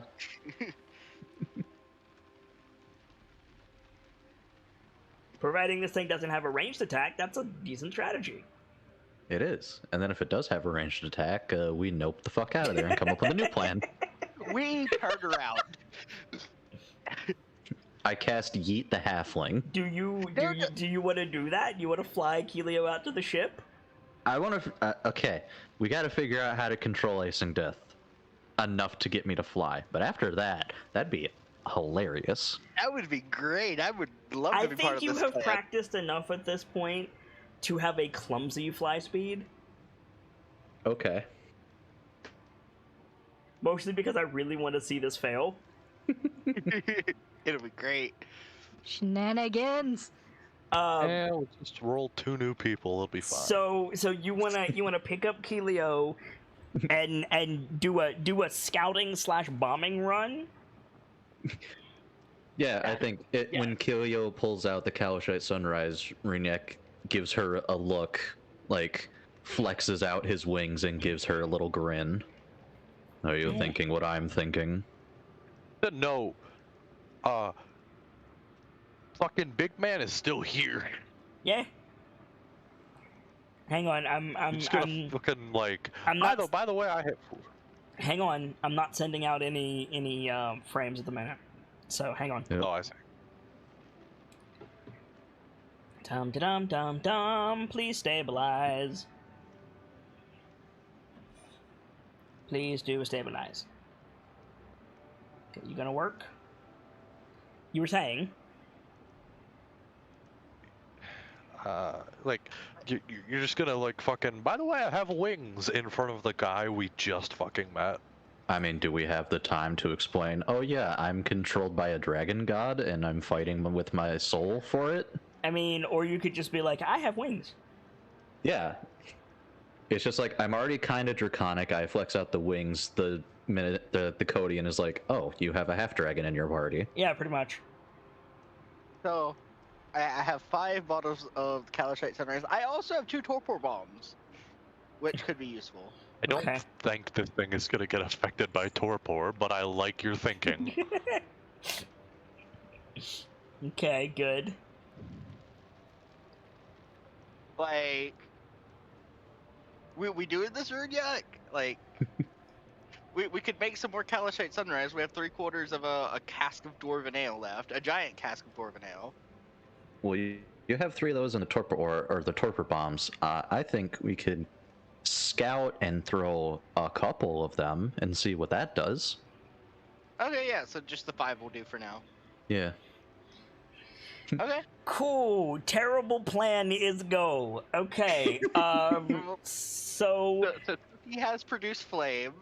I have the sunrise. how encumbered are you, Runyak? I am currently not at all encumbered. Kilio, how much crap are you carrying? It's Kilio. A lot. Fair. I'm gonna be honest with you. My haversack takes away a lot of the weight. I mean, that is fair, but you're still carrying the haversack. I am, but I could leave shit here. We I'm need to carrying figure out if Runyak can even carry you. I'm carrying 48 pounds worth of stuff. Okay, how much do you weigh? Yeah, I was gonna say. How much do halflings weigh on average? I think we discussed about a little bit above average. Average was about 40 pounds for a halfling, so 50. Okay. So just under 100 pounds. So add 96 pounds to your inventory and see if you're encumbered, Runyak. I'm not. Okay. So you grab the halfling, you spread your wings clumsily, you fly out over the sea. Kilio, this is unpleasant in the extreme. I'm not scared. I have brave, but holy fuck. Yeah. I hope you should know this is the first time I've tried to do it with anybody other than myself. Please shut up. Please shut up. Less talking, more flying! Second question, how high... No, officer, it's high, how are you? How high are you flying? Oh boy.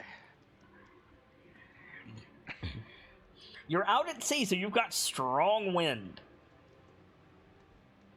High enough to be able to see the top deck of the Bounty. Well, yes, but like... How high above that? Yes. How high above that? Probably a good 30 foot above that. That's it? I would say a lot more than that. Death is 3 stories tall, homie. Oh, okay. A good... How much is the story again? 8 feet, give or take? Probably a good 80 foot. Okay, that's more reasonable. So you find out. First thing you notice is every deck, every landing, every wall, every tower, every pillar, everything is covered in Rhineborn. I'm gonna need more Calishite Sunrise. Most of them are not moving. But Death is moving. He's roaming around the deck, but he's avoiding the forges. You see I'm imagining the scene from World War Z where there's nobody around, but the camera's panning through the zombies, and then none of them are moving. Yeah, They're pretty much. dormant. If Death gets near the forges, they flare up with light and heat. And by the way, the forges are beautiful. They seem to be made of... If ice was a metal, they seem to be made of that. It's like an alloy of blue glacial ice and mithril. Gorgeous. That is cool. The forge areas, like everything on this ship is gorgeous. It's like equal parts like Japanese pagoda and Italian cruise liner. Ooh. Like I'm like aesthetically, it's very like East Asian, but also like very clearly like these people are part of the sea. I guess Greek ocean liner would be better. Like, Yeah. It's like a dojo, a monastery, and a city all in one thing. Everything is gorgeous, and it is completely and utterly getting wrecked by these things. They're just breaking shit. What languages do you two speak? And don't speak at the same time, please. Okay, so I'm gonna start. Yep. Common, Giant, Dwarven, Sylvan, Orcish, Draconic, Gnomish, Celestial, and Uthgargic. Okay. You forgot to include Simlish. Brunyak? I speak Common, Redhegic, Sylvan, Draconic, and Giant. Okay. Neither one of you speak the language you need to speak. So you fly over the deck, and Death sees you. Let me take a look at his abilities here. We might want to fly higher, Rignac. The worst day ever. Why? Because the Rignac, what is your dexterity modifier? +1. +1. Okay. The Bounty of the Sea, right? Bounty of the Deeps. Bounty of the Deeps. Remove that from your armor class. Okay. Does a 15 hit you? No. Okay. Okay, does a 15 hit you with no dexterity? with no dexterity. Because you're currently being held by Runyak. Yes. 15 hits you. Without my dex. Okay. So you pass over the deck, and Keelio's like, Runyak, I think we should fly higher. And the thing turns and looks at you. It opens its mouth. Its mouth swells with like quick freezing water, which molds into a spike and fires it upwards. Keelio. Okay. You're starting here. And God help you, hell's coming with you. Actually, I have a question. Yep. This is dumb. Oh, Could I Misty Step. Please tell What me are you're you gonna say planning? what I was about to think. What were you about to think? Just Misty Step a little bit above and have Runyak catch you. Thinking about it. If I don't know, if you musty step above, it's hitting Runyak. But it doesn't hit his armor class. Well, if he's not expecting it, it probably would hit at that time.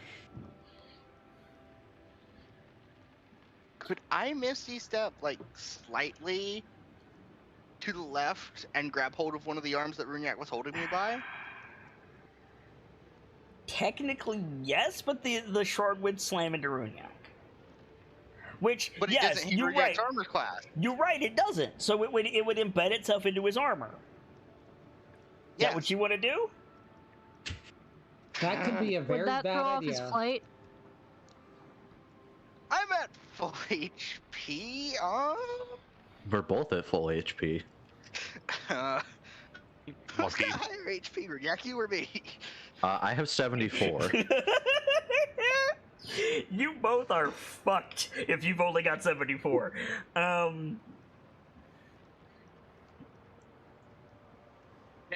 You're describing this like this thing. No, Ro is absolutely gonna be this bad. Runyak is fucked with a 74. I got 53. Okay, so who's taking the initial hit? There's 10 damage on the board. I gotta get through the rest of this attack. Come on. The rest, oh god. I said we're starting here and then hell's coming with you. I said that, Gamzee. You did. It's up to you, Cookie. Like, What? it's up to you. I vote Nightfall takes it because this was his terrible idea. Yeah. Shit, my internet's Okay, playing real. Okay, we're gonna If I start taking it. Stop again. I'm If sorry. nothing else, I'm still carried by Runyak, so you know I can be carried back. It's true. Are You hope. I'ma take it. Okay, so that's 10 points of piercing damage right there. The shard then explodes. Oh god.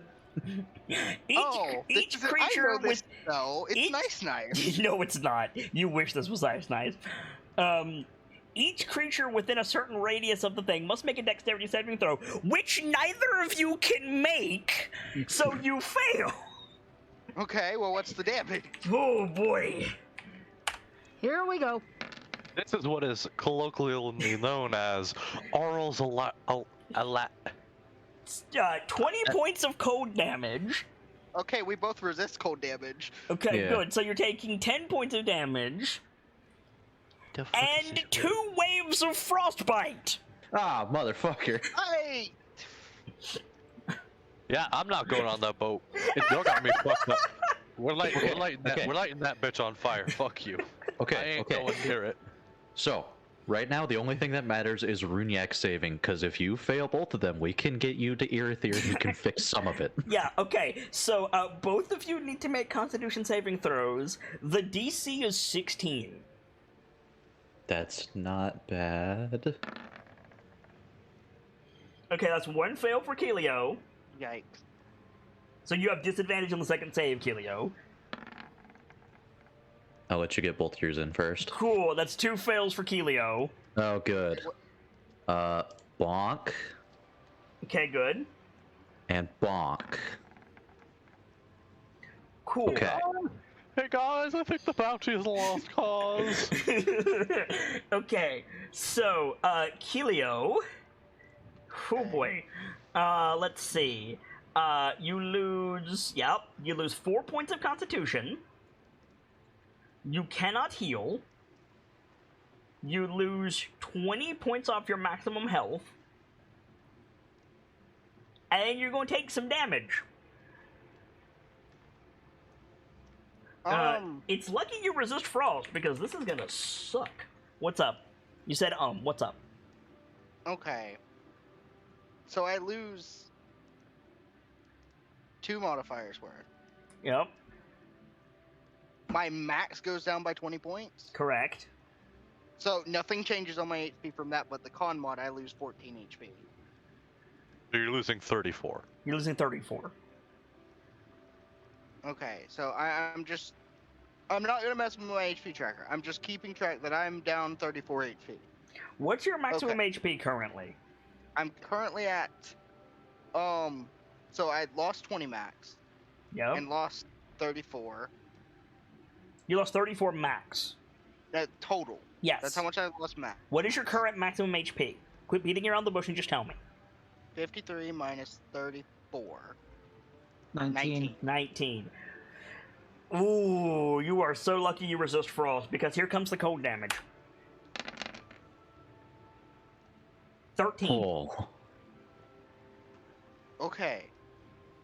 I'm not dead. No, you're not. No. Oh, wait. You failed both of those, didn't you?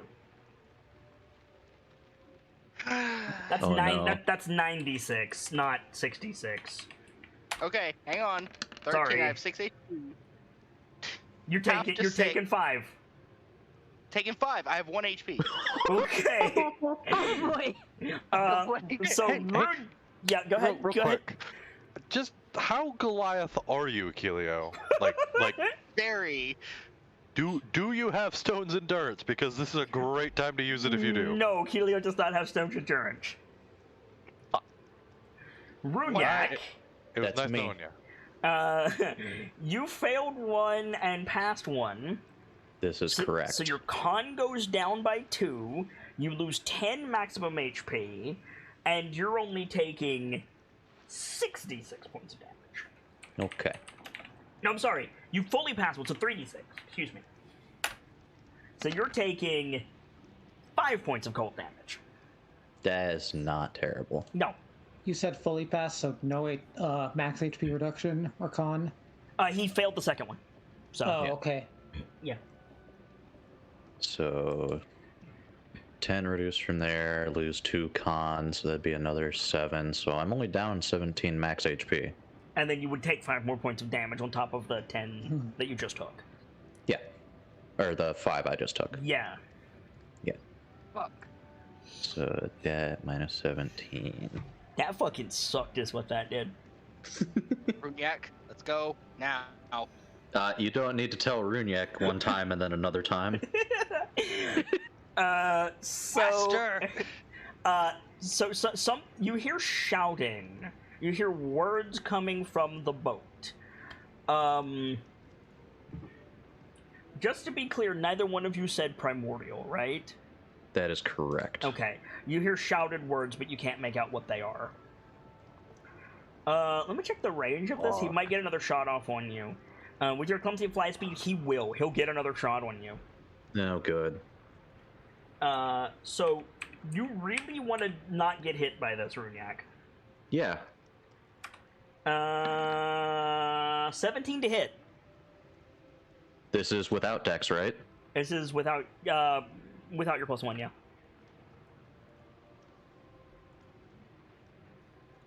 It ties. AC is meter beat. Do you have anything that can save you right here? Can I see them? Yeah, you can see them. He rolled a 2. Wait. No, Oh. actually, you could probably save your portent for today. Maybe? Hang on. Yeah, you see No. you see them getting nailed by this thing, Irithyr, and then you Yeah, see him use the- charging up for a second shot as they're retreating. Yeah, please use the portent. Yeah, no. He rolled a 2. Okay. I was gonna say I could cast shield, but I don't have the ability to somaticize. It's like a fucking flat cannon. He fires this ice shard into the air. Irithyr weaves this magic, makes it hit a 2. It goes up in the air and just explodes in frost powder. It looks like a flat cannon. First of all, well done. Second of all, do you suppose the remove curse would work on that thing? Point of order, when Runyak lands, Keelio is shivering from head to toe. Oh! Irithyr. On it. Yeah, I can go ahead and spend both my remaining 3rd level slots to cast Remove Curse on each of them. Okay. So you guys can heal now, and the 10 and 20 that you took is back. Okay, so I'm at 29 for my max. Then. Wait, no. No, 39. Fair Because I warning, took that's 20. just an action for him. I'm gonna give both of them a Cure Wounds. Okay. That will heal you as well. Yep. Not that I really need it right now. So 15 to Keelio, 12 to Runyak. Aside from getting your ass beat, what'd you find out? Well, the entire place is covered in them. Ugh. But they seem to distaste the forge. Good. That's Also, better good. if we clear this out, Virga, my goodness, will you have a good time up there? I'm gonna cast Cure Wounds on myself as Okay. well. Concerned face creeps into, ooh, shinies. I am not a forge right myself, but I'm gonna... to say they were beautiful is almost a distaste. Kilio's hurting. Mm-hmm. I myself have never been aboard, but I have heard the wonders of the ice they carve. I suppose your people may be able to learn a thing or two, Irithyr. Fucking Bluntly? giving him like the dawn smile. Bluntly, let's kill Oral first. It'll be an easier fight. Boy, you wish. Won't say I know much about your people, but I dare say Bragg would call you a coward for that.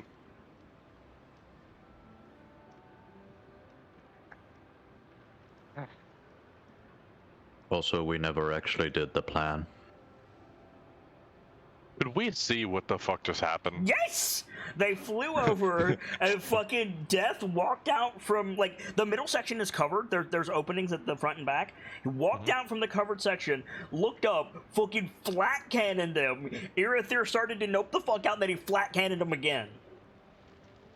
You called Runek Irithyr. Well done. I'm Irithyr, this is Runyak. Everybody take a drink. This is Jackass. We will use this as a time for lessonage, as a sort of, what is the term, Runyak? Optimistic outlook. We're not going on that boat. From here on, we will refer to the beast as Ro, the Tauran word for death. Row, row, fight the power. Row, row, smash the boat.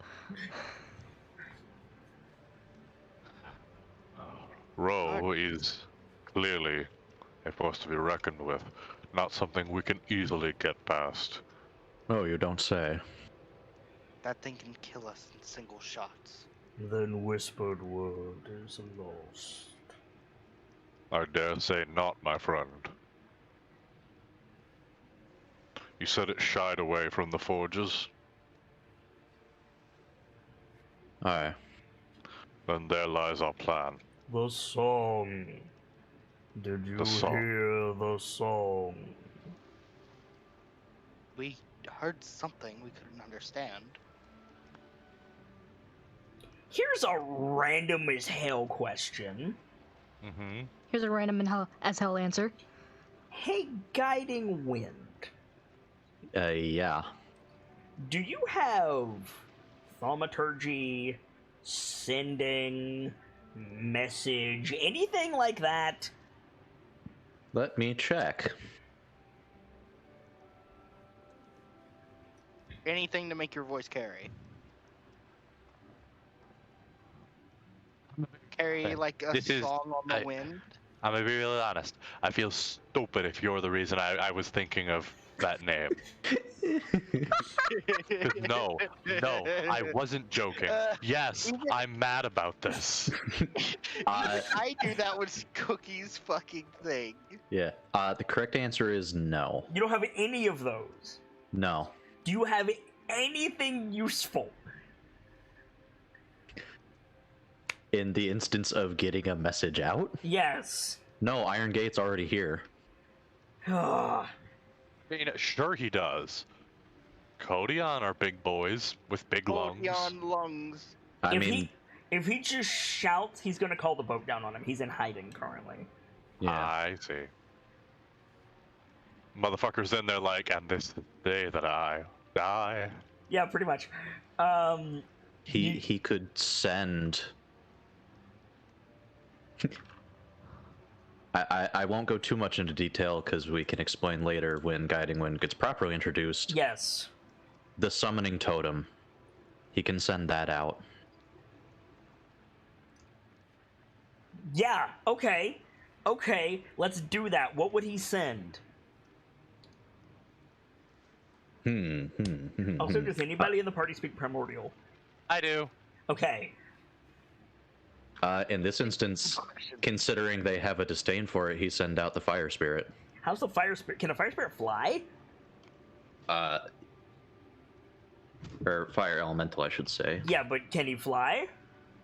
Because if he can't, how's he going to get to shore? True.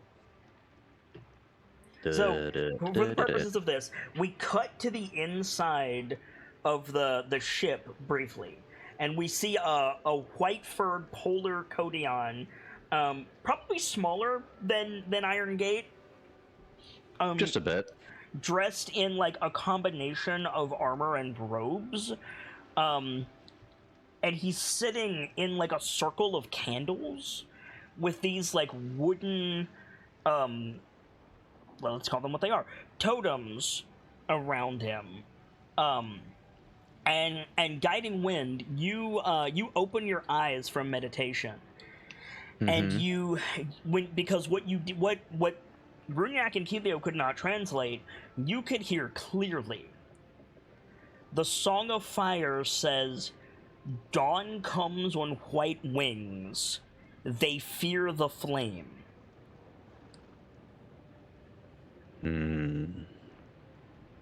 Is that a great idea? Iron Gate has returned. Well, one of them has returned. Yeah, sorry. One of them has returned. So you send out an elemental messenger of what distinction?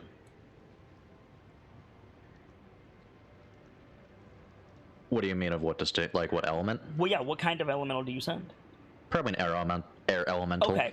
Yeah. So we see this little like dust devil like whip up in front of you, kind of like pop out of one of the totems, like Aang's like airball that he rides around on. And it like takes a vaguely humanoid form, and we see like Guiding Wind like whisper a message, and the thing like flies out through a porthole. We cut back to the beach where you guys are debating what to do, and yeah, I think Kilio, like you see like a cloud like just steaming for you across the waves. It looks like a projectile. I think Dive's dodge it. She's the one getting hit by anything else. I mean, you saw it like well before it's gonna hit you. Like, I think I'm gonna take a couple steps back then. Okay, so you guys are interrupted from your musing, but Kilio reacts to something. There's something coming. What is it, Wolfwalker? Yeah, you guys look and you see this like cloud, like steaming over the waves. It gets up to where you guys are, and then there's this like poof sound, and this little like vaguely humanoid entity. It's small, like it's like the size of like a pixie. It's got a tornado for its lower half, and it's got like a duck's bill, but it's like a mask. It's like wearing a duck mask. And it just like pops out and just starts chirping in primordial. Man. That gets an eyebrow. Yeah, right. So Dawn, if you understand, it says guiding wind lives below. Beware of the dragon.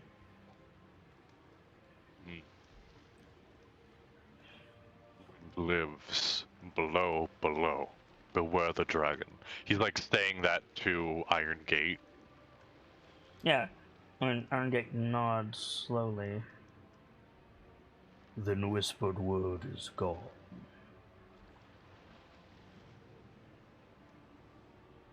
If it is the if I almost went Russian there for a second. That wouldn't have been good.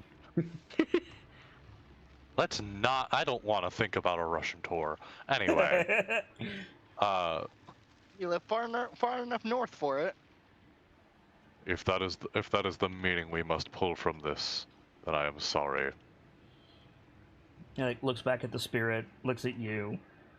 If guiding wind yet lives, we have our duty. Dawn like nods to him. If he really is below, hopefully we don't have to go all the way to the top deck just yet. He looks at the elemental and he says it's something in Kodion, which I think you speak, Dawn, or at least know a couple of words. If I had the availability of knowing that language, I would. Take it. But take it. I will take that.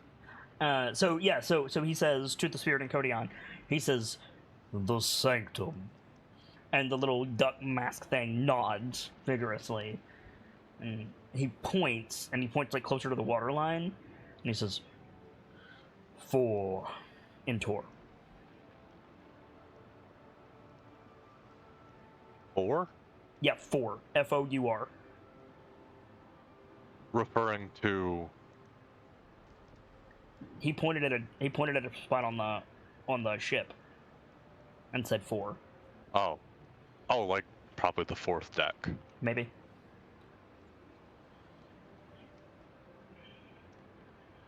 Can I like insight to make sure I'm not about to completely misinterpret this man? Yeah, go ahead. Ugh. Come on with the frame drops. This is driving me mental. I hate it. Yeah, probably the 4th deck. He like looks at the others. Our goal will be the 4th deck.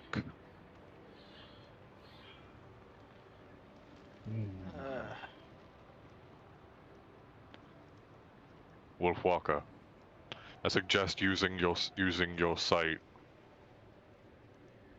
doing what you can to see if you can find us a way in near there. Runyak. Alright. And he's like trying to find the word. Tongues. What tongues do you speak? I speak our common tongue, my own, the one of nature, the one of dragons, and the one of the giants. But that will work. And he like switches to Dragonic and says, Dawn's understanding of the Kodion is he's knowledgeable. So I don't think this is a stretch. Iron Gate? You're talking about Iron Gate? I'm about to talk about Guiding Wind. Ah, okay. If we can make it there to Guiding Wind and get him out, they are versed in the ways of the spirits. This Guiding Wind may be able to assist you. I have a question. Yes? From what I can see of the side of the ship, Spin your mic. what I can see from the side of the ship, better? Yes. Mm-hmm. From what I can see from the side of the ship, are there distinct layers Yep. that I can see? Okay, so things are distinct. 4 layers up from sea level, are there visible openings? 4 layers up from sea level would be the deck right below where Death was walking.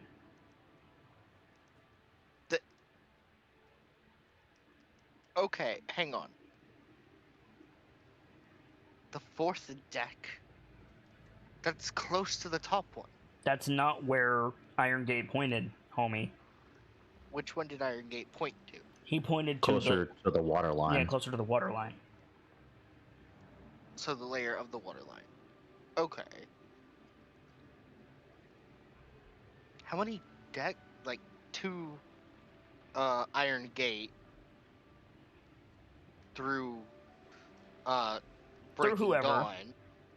Yeah, through whoever it deems fit. How many layers does the bounty have? 12.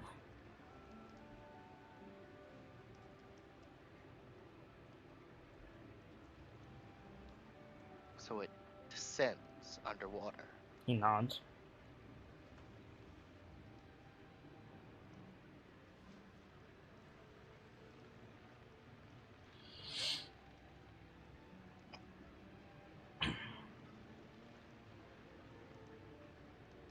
So there's 5 layers counting the very top Mm-hmm. above the water.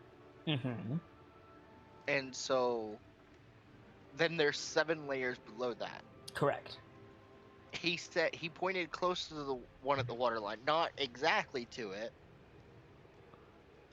Could I make the assumption that he's from the top is 1 and then count down? That seems to be the yes. Okay.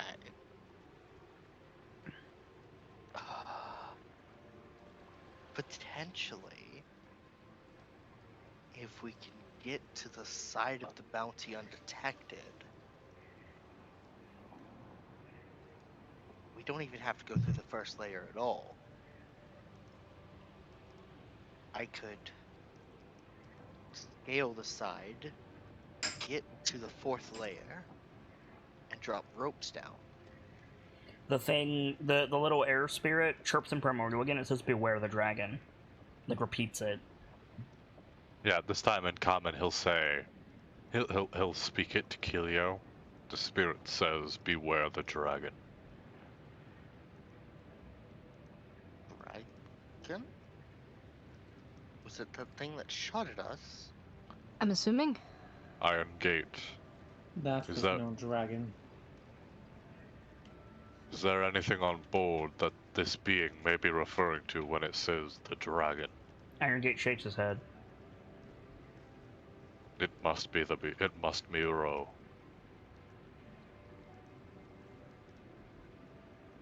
The air spirit, still in Primordial, says, it waits in the shadows, it hides. I think Dawn, hears that, looks solemn, looks to the rest. I'm wrong. It is not Ro.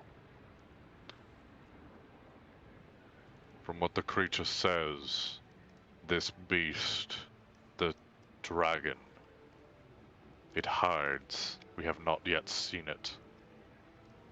It is likely there is a greater threat within the ship yet seen. It seeks the spear. It seeks the... And he looks at Iron Gate.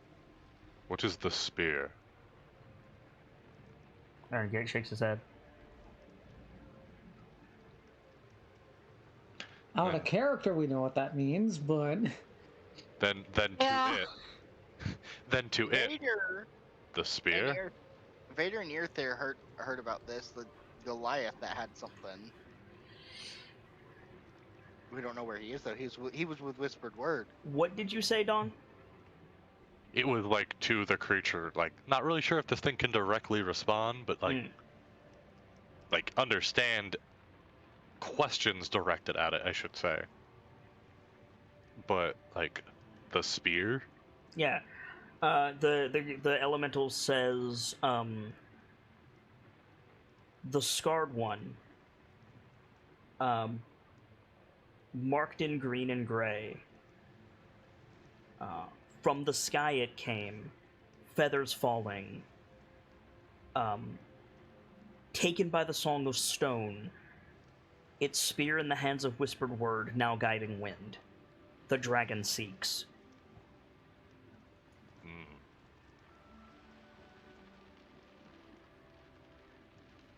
I understand. There is a being on the ship, something draconiid. It is searching for some form of spear that was taken from it. The Song of Stone, a Goliath. And it said markings of green and gray. What? Okay, out of character, what Goliath clan has markings of green and gray? Bear. Clan Bear. Someone from Clan of Bear all the way out here? That's absurd. It said that the being came from the sky. Feathers falling, taken by the Song of Stone. Feathers falling, taken from the song. By the Song of Stone. Taken by the Song of Stone. You say that, and Iron Gate looks down. He had to have wild Like, shape blue down star. how? Like down, like droopy, like just like looking to the floor. What does that mean, Iron Gate? It The sounds Song like of Stone is that of the Song of Fire, but for beneath us. To be taken by the Song of Stone is to be enstoned. So the mother has accepted them. No. Petrified. Oh. he had to have wild shaped to fly as far as he could, and then when it became too much, he plummeted. The spear was taken by... sorry, it was... Whispered Word, right? So again, the scarred one, marked with green and gray, came from the sky, feathers fallen, taken by the Song of Stone. The spear, with whispered word, now guiding wind, the dragon seeks. Okay. That's... Goliath from I keep fucking it up. Is it okay if I just say that's what he relays? Yeah. Okay. Okay. So you know I usually like doing it myself, but fuck. It's late and the thing talks weird. It's fine. Go ahead, Nightfall. What I'm gathering is he doesn't specifically say Goliath. No. But markings of green and gray may give that away to kill. He said the scarred one, marked with green and gray. Scarred one? Mm-hmm. Okay, I don't know what inference I can make from that, aside from maybe he was wounded. But marked by green and gray, the Goliath, feathers falling. He may have, if he was from Clan of Bear, he'd probably wild shaped to go as far as he could. And then when the petrification became too much, he plummeted.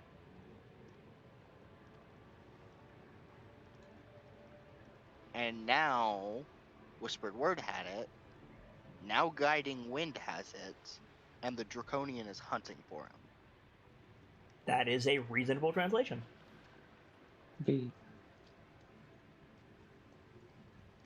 That was Nightfall, not Kelio. Don't worry about her. Yeah. Yeah, I know. Stelio's resolve, Wolfwalker. There is likely not left of him but rubble. From that height.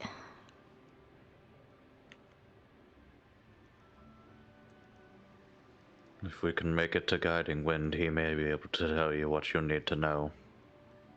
If this dragon, whatever is capable of petrification, we need to be wary. Even more so. If it's after this spear,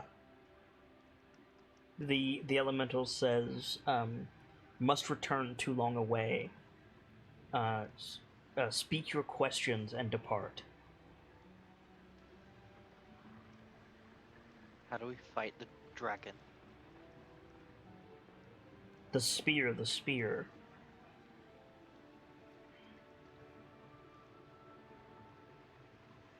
How do we fight death? The ice thing at the top. It says, many tried, many failed. Silent voices all.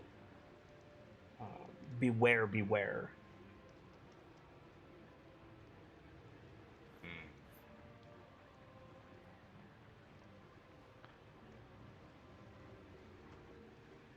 Did Iron Gate says, in Kodion, so Dawn, you hear this.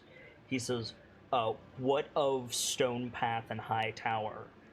And the Primordial replies, in Kodion, it replies, their songs unheard, their voices silent, their steps too far we cannot see. I think Killy was gonna ask. The one marked in green and gray. Burn your mic. It doesn't need to be turned. I was speaking too low. I'm sorry. Just I making think sure. I think Killy was gonna say the one marked in green and gray. Did he give a name before he fell? It says, to whispered word, but not to me. Guiding Wind may know.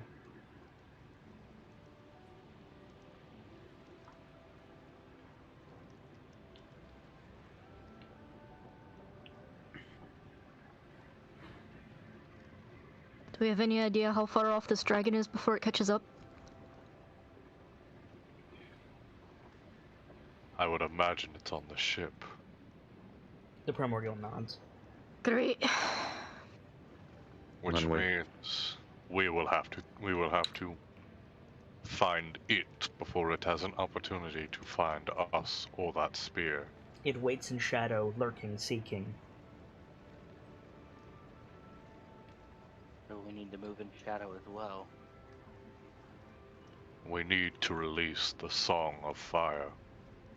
We we can't need that get- spear. We can't get to the Song of Fire. The spear is all we can hope for. We need wind. Wind. Hey, you need air for fire? We can make our own fire if need be. I think Don's gonna look at Runyak. That force. The air, can you call it? Of your own will?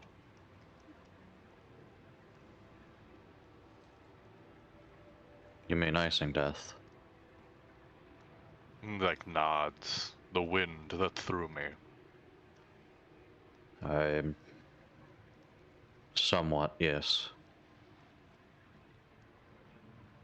We will make this a weapon.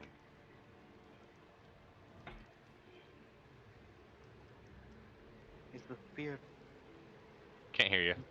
Is the spear intact? You spin your mic. Is the spear to the elemental? Is the spear intact?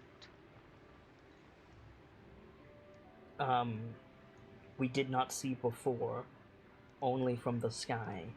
The same it is.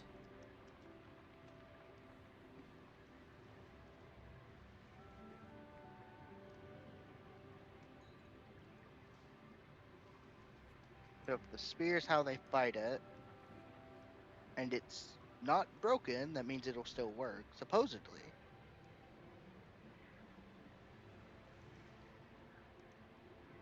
You didn't get told it wasn't broken. But we were told the spear's how you fight it.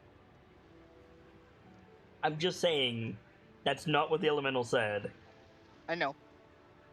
Okay. The elemental's speaking weird, though, so True. wrong assumptions are going to happen. Oh, dude, I gotta go to that. I'll be right back.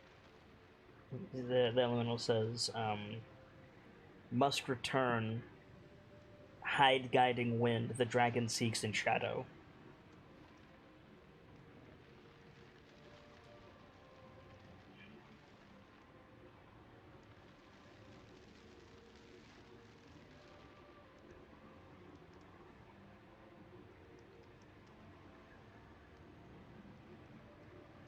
The Song of Flame will answer if you call. And then it flies away. How do we... Okay. Oh, go ahead, go ahead, go ahead. She was about to ask, how do we call it? It doesn't know how to answer that because you just do it. I think it just floats there and stares at you. Shrug. I suppose we'll have to find that out. I don't think I'm going to be able to bring my wolves to the ship. Depends how we get there. If nobody else has anything, the elemental's gonna go, but if you do, speak up. I don't have anything else. Nope. I'm good. Right. Off he goes.